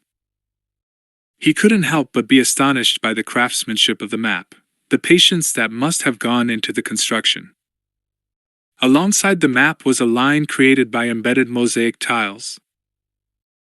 There were evenly spaced slots in this line, each accompanied by a symbol for a time of the year. The slots had been made to accommodate the base of the staff. He took the headpiece from his robes, reached for the staff, and looked at the reflected sunlight that had already begun to move slowly across the miniature city at his feet. It was 7:50. He didn't have much time. Salah had gathered the rope, bunched it in his hands, and begun to move back toward the old drum. He barely heard the jeep that came up alongside him, and the loud voice of the German startled him. "Hey! You!" Salah tried to smile dumbly. The German said, "You, right? What are you doing there?" "Nothing, nothing." He inclined his head in a gesture of innocence. "Bring that rope over here," the German said. "This damn jeep is stuck." Salah hesitated, then he untied the rope and carried it toward the jeep. Already another vehicle, a truck, had appeared. It stopped some feet in front of the jeep. "Tie the rope from the jeep to the truck," the German said. Salah, sweating, did so. The rope, he thought, the precious rope is being tugged away. He listened to the engines of the two vehicles, watching the wheels squirm in the sand. The rope was pulled taut. What was he going to do to get Indy out of the map room without a rope? He followed the jeep a little way across the sand, failing to notice he was standing beside a kettle of hot food cooking over an open flame. There were several German soldiers seated around a table, and one of them was calling to him to bring some food. Helplessly, he watched the German. "Are you deaf?" He bowed subserviently and lifted the heavy kettle, carrying it toward the table. What he was thinking about was Indy trapped in the map room. What he was wondering about was how, without a rope, he could get the American out. He began to serve, trying to ignore the insults of the soldiers. He served hurriedly. He spilled food across the table and was cuffed around the side of the head for his efforts. "Clumsy! Look at my shirt. Look what you've spilled on my shirt." Salah lowered his face. "Mock shame. Get some water. Hurry." He rushed away to find water. Indy took the headpiece and fitted it carefully to the top of the staff. He placed the base of the staff in one of the mosaic slots, and listened to the sound of the wood clicking against the ancient tile. The sunlight caught the top of the headpiece, the yellow beam moving within a fraction of the tiny hole in the crystal. He waited. From overhead he could hear the sounds of voices shouting. He blocked them out. Later, if he had to, he'd worry about the Germans. But not now. The sunlight pierced the crystal, throwing a bright line across the miniature city. The line of light was altered and broken by the prism of the crystal, and there, in those miniature buildings and streets, it fell across one spot in particular. Red light, glowing against a small building, which, as if by some ancient chemistry, some old artistry, began to glow. In amazement he watched this effect, noticing now some markings of red paint among the other buildings, markings that were fresh and clean. Belloc's calculations. Or miscalculations. The building illuminated by the headpiece was 18 inches closer than the last red mark left by the Frenchman. Terrific. Perfect. He couldn't have hoped for anything better. Indy went down on his knees beside the miniature city and took a tape measure from his robes. He strung the tape between Belloc's last mark and the building glowing in sunlight. He made his calculations quickly, scribbling on a small notepad. Sweat burned on his face, dripped across the backs of his hands. Salah didn't go for water. He scampered between tents, hoping none of the Germans would stop him again. Panicked, he began to look for a rope. He didn't find one. No rope, nothing in sight. He scurried here and there, slipping and sliding in the sand, praying that none of the Germans would notice his peculiar behavior or call on him to perform some menial task. He had to do something fast to get Indy out. But what? He paused. Between a couple of tents lay several hampers, their lids open. No rope, he thought, so in such circumstances you improvise. When he made sure he wasn't being watched, he moved toward the hampers. Indy snapped the wooden staff in two and stuck the headpiece back into his robes. He placed the pieces of wood in a far corner of the map room, then he went to a spot directly under the hole and stared upward at the bright sky. The brilliant blue blinded him momentarily. "Salah," he called out, caught between a shout and a whisper. "Nothing." "Salah." "Nothing." He glanced around the room for an alternative way out, but there wasn't one as far as he could see. Where was Salah? Salah!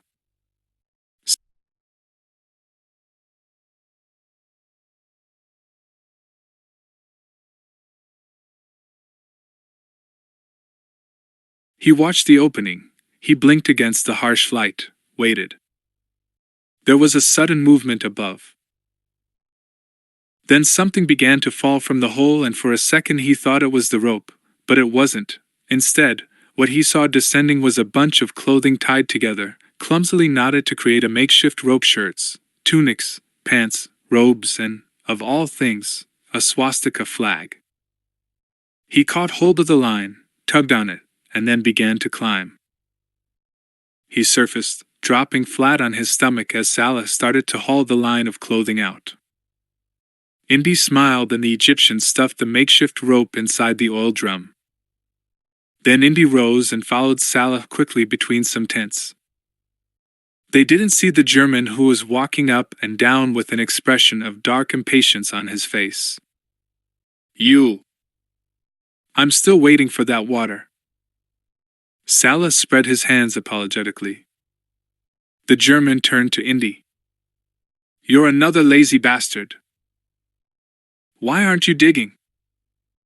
Salah moved toward the German while Indy, bowing in wonderful subservience, hurried off in the other direction. He moved quickly now, his robes flapping as he rushed between tents. And from behind, as if some suspicion had just been aroused, some crime suspected, he could hear the German calling after him. "Wait. Come back here," Indy thought. "The last thing I intend to do is come back, Dummkopf." He hurried along the tents, caught between his unwillingness to look suspicious and his urge to start digging for the Well of the Souls, when two German officers appeared ahead of him. Damn, he thought, pausing, watching them stop to talk, light cigarettes. His way was blocked.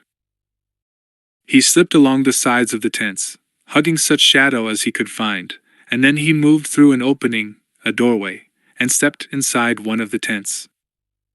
He could wait here at least for a few minutes until the way was clear. Those two krauts could hardly stand out there smoking and talking all day. He wiped sweat from his forehead, rubbed the damp palms of his hands against his robes. For the first time since he'd entered the place, he considered the map room. He thought of that weird sense of timelessness he'd felt, an experience of being somehow suspended, afloat, as if he himself had become a trapped object in the jar of history, preserved, perfect, intact. The map room at Tanis.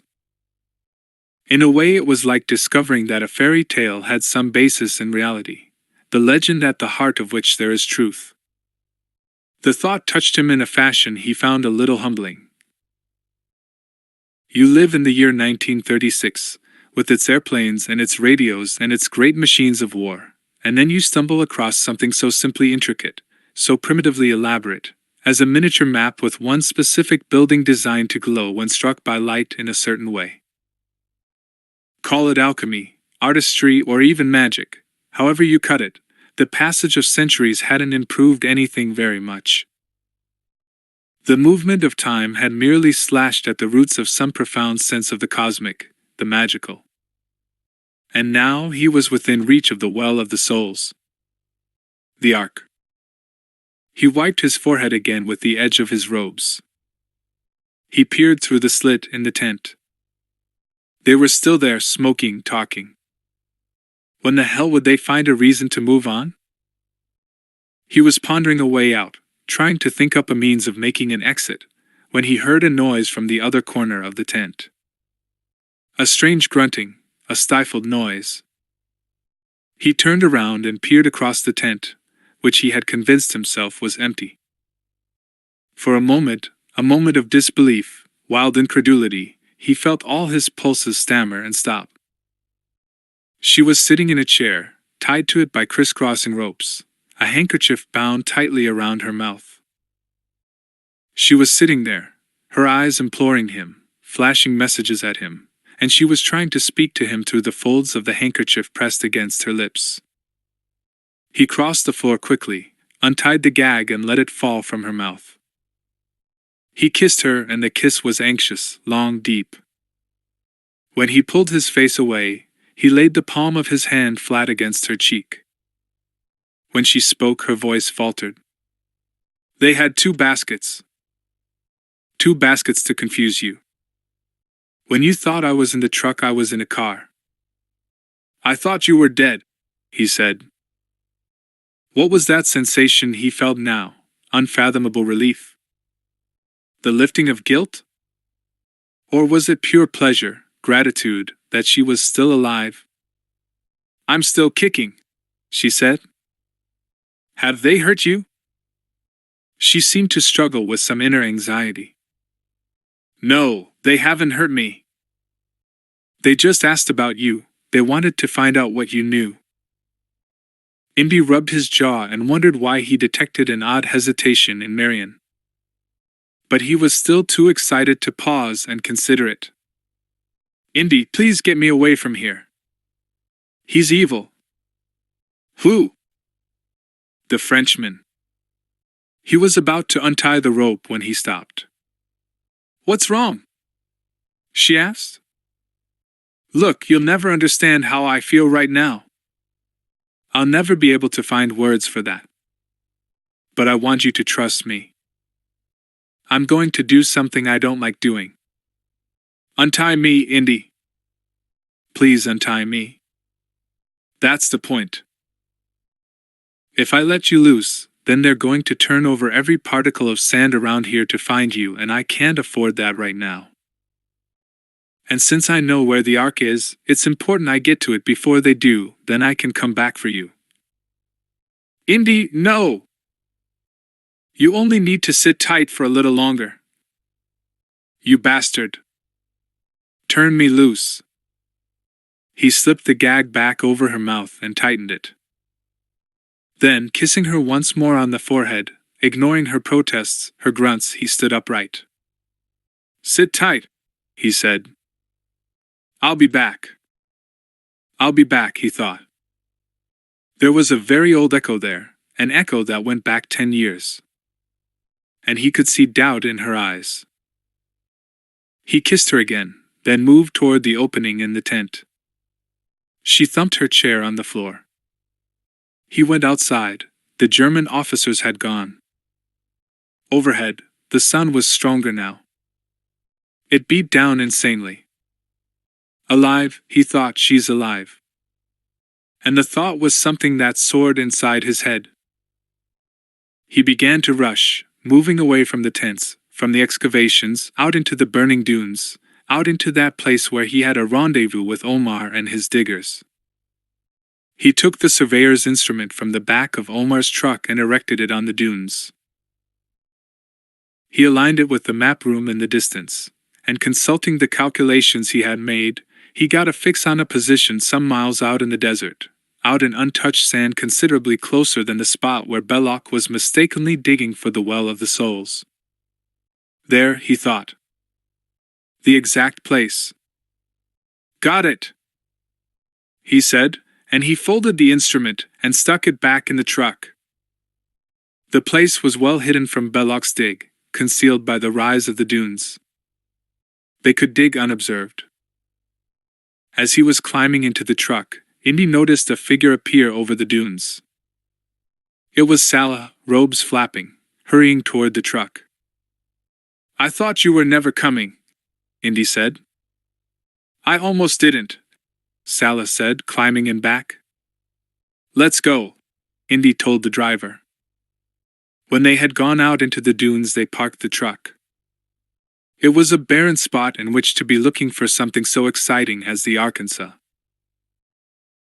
Overhead the sun was incandescent, the color of an exploding yellow rose, and that was what it suggested in its intensity, a thing about to burst loose from the sky. They went to the spot which Indy had calculated. For a short time he stood and stared at it, dry sand. You could never dream of anything growing here. You could never imagine this ground yielding up anything. Certainly not the Ark. Indy went to the truck and took out a shovel. The diggers were already moving toward the spot. They had leathery faces, burned faces. Indy wondered if they managed to live beyond 40 in a place like this. Salah, carrying a spade, walked alongside him. I believe they might come here only if Belloc realizes he's working in the wrong place. Otherwise, there would be no good reason. Who ever heard of a Nazi needing a good reason? Salah smiled. He turned and gazed across the dunes. Miles of nothing stretched away. He was silent for a moment. Then he said, even a Nazi would need a good reason to wander in this place. Indy struck the ground with the point of his spade. He'd still need a requisition and have it signed in triplicate in Berlin. He looked at the diggers. Let's go, he said. Let's get on with this. They began their dig, heaping sand, laboring hard, furiously, pausing only to drink water that had already turned warm in the camelskin bags. They dug until the light had gone from the sky, but the same heat remained, tethered to the sand. Belloc sat in his tent, drumming his fingertips on the table that held maps, drawings of the Ark, sheets of paper covered with the hieroglyphics of his calculations. There was a dark mood of frustration inside him. He was edgy, nervous, and the presence of Dietrich, as well as Dietrich's lackey Gobbler, didn't help his frame of mind much. Belloc rose, went to a wash basin, splashed water across his face. A wasted day, Dietrich said. A wasted day. Belloc toweled his face, then poured himself a small shot of cognac. He stared at the German, then at the underling Gobbler, who seemed to exist only as a shadow of Dietrich. Dietrich, undeterred, went on. My men have been digging all day, and for what? Tell me, for what? Belloc sipped his drink, then said, based on the information in my possession, my calculations were correct.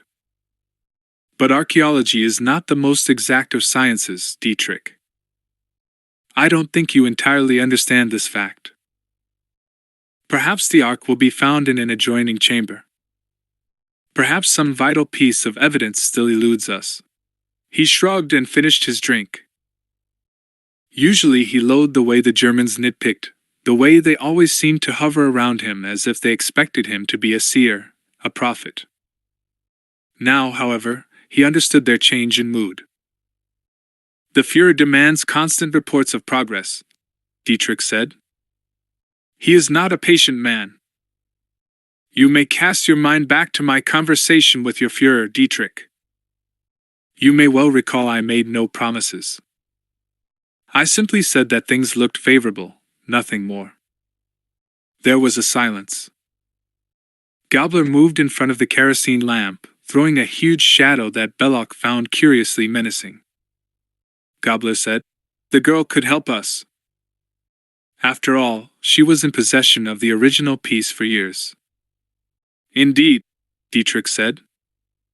"I doubt if she knows anything," Belloc said. "It is worth a try," Gabler said.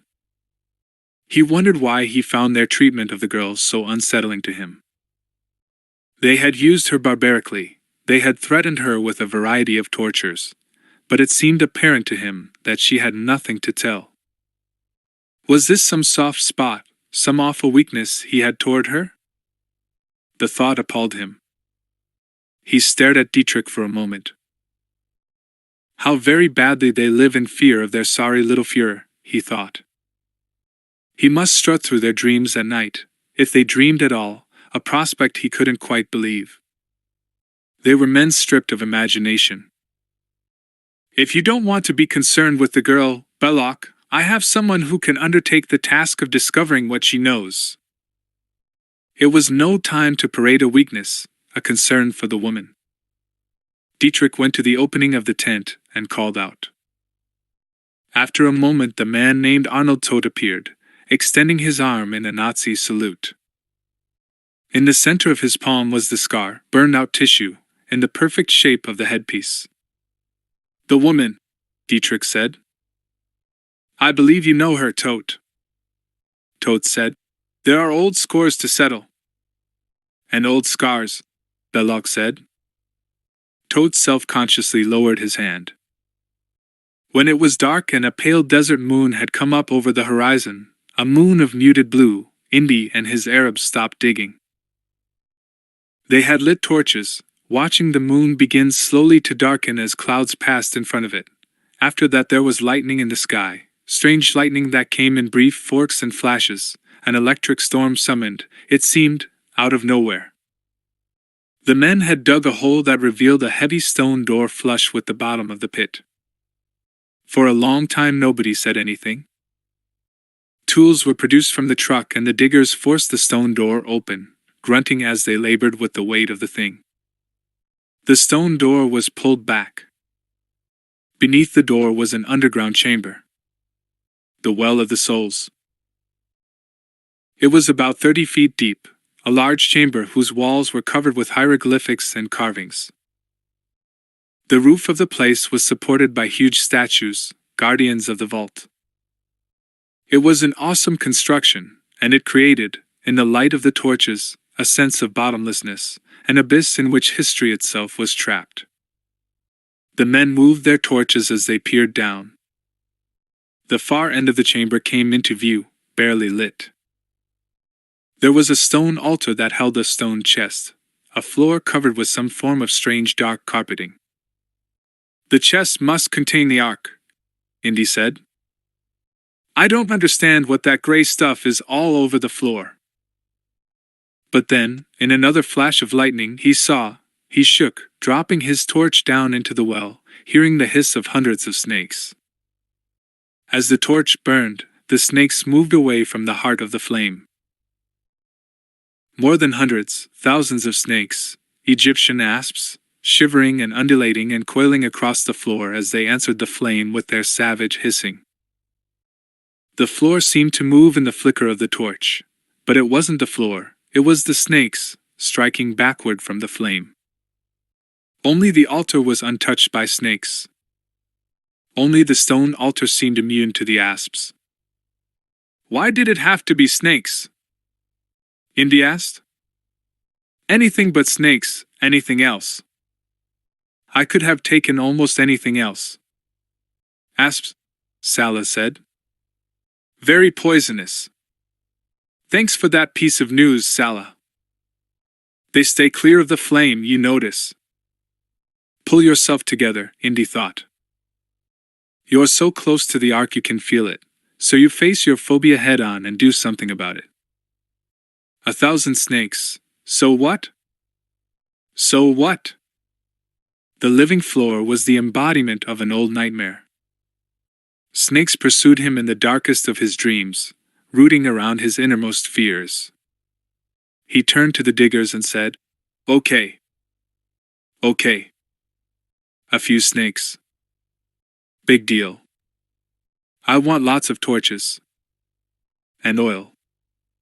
I want a landing strip down there." After a time, lit torches were dropped into the well. Several canisters of oil were dropped into the spaces where the snakes had slithered away from the flames. The diggers then began to lower a large wooden crate, rope handles attached to each corner, into the hole. Indy watched, wondering if a phobia were something you could swallow, digest, something you could ignore as though it were the intense pain of a passing indigestion. Despite his resolve to go down there, he shuddered, and the asps, coiling and uncoiling, filled the darkness with their sibilant sound, a sound more menacing than any he'd ever heard. A rope was lowered now. He stood upright, swallowed hard, then swung out on the rope and down into the well. A moment later Salah followed him. Beyond the edges of the flames the snakes wriggled, slid, snakes piled on snakes, mountains of the reptiles, snake eggs hatching, shells breaking to reveal tiny asps, snakes devouring other snakes.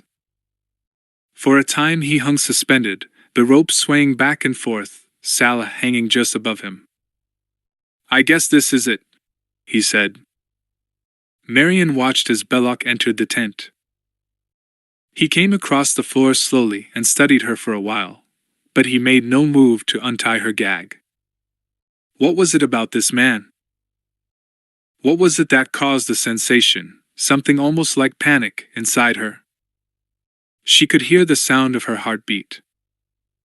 She stared at him, wishing she could just close her eyes and turn her face away. When she had first met him after being captured, he had said very little to her. He had simply scrutinized her in the way he was doing now. The eyes were cold and yet they seemed capable, although she wasn't sure how she knew this, of yielding to occasional warmth. They were also knowing, as if he had gone far into some profound secret, as if he had tested reality and found it lacking. The face was handsome in the way she might have associated with pictures in romantic magazines of Europeans wearing white suits and sipping exotic drinks on the terraces of villas. But these weren't the qualities that touched her. Something else. Something she didn't want to think about. Now she closed her eyes. Marion couldn't bear to be so closely stared at. She couldn't bear to think of herself as an object of scrutiny. Perhaps like some archaeological fragment, a sliver of clay broken loose from the jigsaw of an ancient piece of pottery. Inanimate, a thing to be classified. When she heard him move, she opened her eyes. He still didn't speak. And her uneasiness grew. He moved across the floor until he was standing directly over her. Then he put his hand forward very slowly and slipped the gag from her lips, sliding it softly and teasingly from her mouth. She had a sudden picture, one she didn't want to entertain, of his hand caressing the fold of her hip. No, she thought. It isn't like that at all. But the image remained in her head. And Belloc's hand, with the certainty of the successful lover, gently drew the gag from her mouth to her chin, and then he was untying the knot, everything performed slowly, with the kind of casual elegance of a seducer who senses, in some predatory way, the yielding of his prey. She twisted her head to the side. She wanted to cut these thoughts off, but she seemed incapable of doing it. I don't want to be attracted to this man, she thought. I don't want him to touch me. But then, as he moved his fingers beneath her chin and began to stroke her throat, she realized she was incapable of fighting. I won't let him see it in my eyes, she told herself. I won't let him see this in my face. Despite herself, she began to imagine his hands drifting across the surface of her body, hands that were strangely gentle, considerate in their touches, intimate and exciting in their promises.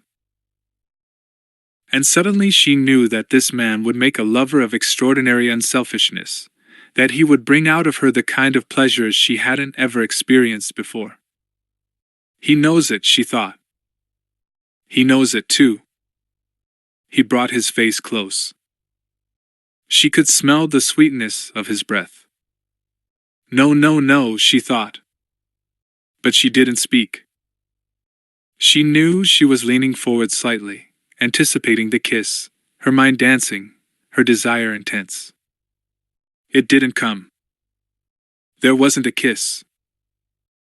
He had bent down and was beginning to untie her ropes, moving in the same way as before, letting the ropes fall to the ground as if they were the most erotic of garments. Still he hadn't spoken. He was looking at her. There was a light in his eye, the faint touch of warmth she'd imagined before, but she couldn't tell if it was real or if it was something he used, a prop in his repertoire of behavior. Then he said, "You're very beautiful." She shook her head. "Please." But she didn't know if she was begging to be left alone or if she was asking him to kiss her, and she realized she'd never experienced such a confusion of emotion in her entire life. Indy, why the hell hadn't he rescued her? Why had he left her like this? Repelled, attracted, why wasn't there some hard and fast borderline between the two? Signposts she could read? It didn't matter. There was a melting of distinctions in her thoughts. She saw the contradiction and she understood. With a sense of horror, that she wanted this man to make love to her, to teach her what she felt was his deep understanding of physical love, and beyond this, there was the feeling that he could be cruel, an insight that suddenly didn't matter to her either. He brought his face closer again. She looked at his lips. The eyes were filled with understanding, a comprehension she hadn't seen in a man's face before. Already, even before he kissed her, he knew her, he could look into her. She felt more naked than she'd ever felt. Even this vulnerability excited her now. He came nearer. He kissed her. She wanted to draw away again. The kiss, she closed her eyes and gave herself to the kiss. And it wasn't like any other kiss in her life. It moved into a place beyond the narrow limits of lips and tongues. It created spaces of bright light in her head, colors, webs of gold and silver and yellow and blue, as if she were watching some impossible sunset. Slow, patient, unselfish. Nobody had ever touched her before. Not like that. Not even Indy. When he drew his face away, she realized she was holding him tightly. She was digging her nails into his body. And the realization came as a shock to her, a shock that brought a sudden sense of shame. What was she doing? What had possessed her? She stepped back from him. "Please," she said. "No more." He smiled and spoke for the first time. "They intend to harm you." It was as if the kiss had never existed. It was as if she had been manipulated. The abrupt letdown she experienced was the wild drop in a roller coaster ride. "I managed to persuade them to give me some time alone with you, my dear. You're a very attractive woman, after all. And I don't want to see them hurt you. They're barbarians." He came closer to her again. No, she thought. Not again. "You must tell me something to placate them." "Some information." "I don't know anything." "How many times do I have to tell them?" She was dizzy now, she needed to sit down. Why didn't he kiss her again? "What about Jones?" "I don't know anything." "Your loyalty is admirable." But you must tell me what Jones knows. Indy came swimming back into her vision.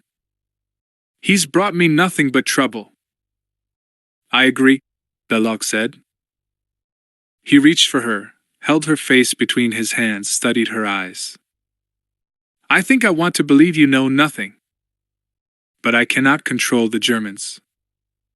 I cannot hold them back. Don't let them hurt me. Belloc shrugged. Then tell me anything. The tent door flapped open.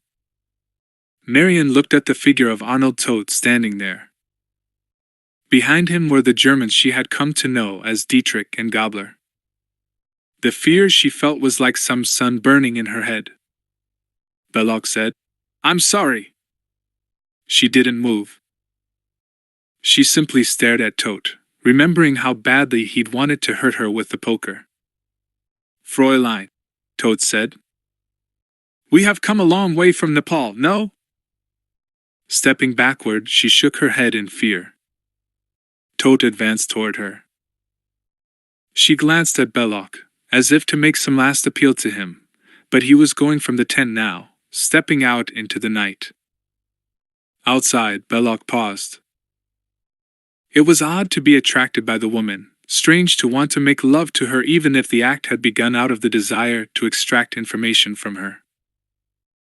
But after that, after the first kiss, he stuck his hands in his pockets and hesitated outside the tent.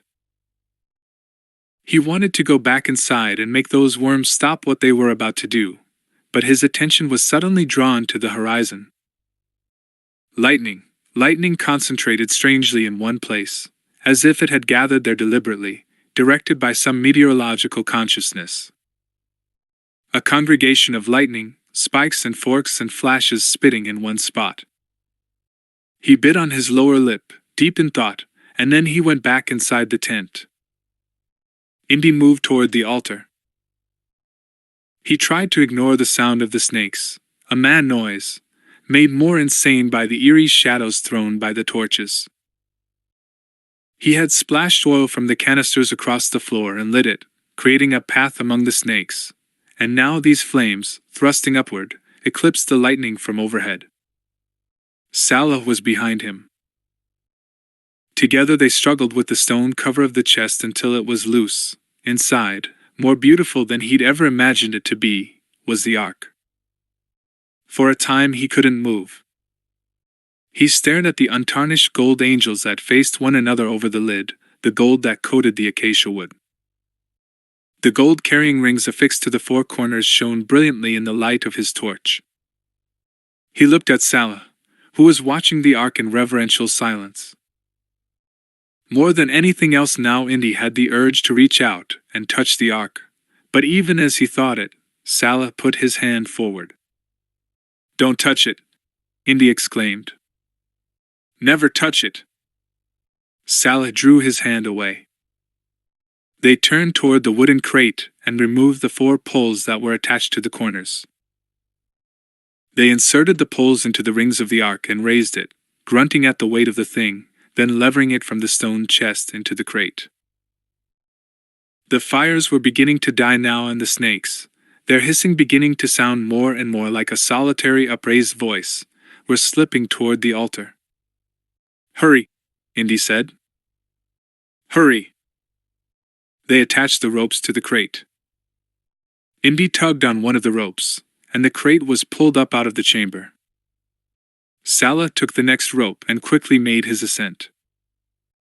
Indy reached for his exit rope, pulling on it to be certain of its support, and it fell, itself snake-like, from the opening at the top into the chamber. What the hell? From above, the Frenchman's voice was unmistakable. Why, Doctor? Jones, whatever are you doing in such a nasty place? There was laughter.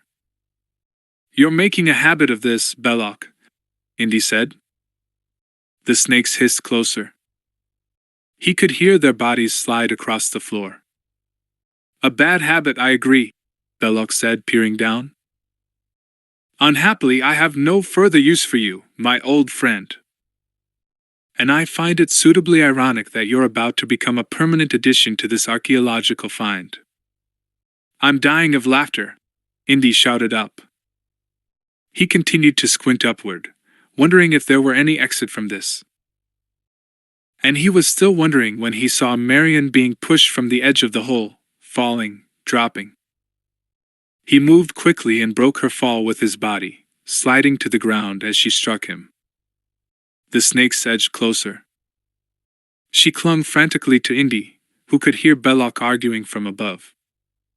"She was mine!" "She is of no use to us now, Belloc. Only the mission for the Führer matters." "I had plans for her." "The only plans are those that concern Berlin," Dietrich said back to Belloc. There was a silence from above. And then Belloc was looking down into the chamber at Marion. His voice was low.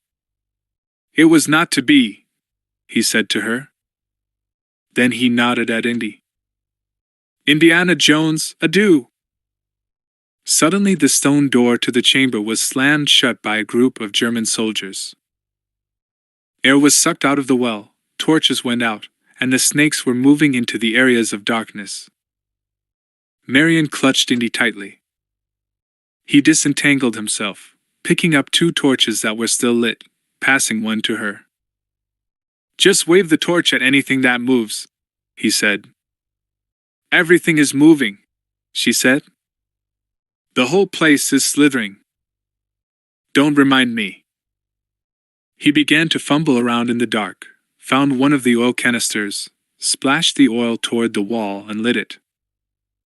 He stared at one of the statues above, feeling the snakes encroach ever closer to him. "What are you doing?" Marion asked. He poured what remained of the oil in a circle around them and set it ablaze. "Stay here." "Why?" "Where are you going?" "I'll be back." "Keep your eyes open and get ready to run." "Run where?" He didn't answer. He moved backward through the flames to the center of the room. Snakes flicked around his heels, and he swung his torch desperately to keep them away. He stared up at the statue, which reached close to the ceiling. From under his robes he took his bullwhip and lashed it through the half-light, watching it curl around the base of the statue. He tugged on it to test its strength, then he began to climb one-handed, the torch in his other hand. He hauled himself up and twisted once to look down at Marion, who stood behind the dwindling wall of flame. She looked lost and forlorn and helpless. He made it to the top of the statue when a snake appeared around the face of the statue, hissing directly into Indy's eyes. Indy shoved his torch into its head, smelled the burning of reptile flesh, watched the snake slip from the smooth stone and fall away. He jammed himself in place, his feet stuck between wall and statue. Let it work, he thought. Snakes were climbing up around the statue, and his torch, failing badly, wouldn't keep them away forever. He flailed with it, striking this way and that, hearing snakes drop and fall into the chamber. Then the torch slipped from his grasp and flickered out as it dropped. Just when you need a light, you don't have one, he thought. And something crawled over his hand. He yelled in surprise. As he did so, the statue gave way, came loose from its foundation and swayed, shivered, tilting at a terrifying angle to the roof of the chamber. Here we go, Indy thought, holding onto this statue as if it were a wild meal. But it was more like a log being clutched in a stormy sea, and it fell. It fell while he struggled to hold on, gathering speed, toppling past the startled Marion, who stood in the dying fires, whizzing past her in the manner of a tree felled by a lumberjack, breaking through the floor of the well and crashing into darkness beyond. Then the voyage astride the statue stopped abruptly when the broken figure hit bottom, and he slid off, stunned, rubbing the side of his head. He fumbled around in the dark for a moment, aware of faint light filtering through the ragged hole from the well. Marion was calling to him. Indy! Where are you? He reached through the hole as she peered into it. "Never ride by statue," he said. "Take my advice. I'll make a point of it." He caught her hand and helped her in. She held the torch over her head. It was a poor light now, but enough for them to see they were inside a maze of interconnected chambers running at angles beneath the well, catacombs that tunneled the earth. "So where are we now?" "Your guess would be as good as mine. Maybe they built the well above these catacombs for some reason. I don't know. It's hard to say. But it's better than snakes." A swarm of distressed bats flew out of the dark, winging around them, beating the air like lunatics. They ducked and passed into another chamber. Marion flapped her hands over her head and screamed. "Don't do that," he said. "It scares me." "How do you think it makes me feel?" They went from chamber to chamber. "There has to be some way out," he said. "The bats are a good sign. They have to find the sky outside for feeding purposes." Another chamber, and here the stench was sickening.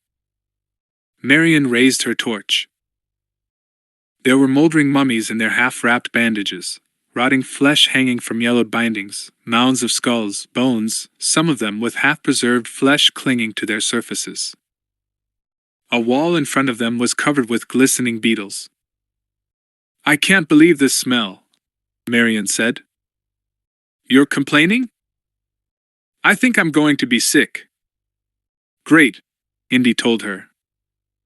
"That'd cap this experience nicely." Marion sighed. "This is the worst place I've ever been." "No, back there was the worst place you've ever been." "But you know what, Indy?" she said. "If I had to be here with anybody." "God, you," he cut her off. "God, you." "That's right. You do." Marion kissed him gently on the lips. The softness of her touch surprised him. He drew his face back, wanted to kiss her again, but she was pointing excitedly at something, and when he turned his face he saw, some distance away, the merciful sight of the desert sun, a dawn sun, white and wonderful and promising. "Thank God," she said. "Thank you like. But we've still got work to do." 10. The Tanis digs, Egypt. They moved among the abandoned excavations, closer to the airstrip that had been hacked out of the desert by the Germans. There were 2 fuel trucks on the strip, a tent supply depot, and someone, clearly a mechanic to judge from his coveralls, standing at the edge of the runway with his hands on his hips, his face turned toward the sky. And then someone else was moving across the strip toward the mechanic, a figure Marion recognized as Dietrich's aide, Gabler. Abruptly, there was a roaring noise in the sky, and from their position behind the abandoned dig, Marion and Indy saw a flying wing make an approach to land. Gabler was shouting at the mechanic, "Get it gassed up at once! It has to be ready to fly out immediately with an important cargo." The flying wing came down, bouncing along the strip. "They're going to put the Ark on that plane," Indy said. "So what do we do then? Wave goodbye?" "No. When the Ark gets loaded, we'll already be on the plane." She looked at him quizzically. "Another of your schemes?" "We've come this far, let's keep going." They moved, scurrying to a place just behind the supply tent. The mechanic was already putting blocks in front of the tires of the flying wing. The German attached the fuel hose to the plane. The propellers were spinning, the engines still roaring in a deafening way. They moved even closer to the strip now, either of them seeing another German mechanic, a fair-haired young man with tattooed arms, come up behind them. He crept toward them with the wrench upraised, his target the base of Indy's skull. It was Marion who saw his shadow first, saw it fall in a blur in front of her. She shouted. Indy turned as the wrench started to drop. He sprang to his feet, grabbed the swinging arm and wrestled the man to the ground while Marion skipped away behind some crates, watching, wondering what she could do to help. Indy and the man rolled out across the strip. The first mechanic moved away from the plane, stood over the two wrestling figures and waited for the chance to launch a kick at Indy. But then Indy was up, agile, turning on the first man and knocking him down with a two-fisted shot. But the man with the tattooed arms was still eager to fight, and they struggled together again, rolling toward the rear of the plane, where the reverse propellers were spinning in a crazy way. You could be mincemeat any second now, Indy thought. He could feel the vicious blades carve the air around him as daggers through butter. He tried to push the young guy back from the props, but the kid was strong. Grunting, Indy caught the kid by the throat and pressed hard, but the German swung away and came back again with a renewed vitality. Marion, watching from the crates, saw the pilot climb out of his cockpit and take a Luger from his tunic, leveling it, looking for a clear shot at Indy. She rushed across the strip, heaved one of the tire blocks from under the wheels and struck the pilot on the side of the skull with it, and he went down, dropping back into the cockpit, settling on the throttle so that the engine revved even harder. The plane began to roll, rotating as if frustrated around its only set of tires that were still blocked. Marion reached for the edge of the cockpit to keep from slipping into the props. Then she bent inside and tried to push the unconscious pilot away from the throttle. Nothing. He was too heavy. The plane was threatening to go out of control and tilt, probably squashing Indy, or cutting him to thin ribbons into the bargain. The things I do for you, Indy, she thought. And she stepped into the cockpit, striking the plexiglass shield, causing it to slide shut above her.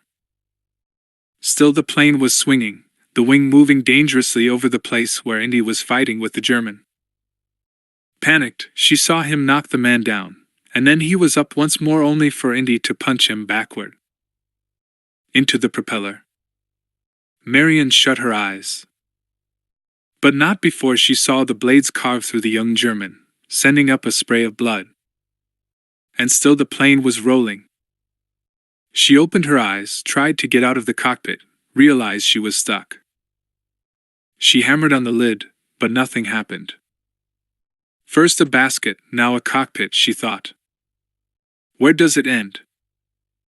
Indy raced toward the plane, watching it tilt, shocked to see Marion hammering against the inside of the cockpit.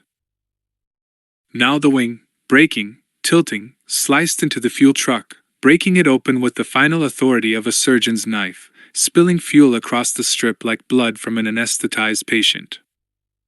Indy began to run, skidding over the gasoline. He struggled for balance, slipped, got up and began to run again. He leaped up onto the wing and clambered toward the cockpit. Get out! This whole thing's going to blow! He shouted at her. He reached for the clasp that would open the cockpit from the outside. He forced it, struggled with it, assailed by the strong smell of fuel flowing from the truck. Trapped, Marion watched him imploringly. The wooden crate, surrounded by 3 armed German soldiers, stood outside the entrance to Dietrich's tent.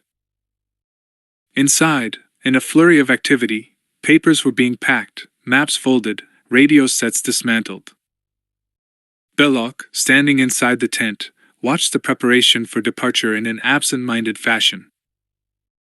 His mind was concerned entirely with what lay inside the crate, the very thing he could hardly wait to examine. It was hard to restrain his impatience, to keep himself in check. He was remembering now the ritual preparations that had to be observed when opening the Arkansas. It was strange how, through the years, he had been making himself ready for this time, and strange, too, to realize how familiar he had become with the incantations. The Nazis wouldn't like it, of course, but they could do what they wanted with the Ark after he'd finished with it. They could pack it off and store it in some god-awful museum for all he cared. Hebraic incantations. They wouldn't like that at all. And the thought caused him some amusement. But the amusement didn't last long because the contents of the crate once more drew his attention. If everything he had ever learned about the Ark was true, if all the old stories concerning its power were correct, he would be the first man to make direct communication with that which had its source in a place, an infinite place, beyond human understanding. He stepped out of the tent. In the distance, flaring like a column of fire that might have been directed from heaven, there was a vast explosion. He realized it was coming from the airstrip. He began to run, driven with anxiety, toward the strip. Dietrich came up behind him, followed by Gobbler, who'd been at the strip only several minutes ago. The fuel trucks had exploded and the airplane was a fiery wreck. "Sabotage," Dietrich said. "But who?" "Jones," Belloc said. "Jones?" Dietrich looked bewildered. "The man has more lives than the proverbial cat," Belloc said. "But a time must come when he has used them all up, no?" They watched the flames in silence.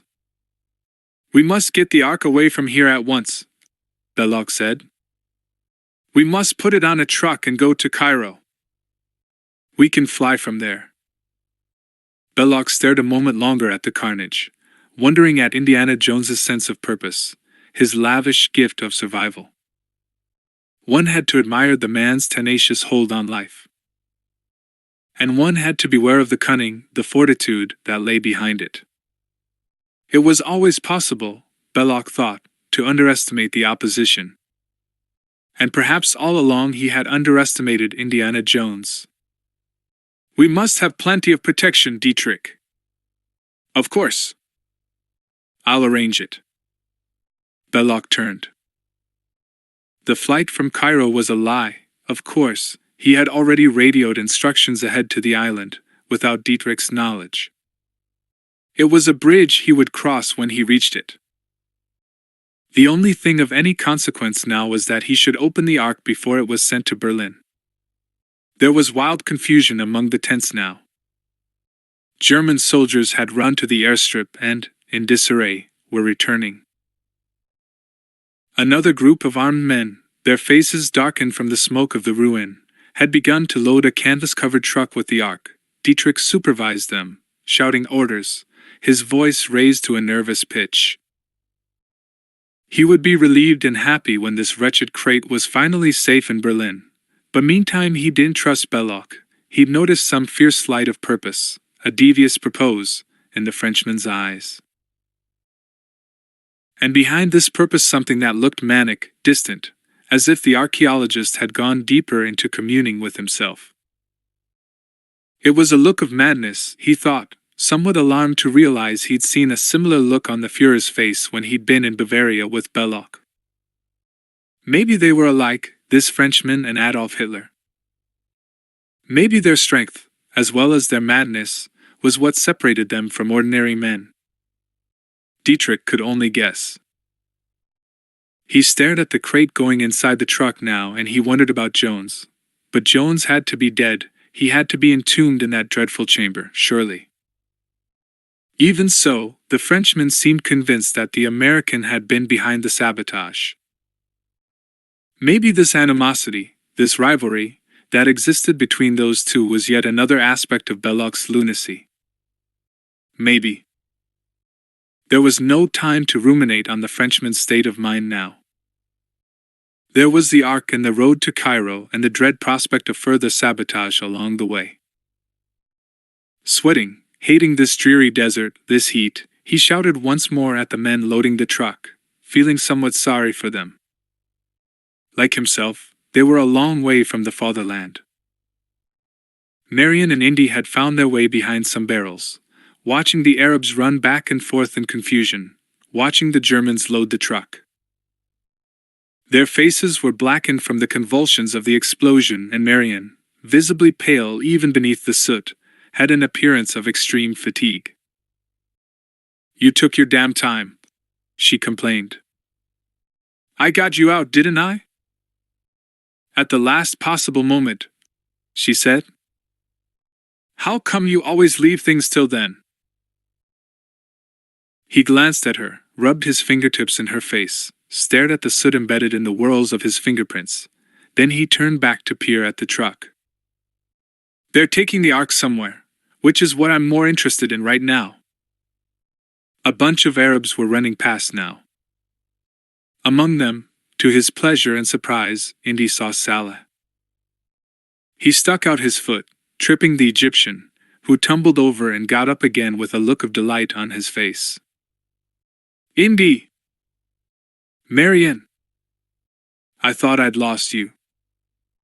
Likewise, Indy said. What happened? They barely pay the Arabs any attention, my friend. They assume we are fools, ignorant fools. Besides, they can hardly tell one of us from the other. I slipped away and they weren't paying close attention in any case. He slid behind the barrels, breathing hard. I assume you caused the explosion. You got it. You don't know they are now planning to take the Ark in the truck to Cairo? Cairo? Presumably Berlin afterward. I doubt Berlin, Indy said. I can't imagine Belloc allowing the Ark to reach Germany before he's dabbled with it. An open staff car drew up alongside the truck. Belloc and Dietrich got inside with a driver and an armed guard. There was the sound of feet scuffling across the sand. 10 or so armed soldiers climbed up into the rear of the truck with the Ark. It's hopeless, Marian said. Indy didn't answer. Watch, he told himself. Watch and concentrate. Think.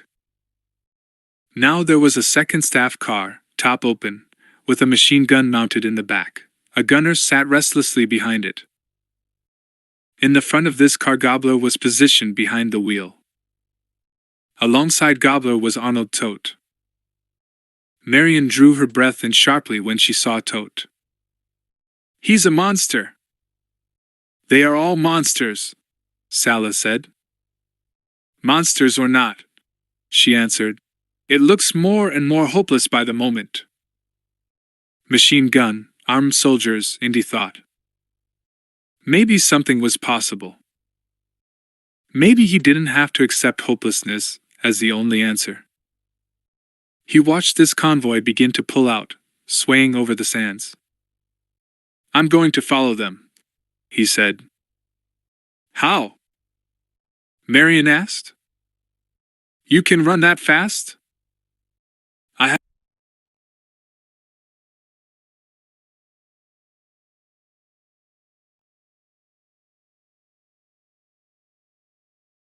You two get back to Cairo as fast as you can and arrange some kind of transportation to England. Anything, a ship, a plane, I don't care. Why England? Marian said. There are no language barriers and no Nazis, Indy said. He looked at Salah. Where can we meet in Cairo? Salah looked thoughtful for a moment. There is Omar's garage, where he keeps his truck. Do you know the Square of Snakes? Gruesome, Indy said. But I couldn't forget that address, could I? In the old city, Salah said. I'll be there. Marian stood up. How do I know you'll get there in one piece? Trust me. He kissed her as she caught his arm. She said, I wonder if a time will come when you'll stop leaving me? He skipped away, weaving between the barrels. We can use my truck, Salah said to Marian after he'd gone. Slow but safe. Marian stared into space. What was it about Indy that so affected her anyhow? He wasn't exactly a tender lover, if he could be called a lover of any kind. And he leaped in and out of her life in the manner of a jumping bean. So what the devil was it? Some mysteries you just can't get to the bottom of, she thought. Some you don't even want to. Indy had seen the stallions tethered to poles in a place between the abandoned airstrip and the excavations, 2 of them, a white Arabian and a black one, shaded from the sun by a strip of green canvas. Now, having left Marion and Sala, he ran toward the stallions, hoping they'd still be there. They were. My lucky day, he thought. He approached them cautiously. He hadn't ridden for years, and he wondered if it was true that horseback riding, like bicycle riding, was something you never forgot once you'd learned it. He hoped so. The black stallion, snorting, pounding the sand with its hooves, reared up as he came near. The white horse, on the other hand, regarded him in a docile way. He heaved himself up on its white back, tugged at its mane, and felt it buck mildly, then move in the direction of his tugging. Go, he thought, and he rode the animal out of the canvas shelter, digging its sides with his heels. He galloped the animal, forcing it across the dunes, down gullies, over ridges. It moved beautifully, responding to his gestures without complaint. He had to cut the convoy off somewhere along the mountainous roads between here and Cairo. After that, what the hell? There was much to be said for spontaneity and the thrill of the chase. The convoy struggled along a narrow mountain road that rose higher and higher, moving through hairpin turns that overlooked passes whose depths caused vertigo. Indy, astride the stallion, watched it go. It labored, grinding upward, some distance below him. And the guys in the trucks, uniformed zombies that they might be, still had rifles, and you had to respect, with great caution, any armed man. Especially when they were component parts of a small army and you, with more reckless courage than reason, were alone on an Arabian horse. He urged the steed down a slope now, a slope of scrub and shale and soft soil, and its hooves created tiny avalanches. Then he hit the strip of road behind the rear staff car, once again hoping he wouldn't be seen. Fat chance, he thought. He made the animal weave just as the gunner in the rear car opened fire, spraying the soft surface of the road with bullets that made the horse dance. The bullets echoed against the sides of the mountain. He drove the horse harder now, almost breaking the animal, and then he was passing the staff car, seeing the surprised faces of the Germans inside. The gunner swung his machine gun and it spluttered, kicked, running out of ammunition as he blasted futilely away at the man on the horse. Tote, seated beside the driver, pulled a pistol, but Indy was already obscured from the staff car by the truck, riding alongside the cab now. The German fired the pistol anyway. His shots ripped through the canvas of the truck. Take your chance now, Indy thought. He jumped from the animal, spun through the air, caught the side of the cab and swung the door open as the armed guard riding with the driver tried to raise his rifle. Indy grappled with him for the weapon, twisting it this way and that while the guard grunted with the effort of a combat in which he didn't have the privilege of using his gun.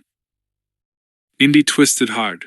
He heard the sudden sickening sound of wrists breaking, the cry of the man's pain, and then Indy forced the guard to drop from the cab out onto the road. Now the driver. Indy struggled with him, a stout man with gold teeth, as the steering wheel spun and the truck lunged toward the precipice. Indy reached for the wheel, pulling the truck back, and the driver struck him hard on the face. Indy was stunned a moment. The driver tried to brake. Indy kicked his foot away. And then they were struggling together again as the wheel went into a purposeless spin and the track swerved. In the staff car behind, Gobbler had to swing his wheel to avoid the truck, a spin so sharp and so abrupt that the gunner in the rear was flipped from the side of the auto and over the edge of the cliff. He fell like a kite weighted with lead, arms outstretched and wind rushing through his hair, and the sound of his scream echoed in the canyon below. In the lead staff car, Belloc turned to see what was going on. Jones, he thought. It had to be Jones, still trying to get the Arkansas. The prize will never be yours, friend, he thought. He stared at Dietrich, then he looked back once more, but sunlight obscured the view into the cab of the truck behind. I think there is a problem, Belloc said casually. The car reached a summit, made a hairpin turn, struck the frail guardrail at the edge and bent it. The driver managed to get the car straight again, while the armed guard, seated in the rear of the car, leveled his submachine gun and trained it on the window of the cab. Belloc restrained him. "If you shoot, you may kill the driver. If you kill the driver, your Führer's little Egyptian prize will very likely plummet over the side. What would I tell them in Berlin?" Looking worried, Dietrich managed to nod in a grim way. "Is this more of your American friend's antics, Belloc?" "What he hopes to achieve against such odds escapes me," Belloc said. "But it also scares me. If anything happens to the Ark." Dietrich didn't finish his sentence, but he might have drawn an index finger, like a blade, across his larynx. "Nothing will happen to the Ark," Belloc said. Indy had his hands around the driver's neck now, and the truck once again went out of control, spinning toward the broken guardrail, striking it flat, stirring up a cloud of dense dust before Indy caught the wheel and brought the truck back from the edge. In the staff car at the rear, the dust blinded Gobbler and Tote, who was still holding his pistol in a useless manner. Gobbler, his throat thick from the dust, coughed. He tried to blink the dust out of his eyes, but he blinked too late. The last thing he saw was the broken guardrail. The last thing he heard, the abrupt, fearful scream of Tote. The staff car, inexorably drawn to the edge of the pass as an iron filing to a magnet, went through the guardrail and dipped into space, seeming to hang for a second in some travesty of gravity before dropping, exploding in a wild burst of flame as it bounced down the side of the pass. Damn, Indy thought. Whenever he tackled the driver, the truck almost carried them to certain death. And the guy was strong, the stoutness concealing a layer of muscle, hard muscle. From the corner of his eye, Indy was conscious of something else. He glanced at the side mirror. Soldiers were clambering around the side of the truck, hanging on through fear and determination, making their way toward the cab. In one savage burst of strength, Indy shoved the driver away, slid the door open behind the wheel, and kicked him out of the cab. The man bounced away in dust and screams, arms thrashing the air. Sorry, Indy thought. He seized the wheel and pressed the gas, gaining on the front staff car. Then there was a sudden darkness, a short tunnel cut into the side of the mountain.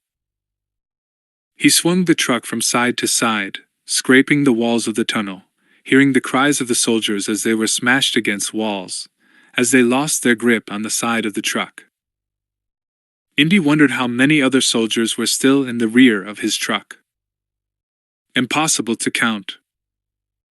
Out of the tunnel now, back in the hard daylight, he drove against the staff car, bumped it, and watched the face of the armed guard as he looked upward, pointed.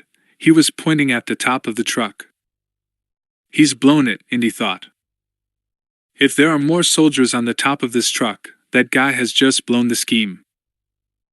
Better safe than sorry, he told himself, suddenly slamming on the brakes, locking the wheels, making the truck skid to a halt. He saw two soldiers thrown from the roof of the truck, shattered against the side of the mountain. They were coming down from the high mountain road now. Indy put his foot on the gas, pressuring the staff car, bumping it. A good feeling, he thought, to know they won't take a chance on killing you because of your precious cargo. He enjoyed the sudden sensation of freedom, banging again and again at the rear bumper of the car, watching Belloc and his German friends being shaken, rattled. But he knew he'd have to get ahead of them sooner or later. Before Cairo, he'd have to be in front of them.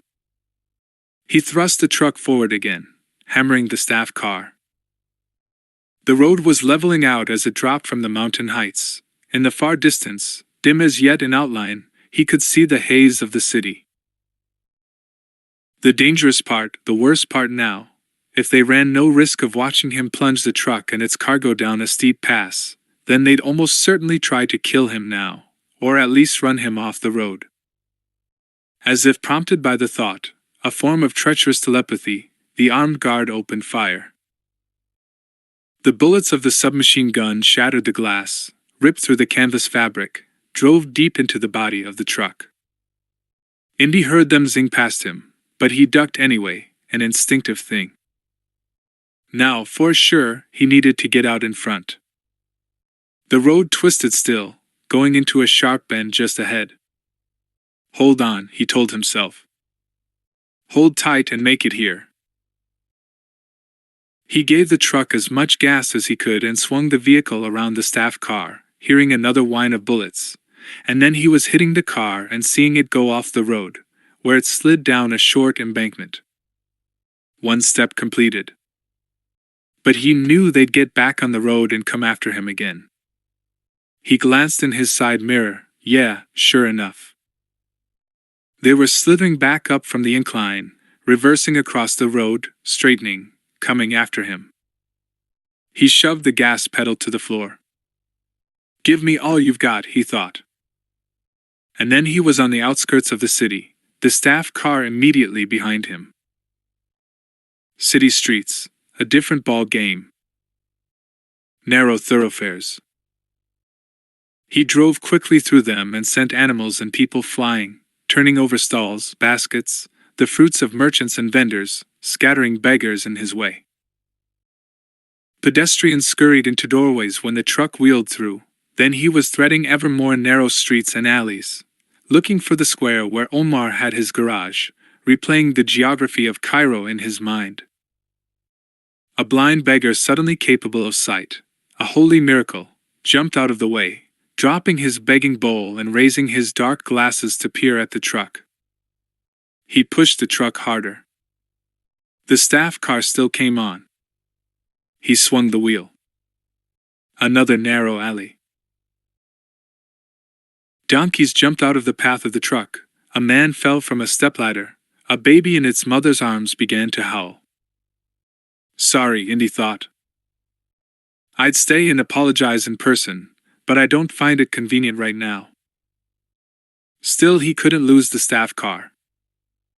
Then he was in the square.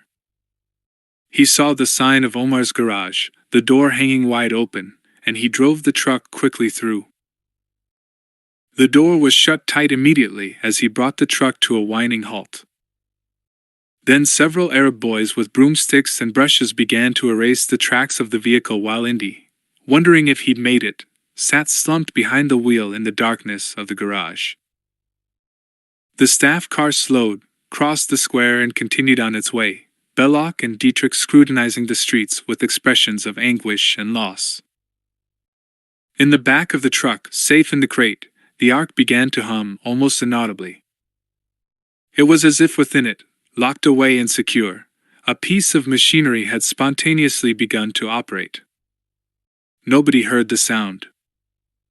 It was dark when Salah and Marion arrived at the garage. Indy had fallen asleep briefly in a cot Omar had provided, waking alone and hungry in the silent darkness. He rubbed his eyes when an overhead lamp was turned on.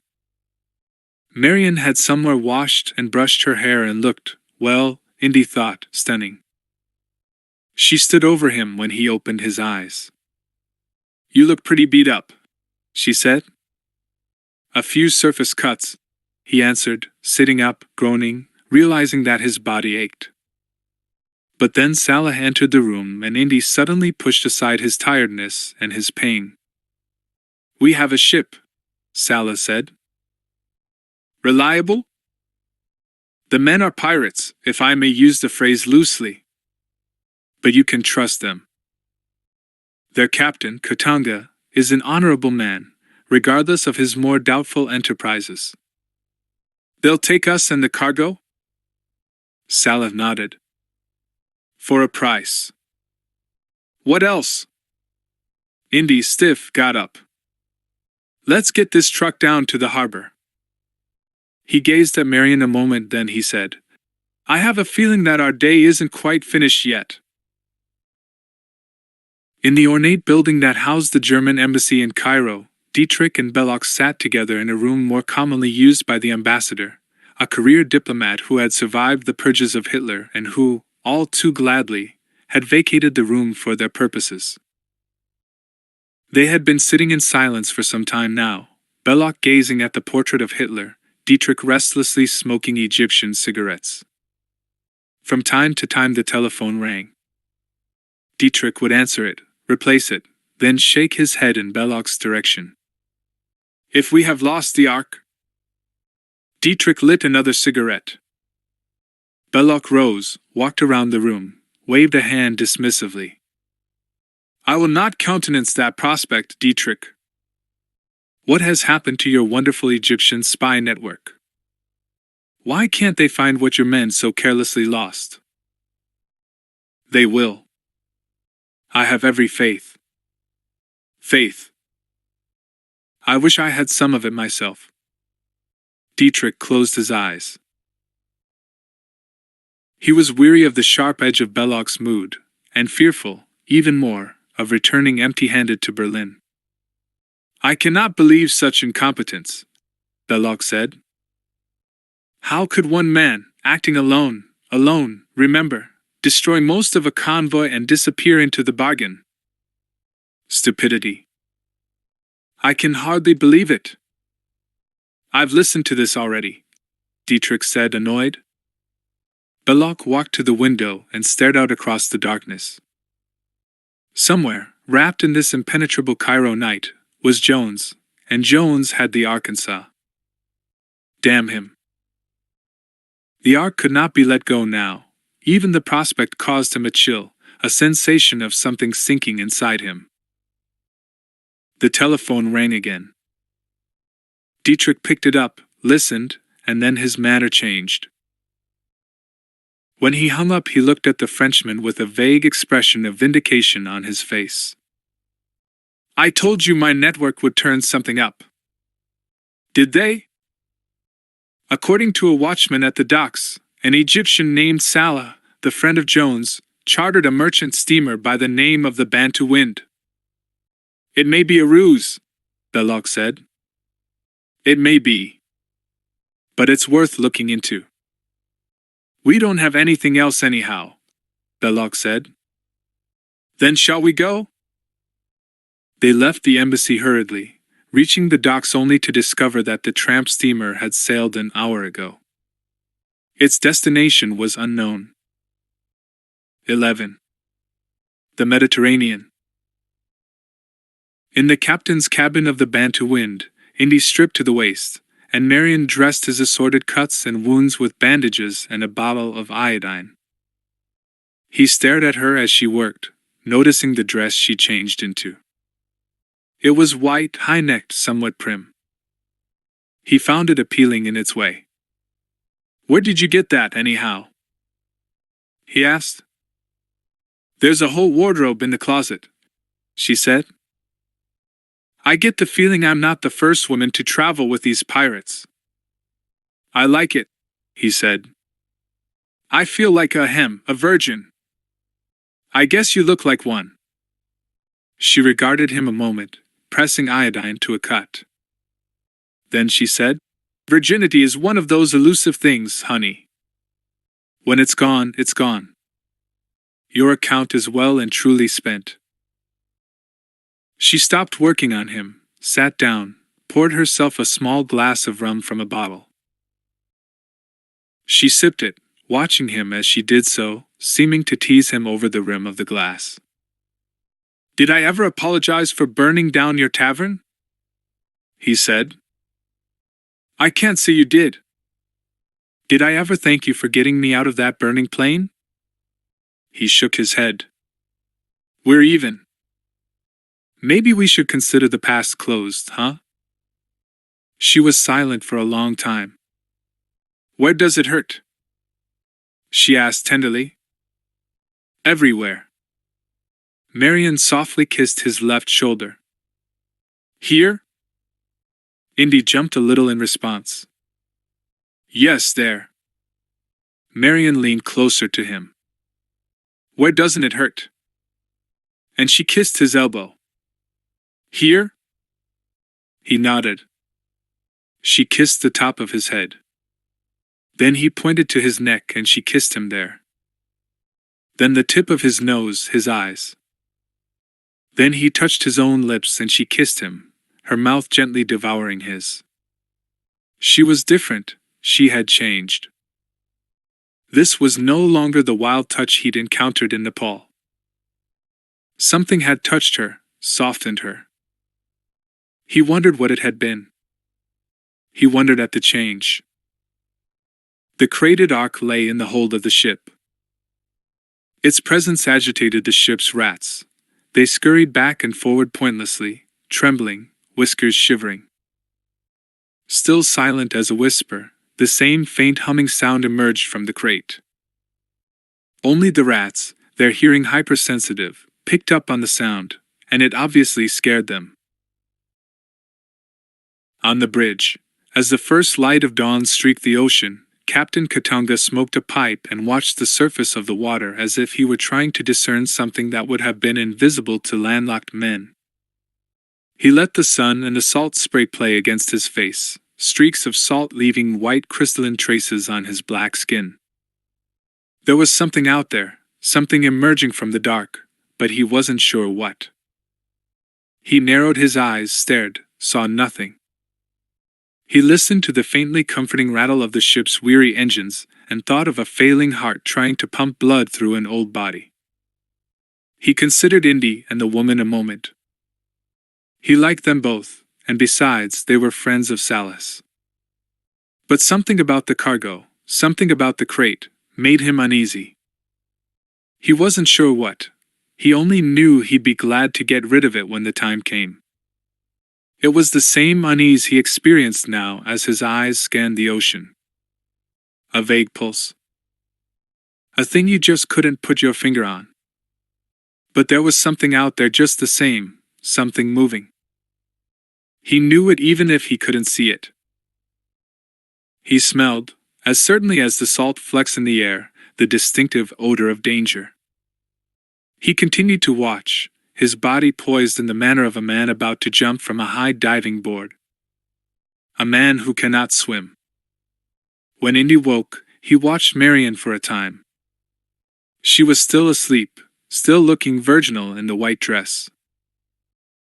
She had her face tilted to one side, and her mouth was slightly open.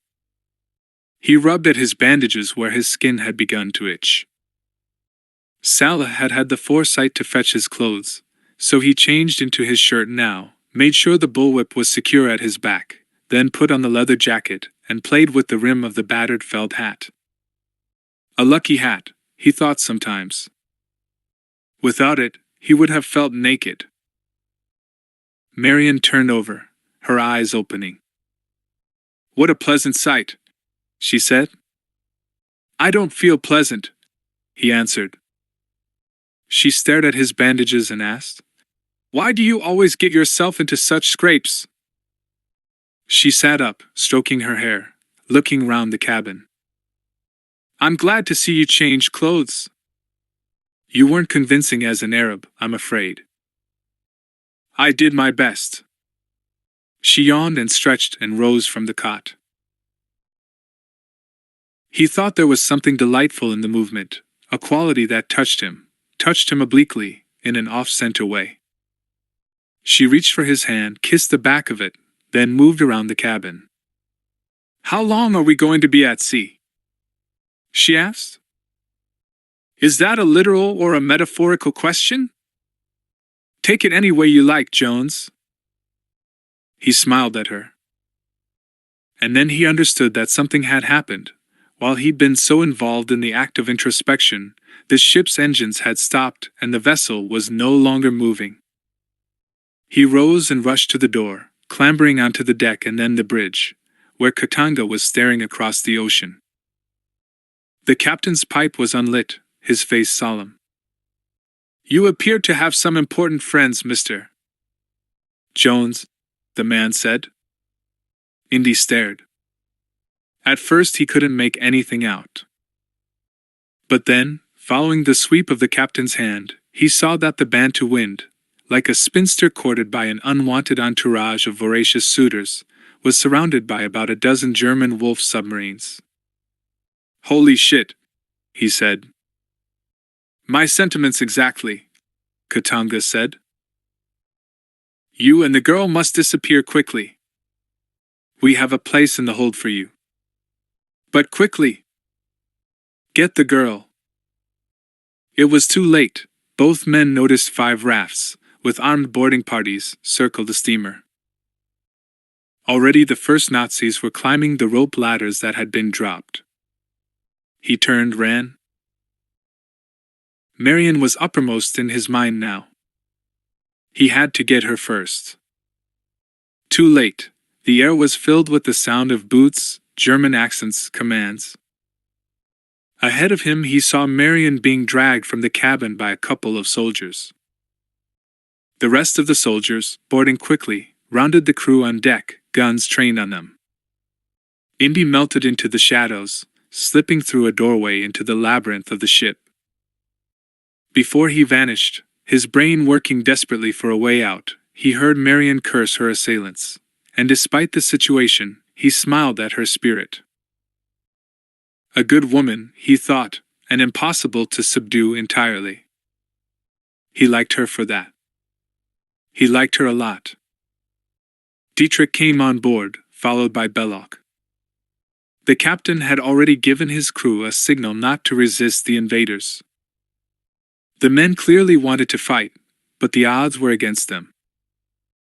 So they lined up sullenly under the German guns as Belloc and Dietrich strode past, shouting orders, sending soldiers scampering all over the ship for the Ark. Marion watched as Belloc approached her. She felt something of the same vibrations as before, but this time she was determined to fight them, determined not to yield to whatever sensations the man might arouse in her. My dear, Belloc said, you must regale me with the tale, no doubt epic, of how you managed to escape from the well. It can wait until later, though. Marion said nothing.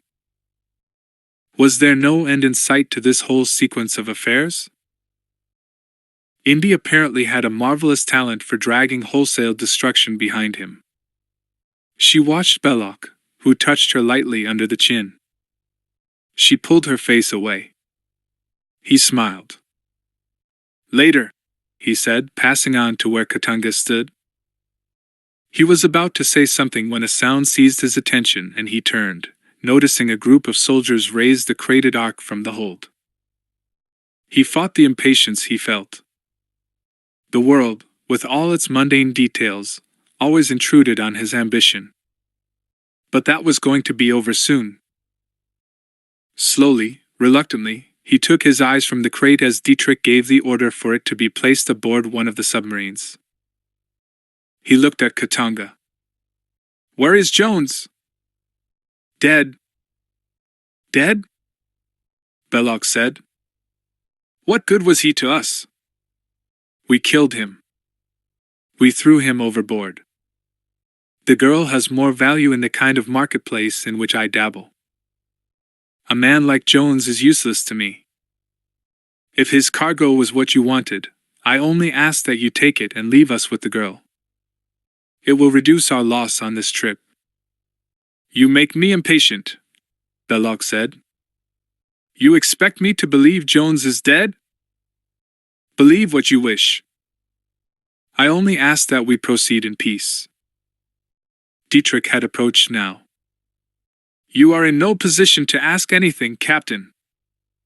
We will decide what we wish to decide, and then we must consider the question of whether we will blow this ancient ship out of the water. The girl goes with me, Belloc said. Dietrich shook his head. Belloc continued, Consider her part of my compensation. I'm sure the Führer would approve. Given that we have obtained the Ark, Dietrich. Dietrich appeared hesitant. If she fails to please me, of course, you may throw her to the sharks for all I care. Very well, Dietrich said. He noticed a brief expression of doubt on Belloc's face, then signaled for Marion to be taken aboard the submarine. Indy watched from his hiding place in an air ventilator, his body hunched and uncomfortable. Boots scraped the deck unpleasantly close to his face, but he hadn't been discovered. Katanga's lie seemed feeble to him, a desperate gesture if a kind one. But it had worked. He peered along the deck, thinking. He had to go with the submarine, he had to go with Marion, with the Arkansas. How? Exactly how? Belloc was watching the captain closely. How do I know you are telling the truth about Jones? Katanga shrugged. I don't lie. He stared at the Frenchman. This one he didn't like at all. He felt sorry for Indy for having an enemy like Belloc. Have your people found him on board? The seaman asked. Belloc considered this. Dietrich shook his head. The German said, Let us leave. We have the Arkansas. Alive or dead, Jones is of no importance now. Belloc's face and his body went tense a moment. Then he appeared to relax, following Dietrich from the deck of the tramp steamer. Indy could hear the rafts leaving the sides of the Bantu wind. Then he moved quickly, emerging from his place of concealment, and running along the deck. Aboard the submarine, Belloc entered the communications room. He placed their phones on his head, picked up the microphone and uttered a call signal. After a time he heard a voice broken by static. The accent was German. Captain Moeller. This is Belloc. The voice was very faint, distant. Everything has been prepared in accordance with your last communication, Belloc. Excellent. Belloc took the headphones off. Then he left the radio room, walking toward the small forward cabin, where the woman was being held. He stepped inside the room. She sat on a bunk, her expression glum. She didn't look up as he approached her. He reached out, touched her lightly under the chin, raised her face. You have nice eyes, he said. You shouldn't hide them. She twisted her face to the side. He smiled. I imagined we might continue our unfinished business. She got up from the bunk, went across the room. We don't have any unfinished business. I think we do. He reached out and tried to hold her hand. She jerked her arm free of him. You resist? You didn't resist before, my dear. Why the change of heart? Things are a little different, she answered. He regarded her in silence for a time. Then he said, You feel something for Jones? Is that it? She looked away, staring vacantly across the room. Poor Jones, Belloc said. I fear he's destined never to win anything. What is that supposed to mean? Belloc went toward the door. There, on his way out, he turned around. You don't even know, my dear, if he's alive or dead. Do you? Then he closed the door and moved into the narrow passageway. Several seamen walked past him. They were followed by Dietrich, whose face was angry stern. It amused Belloc to see this look. In his anger, Dietrich looked preposterous, like an enraged schoolmaster powerless to punish a recalcitrant pupil. Perhaps you would be good enough to explain yourself, Belloc. What is there to explain?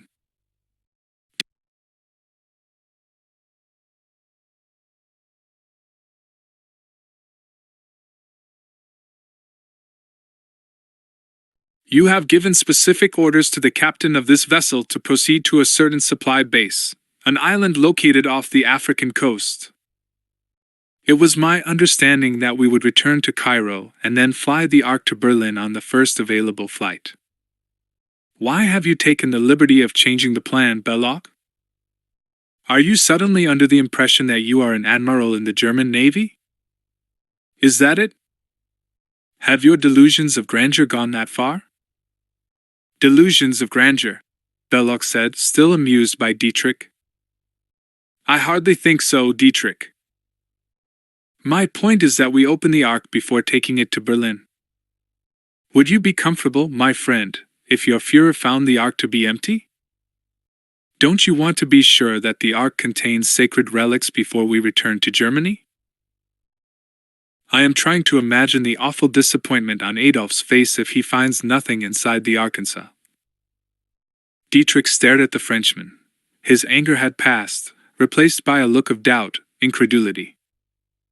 I don't trust you, Belloc. I have never trusted you. Thank you. Dietrich paused before going on. I find it curious that you want to open the Ark on some obscure island instead of taking the more convenient route, namely Cairo. Why can't you look inside your blessed box in Egypt, Belloc? It wouldn't be fitting, Belloc said. Can you explain that? I could, but you would not understand, I fear. Dietrich looked angry. He felt his authority once more had been undermined, but the Frenchman had the Führer as an ally. What could he do faced with that fact? He turned quickly and walked away. Belloc watched him go. For a long time the Frenchman didn't move. He felt a great sense of anticipation all at once, thinking of the island. The Ark could have been opened almost anywhere. In that sense Dietrich was correct. But it was appropriate, Belloc thought, that it should be opened on the island. It should be opened in a place whose atmosphere was heavy with the distant past, a place of some historic importance. Yes, Belloc thought. The setting had to match the moment. There had to be a correspondence between the Ark and its environment. Nothing else would do. He went to the small supply cabin where the crate lay. He looked at it for a while, his mind empty. What secrets? What can you tell me? He reached out and touched the crate. Did he simply imagine he felt a vibration from the box? Did he simply imagine he heard a faint sound? He closed his eyes, his hands still resting on the wooden surface. A moment of intense awe. He could see some great void, a sublime darkness, a boundary he would step across into a place beyond language and time.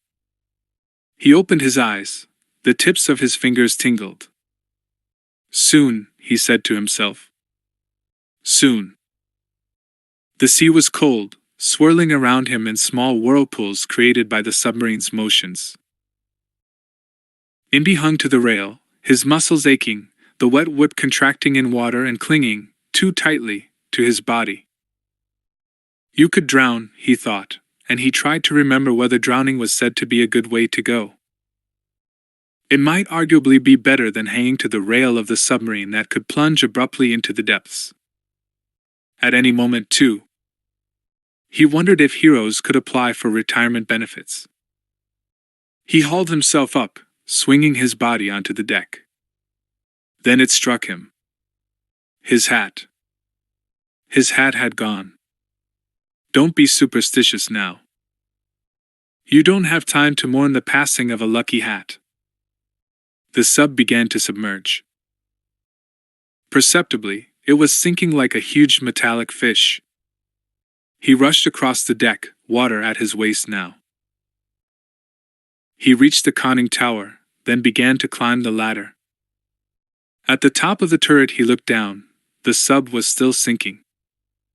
Water was rushing, wildly swirling foam, toward him. The turret was being consumed by the rising water, and then the radio mast was sinking too.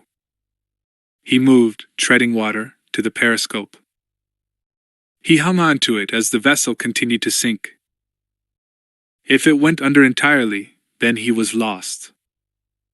The periscope started to go down, too. Down and down, while he gripped it. Please, he thought, please don't go down any further. But this is what comes of trying to stow yourself away on a German submarine. You can't expect the old red carpet treatment, can you? Freezing, shivering, he hung on to the periscope, and then, as if some merciful divinity of the ocean had heard his unspoken prayers, the vessel stopped its dive. It left only 3 feet of the periscope out of water. But 3 feet was something to be thankful for. 3 feet was all he needed to survive. Don't sink any deeper, he thought. Then he realized he was talking aloud, not thinking. It might have been, in other circumstances, funny, trying to hold a rational conversation with several tons of good German metal. I'm out of my mind. That's what it is. And all this is just hallucination. A nautical madness. Indy took the bullwhip and lashed himself to the periscope, hoping that if he fell asleep he wouldn't wake to find himself on the black ocean bottom, or worse, food for the fishes. The cold seeped through him. He tried to stop his teeth from knocking together. And the bullwhip, heavy with water, was cutting into his skin.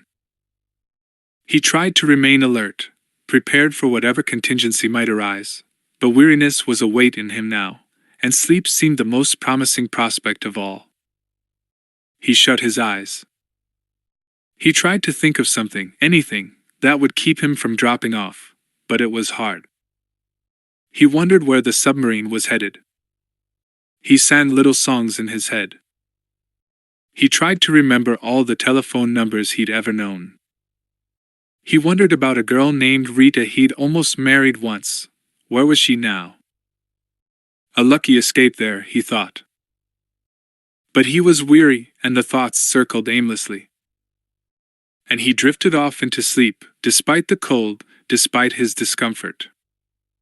He drifted away, the sleep dreamless and dead. When he woke it was daylight, and he wasn't sure how long he'd slept, whether he'd slept a whole day away. He could no longer feel his body, total numbness. And his skin was puckered from the water, fingertips soft and wrinkled.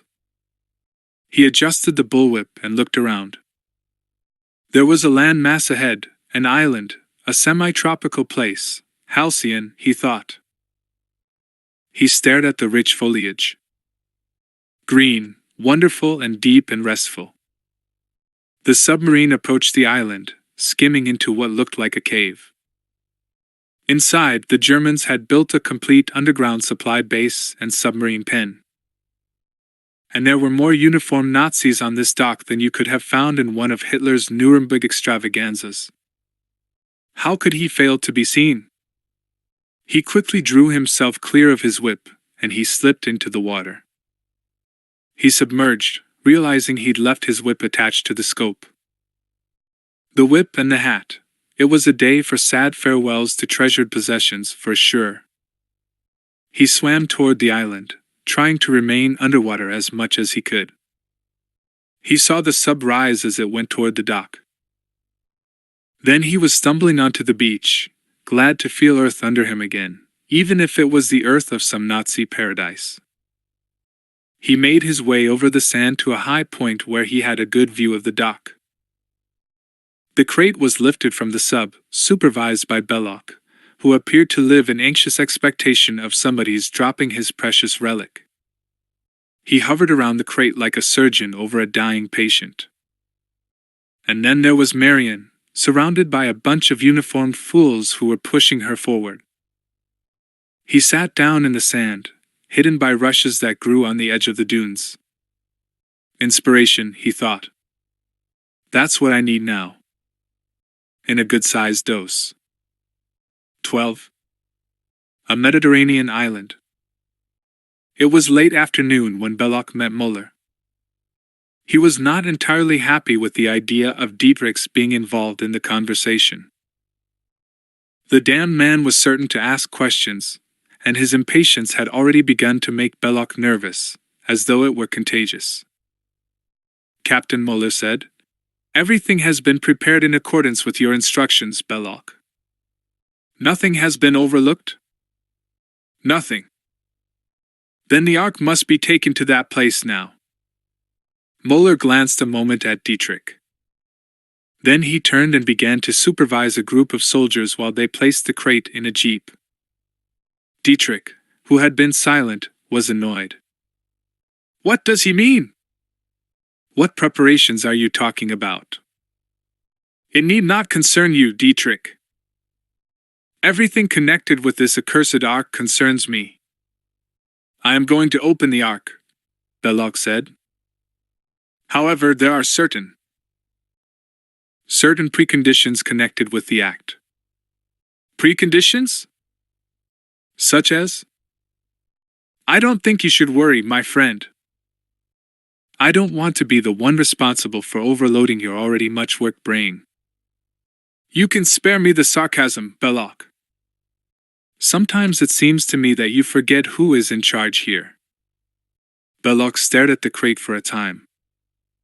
You must understand, it is not simply the act of opening a box, Dietrich. There is a certain amount of ritual involved. We are not exactly dealing with a box of hand grenades, you understand. This is not any ordinary undertaking. What ritual? You will see in good time, Dietrich. However, it need not alarm you. If anything happens to the ark, Belloc, anything, I will personally pull the hanging rope on your scaffold.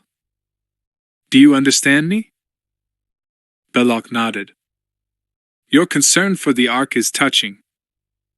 But you needn't worry.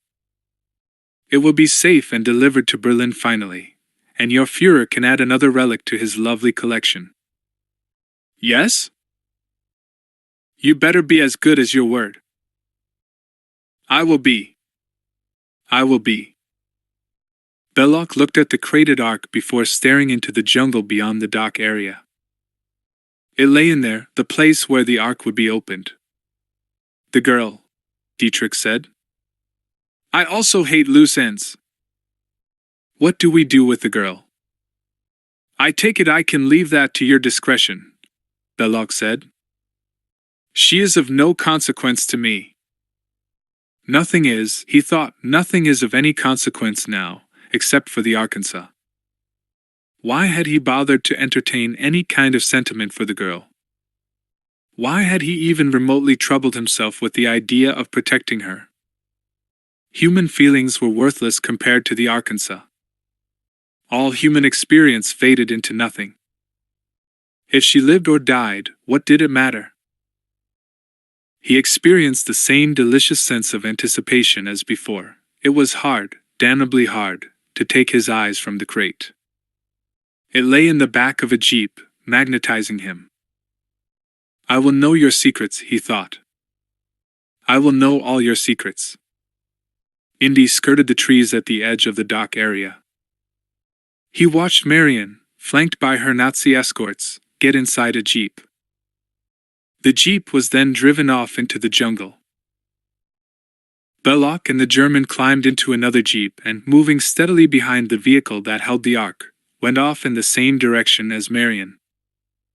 Where the hell are they going? Indy wondered. He began to move silently through the trees. The German appeared in front of him, a materialization looming over him. He reached for his holster, but before he could get his pistol out, Indy picked up the branch of a tree, a slab of rotted wood, and struck him hard across the throat.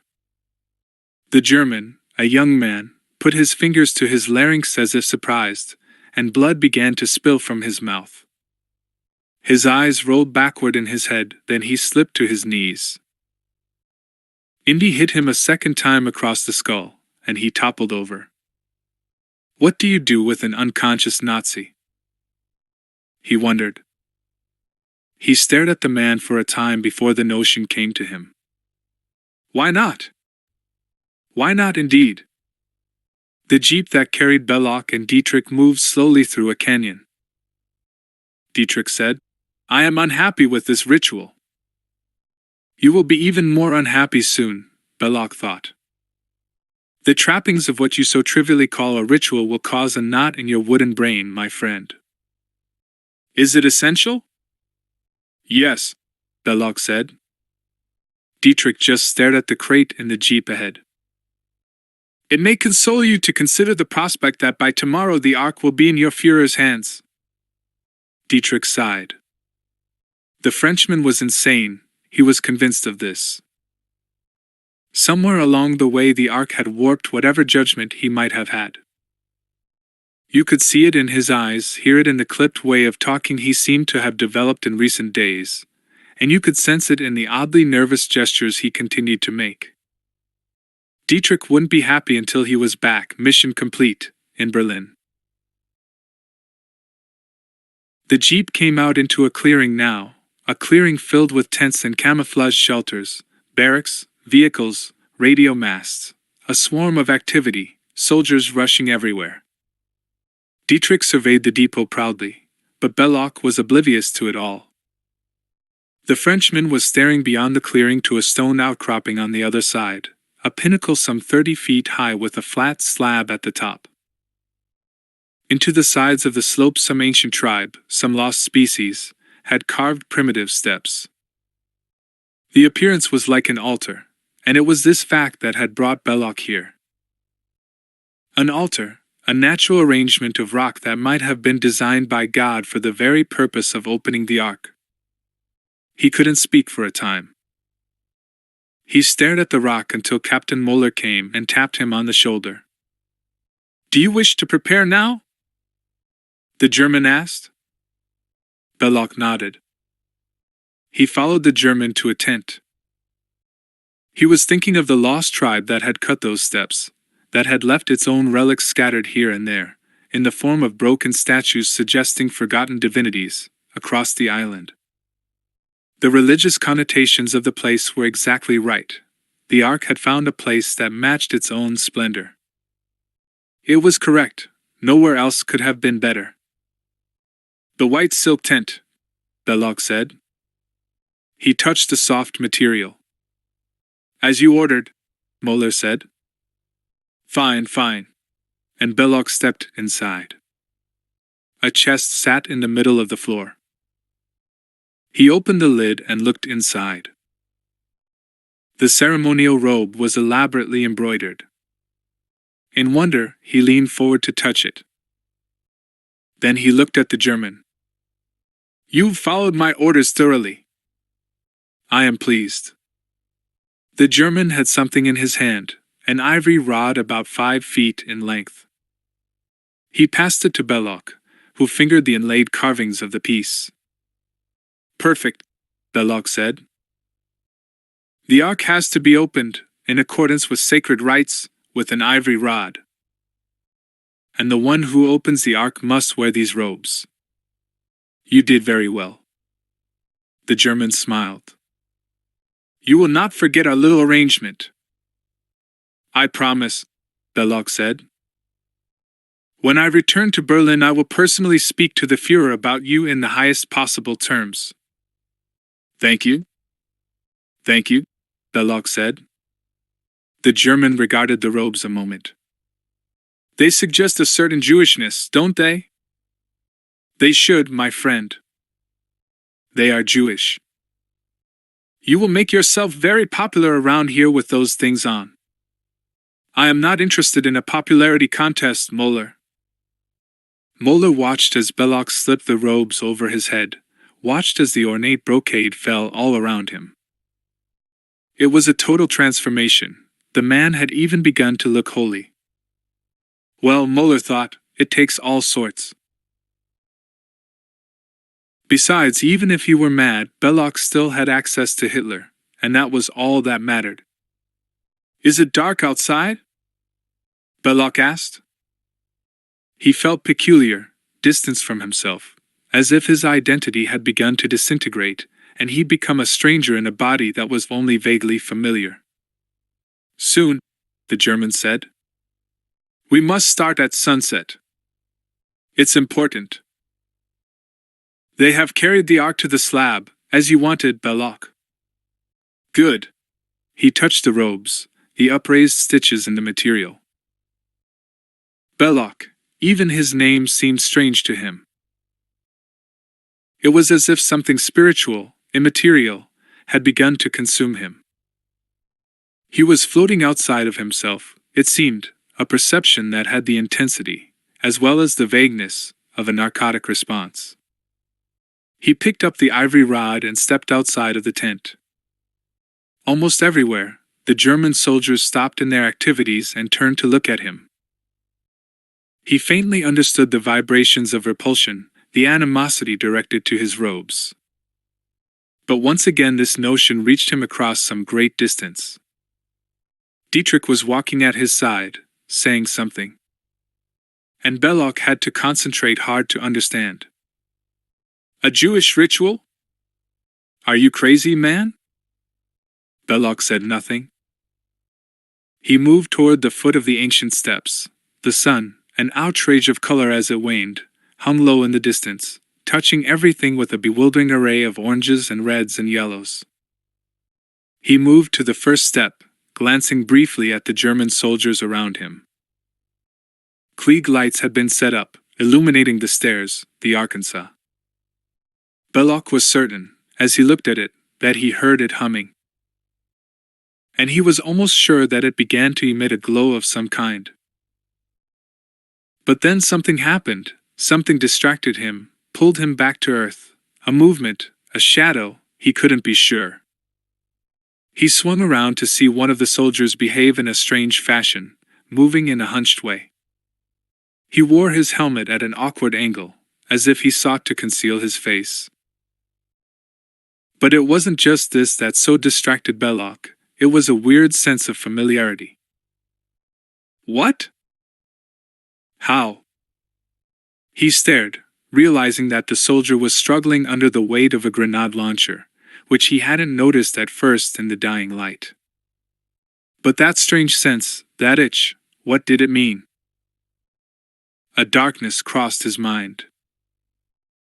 A darkness that was lit only when the soldier removed his helmet and leveled the grenade launcher up the steps at the ark, which had been decrated and looked vulnerable up on the slab. "Hold it," Indy shouted. "One move from anybody and I'd blow that box back to Moses." "Jones, your persistence surprises me." "You are going to give mercenaries a bad name," Belloc said. Dietrich interrupted. "Doctor Jones, surely you don't think you can escape from this island?" "That depends on how reasonable we're all willing to be. All I want is the girl. We'll keep possession of the ark only until we've got safe transport to England. Then it's all yours. If we refuse?" Dietrich wanted to know. "Then the ark and some of us are going up in a big bang. And I don't think Hitler would like that a bit." Indy began to move toward Marion, who was struggling with her bonds. "You look fine in a German outfit, Jones," Belloc said. "You look pretty good in your robes too." But somebody else was moving now, approaching Indy from behind. And even as the girl began to scream in warning, Belloc recognized Moeller. The captain threw himself at Indy, knocking the weapon from his hand and bringing him to the ground. Jones, a gallant heart, Belloc thought, a reckless courage, lashed out at the soldier with his fist, then drove his knee upward in Moeller's groin. The captain groaned and rolled away, but Indy was already surrounded by soldiers, and although he fought them, although he fell kicking amid a bunch of helmets and jackboots, he was overpowered by numbers. Belloc shook his head and smiled in a pale way. He looked at Indy, who was being pinned by soldiers. "A good try, Jones." "A good effort." And then Dietrich was coming through the ranks. "Foolish, very foolish," he said. "I cannot believe your recklessness." "I'm trying to give it up," Indy said. He struggled with the soldiers who held him, useless. "I have the cure for it," Dietrich said. He took his pistol from its holster, smiling. Indy stared at the gun, then glanced at Marion, who had her eyes shut tight and was sobbing in a broken way. Dietrich raised the pistol, aimed. "Wait!" Belloc's voice was thunderous, awesome, and his face looked malign in the intense light of the Klieg lamps. The gun in Dietrich's hand was lowered. Belloc said, "This man has been an irritation to me for years, Colonel Dietrich. Sometimes, I admit, he has amused me. And although I would also like to witness his end, I would like him to suffer one last defeat. Let him live until I have opened the Arkansas. Let him live that long. Whatever treasures may lie in the ark will be denied him. The contents will be hidden from his view. I enjoy the idea. This is a prize he has dreamed of for years, and now he will never get any closer to it. When I have opened the ark, you can dispose of him. For now, I suggest you tie him up beside the girl. And Belloc laughed, a hollow laugh that echoed in the darkness. Indy was dragged to the statue and bound against it, his shoulder to Marian's. I'm afraid, Indy, she said. There's never been a better time for it. The ark began to hum, and Indy turned to watch Belloc climb the steps to the altar. It galled him to think of Belloc's hands on the ark, Belloc opening it. The prize. And he would see none of it. You live a lifetime with the constant ambition of reaching a goal, and then, when it's there, when it's in front of you, wham, all you have left is the bitter taste of defeat. How could he watch the insane Frenchman, dressed like some medieval rabbi, go up the steps to the ark? How could he not watch? I think we're going to die, Indy, Marian said. Unless you've figured something out. Indy, barely hearing her, said nothing. There was something else now, something that was beginning to intrude on his mind, the sound of humming, low and constant, that seemed to be emerging from the Arkansas. How could that be? He stared at Belloc as the robed figure climbed to the slab. So how do we get out of this? Marian asked again. God knows. Is that a play on words? She said. Maybe. It's a hell of a time to be making bad jokes, Jones. She turned to him. There were circles of fatigue under her eyes. Still, I love you for it. Do you? Love you? Sure. I think it's reciprocal, Indy said, a little surprised at himself. It's also somewhat doomed, Marian said. We'll see. Belloc, remembering the words of an old Hebraic chant, words he'd remembered from the parchment that had had the picture of the headpiece, started to sing in a low, monotonous way. He chanted as he climbed the steps, hearing the sound of the ark accompany his voice, the sound of humming. It was growing in intensity, rumbling, filling the darkness. The ark's power, the ark's intense power. It moved in Belloc's blood, bewildering, demanding to be understood. The power. The knowledge. He paused near the top of the steps, chanting still but unable to hear his own voice now. The humming, it was growing, slicing through the night, filling all the silences. Then he climbed more, reached the top, stared at the Arkansas. Despite the dust of centuries, despite neglect, it was the most beautiful thing Belloc had ever seen. And it glowed, feebly at first and then more brightly, as he looked at it. He was filled with wonder, watching the angers, the shining gold, the inner glow. The noise, too, rumbled through him, shook and surprised him. He felt himself begin to vibrate, as if the tremor might cause him to disintegrate and go spinning out into space. But there wasn't space, there wasn't time. His entire being was defined by the ark, delineated by this relic of man's communication with God.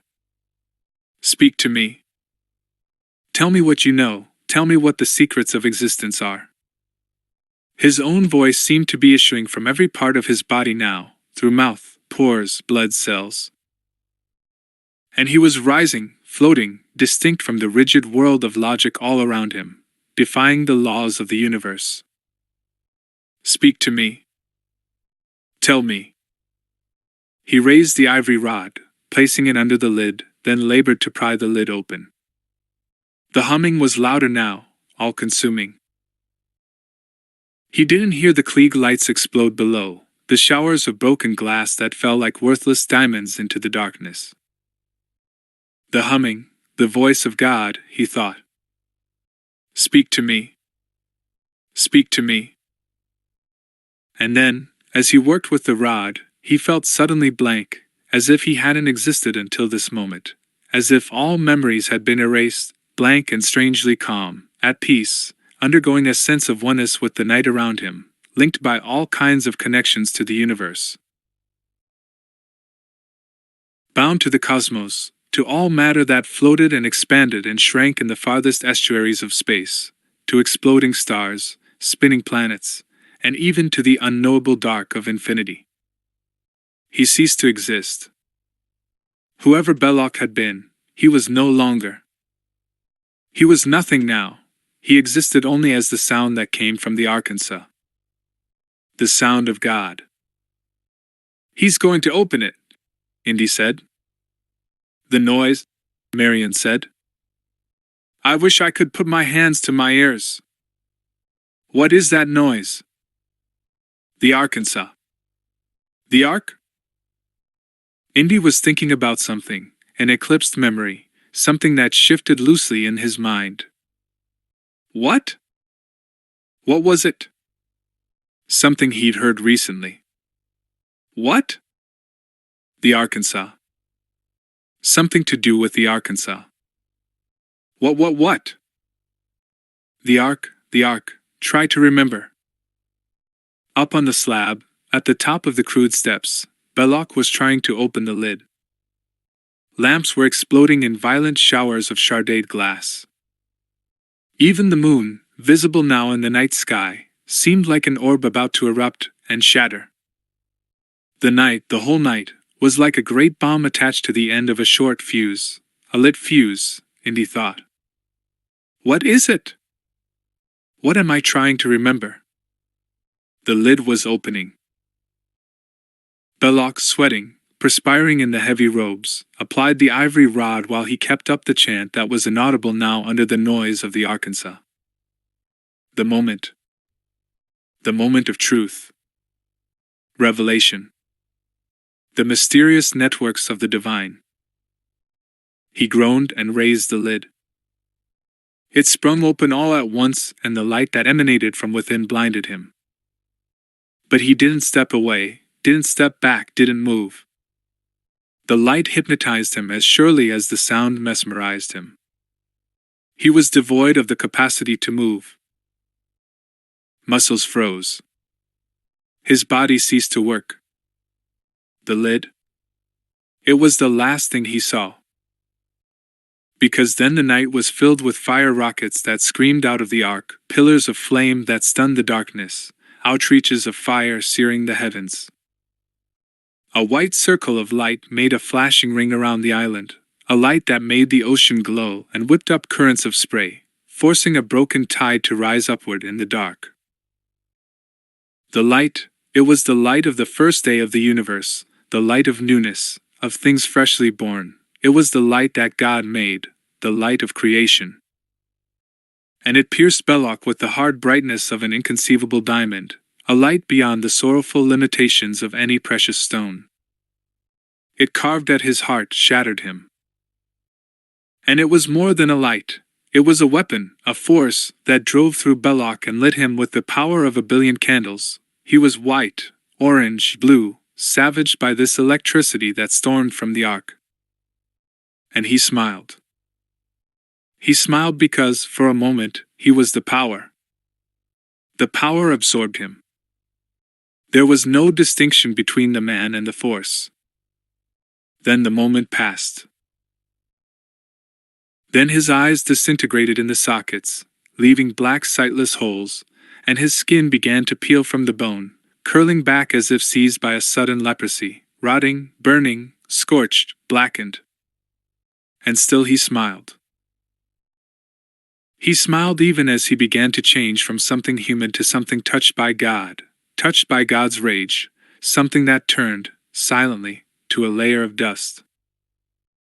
When the lights began to shaft the dark, when the entire sky was filling with the force of the ark, Indy had involuntarily shut his eyes, blinded by the power. And then all at once he remembered what had eluded him before, the night he'd spent in the bows of Imam. Those who would open the ark and release its force will die if they look upon it. Keep your noise.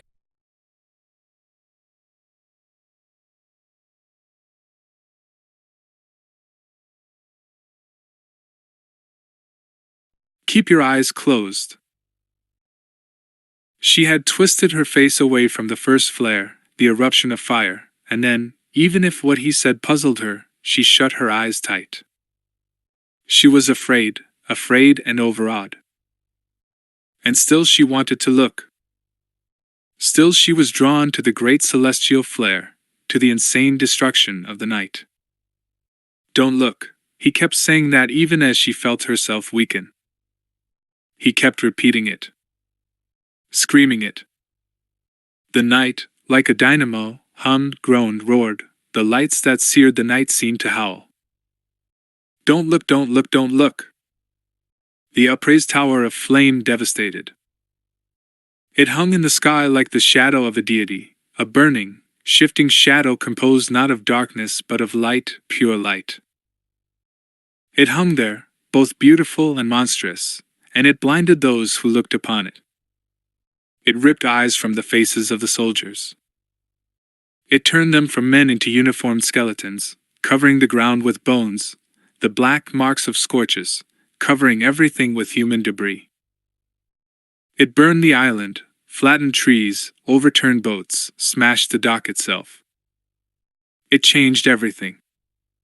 Fire and light. It destroyed as though it were an anger that might never be appeased.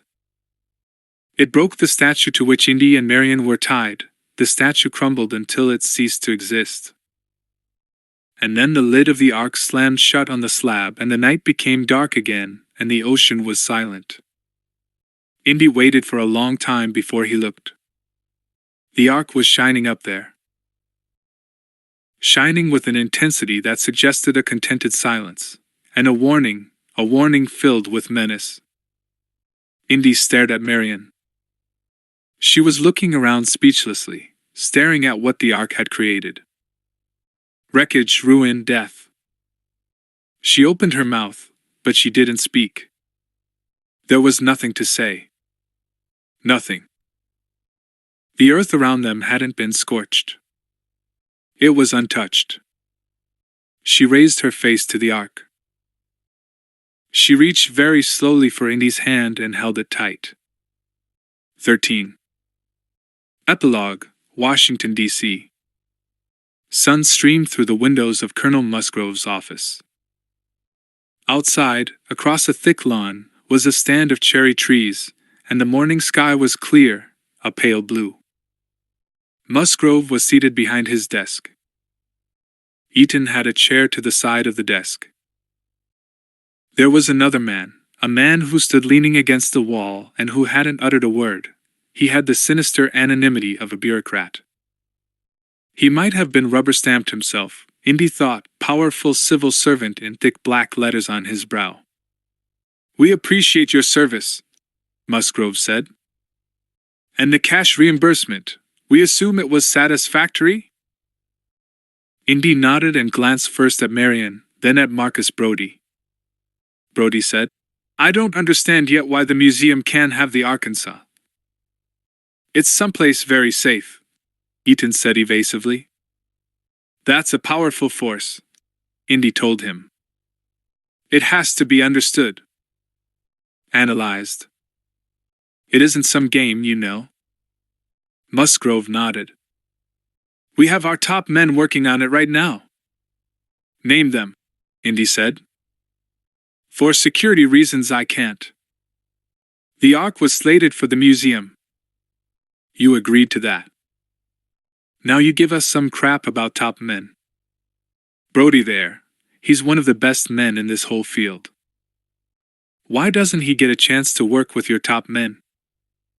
"Indy," Brody said. "Leave it. Drop it." "I won't," Indy said. "This whole affair cost me my favorite hat, for openers. I assure you, Jones, that the Ark is well protected. And its power, if we can accept your description of it, will be analyzed in due course. Due course, Indy said.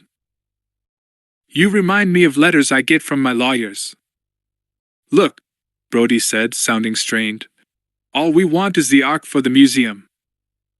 We want some reassurances, too, that no lasting damage will be done to it while in your possession.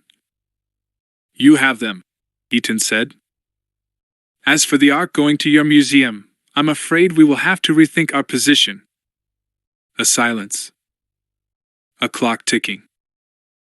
The faceless bureaucrat fiddled with his cufflinks. Indy said quietly, finally, You don't know what you're sitting on, do you? He rose and helped Marian out of her chair. We'll be in touch, of course, Eaton said. It was good of you to come. Your services are appreciated. Outside in the warm sunlight, Marian took Indy's arm. Brody shuffled along beside them. Marian said, Well, they aren't going to tell you anything, so maybe you should forget all about the Ark and get on with your life, Jones. Indy glanced at Brody. He knew he had been tricked out of something that should have been his. Brody said, I guess they have their own good reasons for holding on to the Arkansas. It's a bitter disappointment, though. Marian stopped, raised her leg and scratched her heel a moment. She said to Indy, Put your mind on something else for a change. Like what? Like this, she said and kissed him. It's not the Ark, he said and smiled. But it'll have to do. The wooden crate was stenciled on the side, Top Secret, Army Intel, 9906753, do not open. It sat on a dolly, which the warehouseman pushed in front of him. He hardly paid any attention to the crate. His was a world filled with such crates, all of them meaninglessly stenciled. Numbers, secret codes. He had become more than immune to these hieroglyphics. He looked forward only to his weekly check. He was old, stooped, and very few things in life engrossed him. Certainly none of these crates did. There were hundreds of them filling the warehouse and he had no curiosity about any of them. Nobody did, it seemed. As far as he could tell, nobody ever bothered to open any of them anyhow. They were stacked and left to pile up, rising from floor to ceiling. Crates and crates, hundreds and hundreds of the things. Gathering dust, getting cobwebbed. The man pushed his dolly inside. What difference did another crate make now? He found a space for it, slipped it in place, then he paused and stuck a finger in his ear, shaking the finger vigorously. Damn, he thought. He'd have to get his hearing checked. He was convinced he'd heard a low humming noise.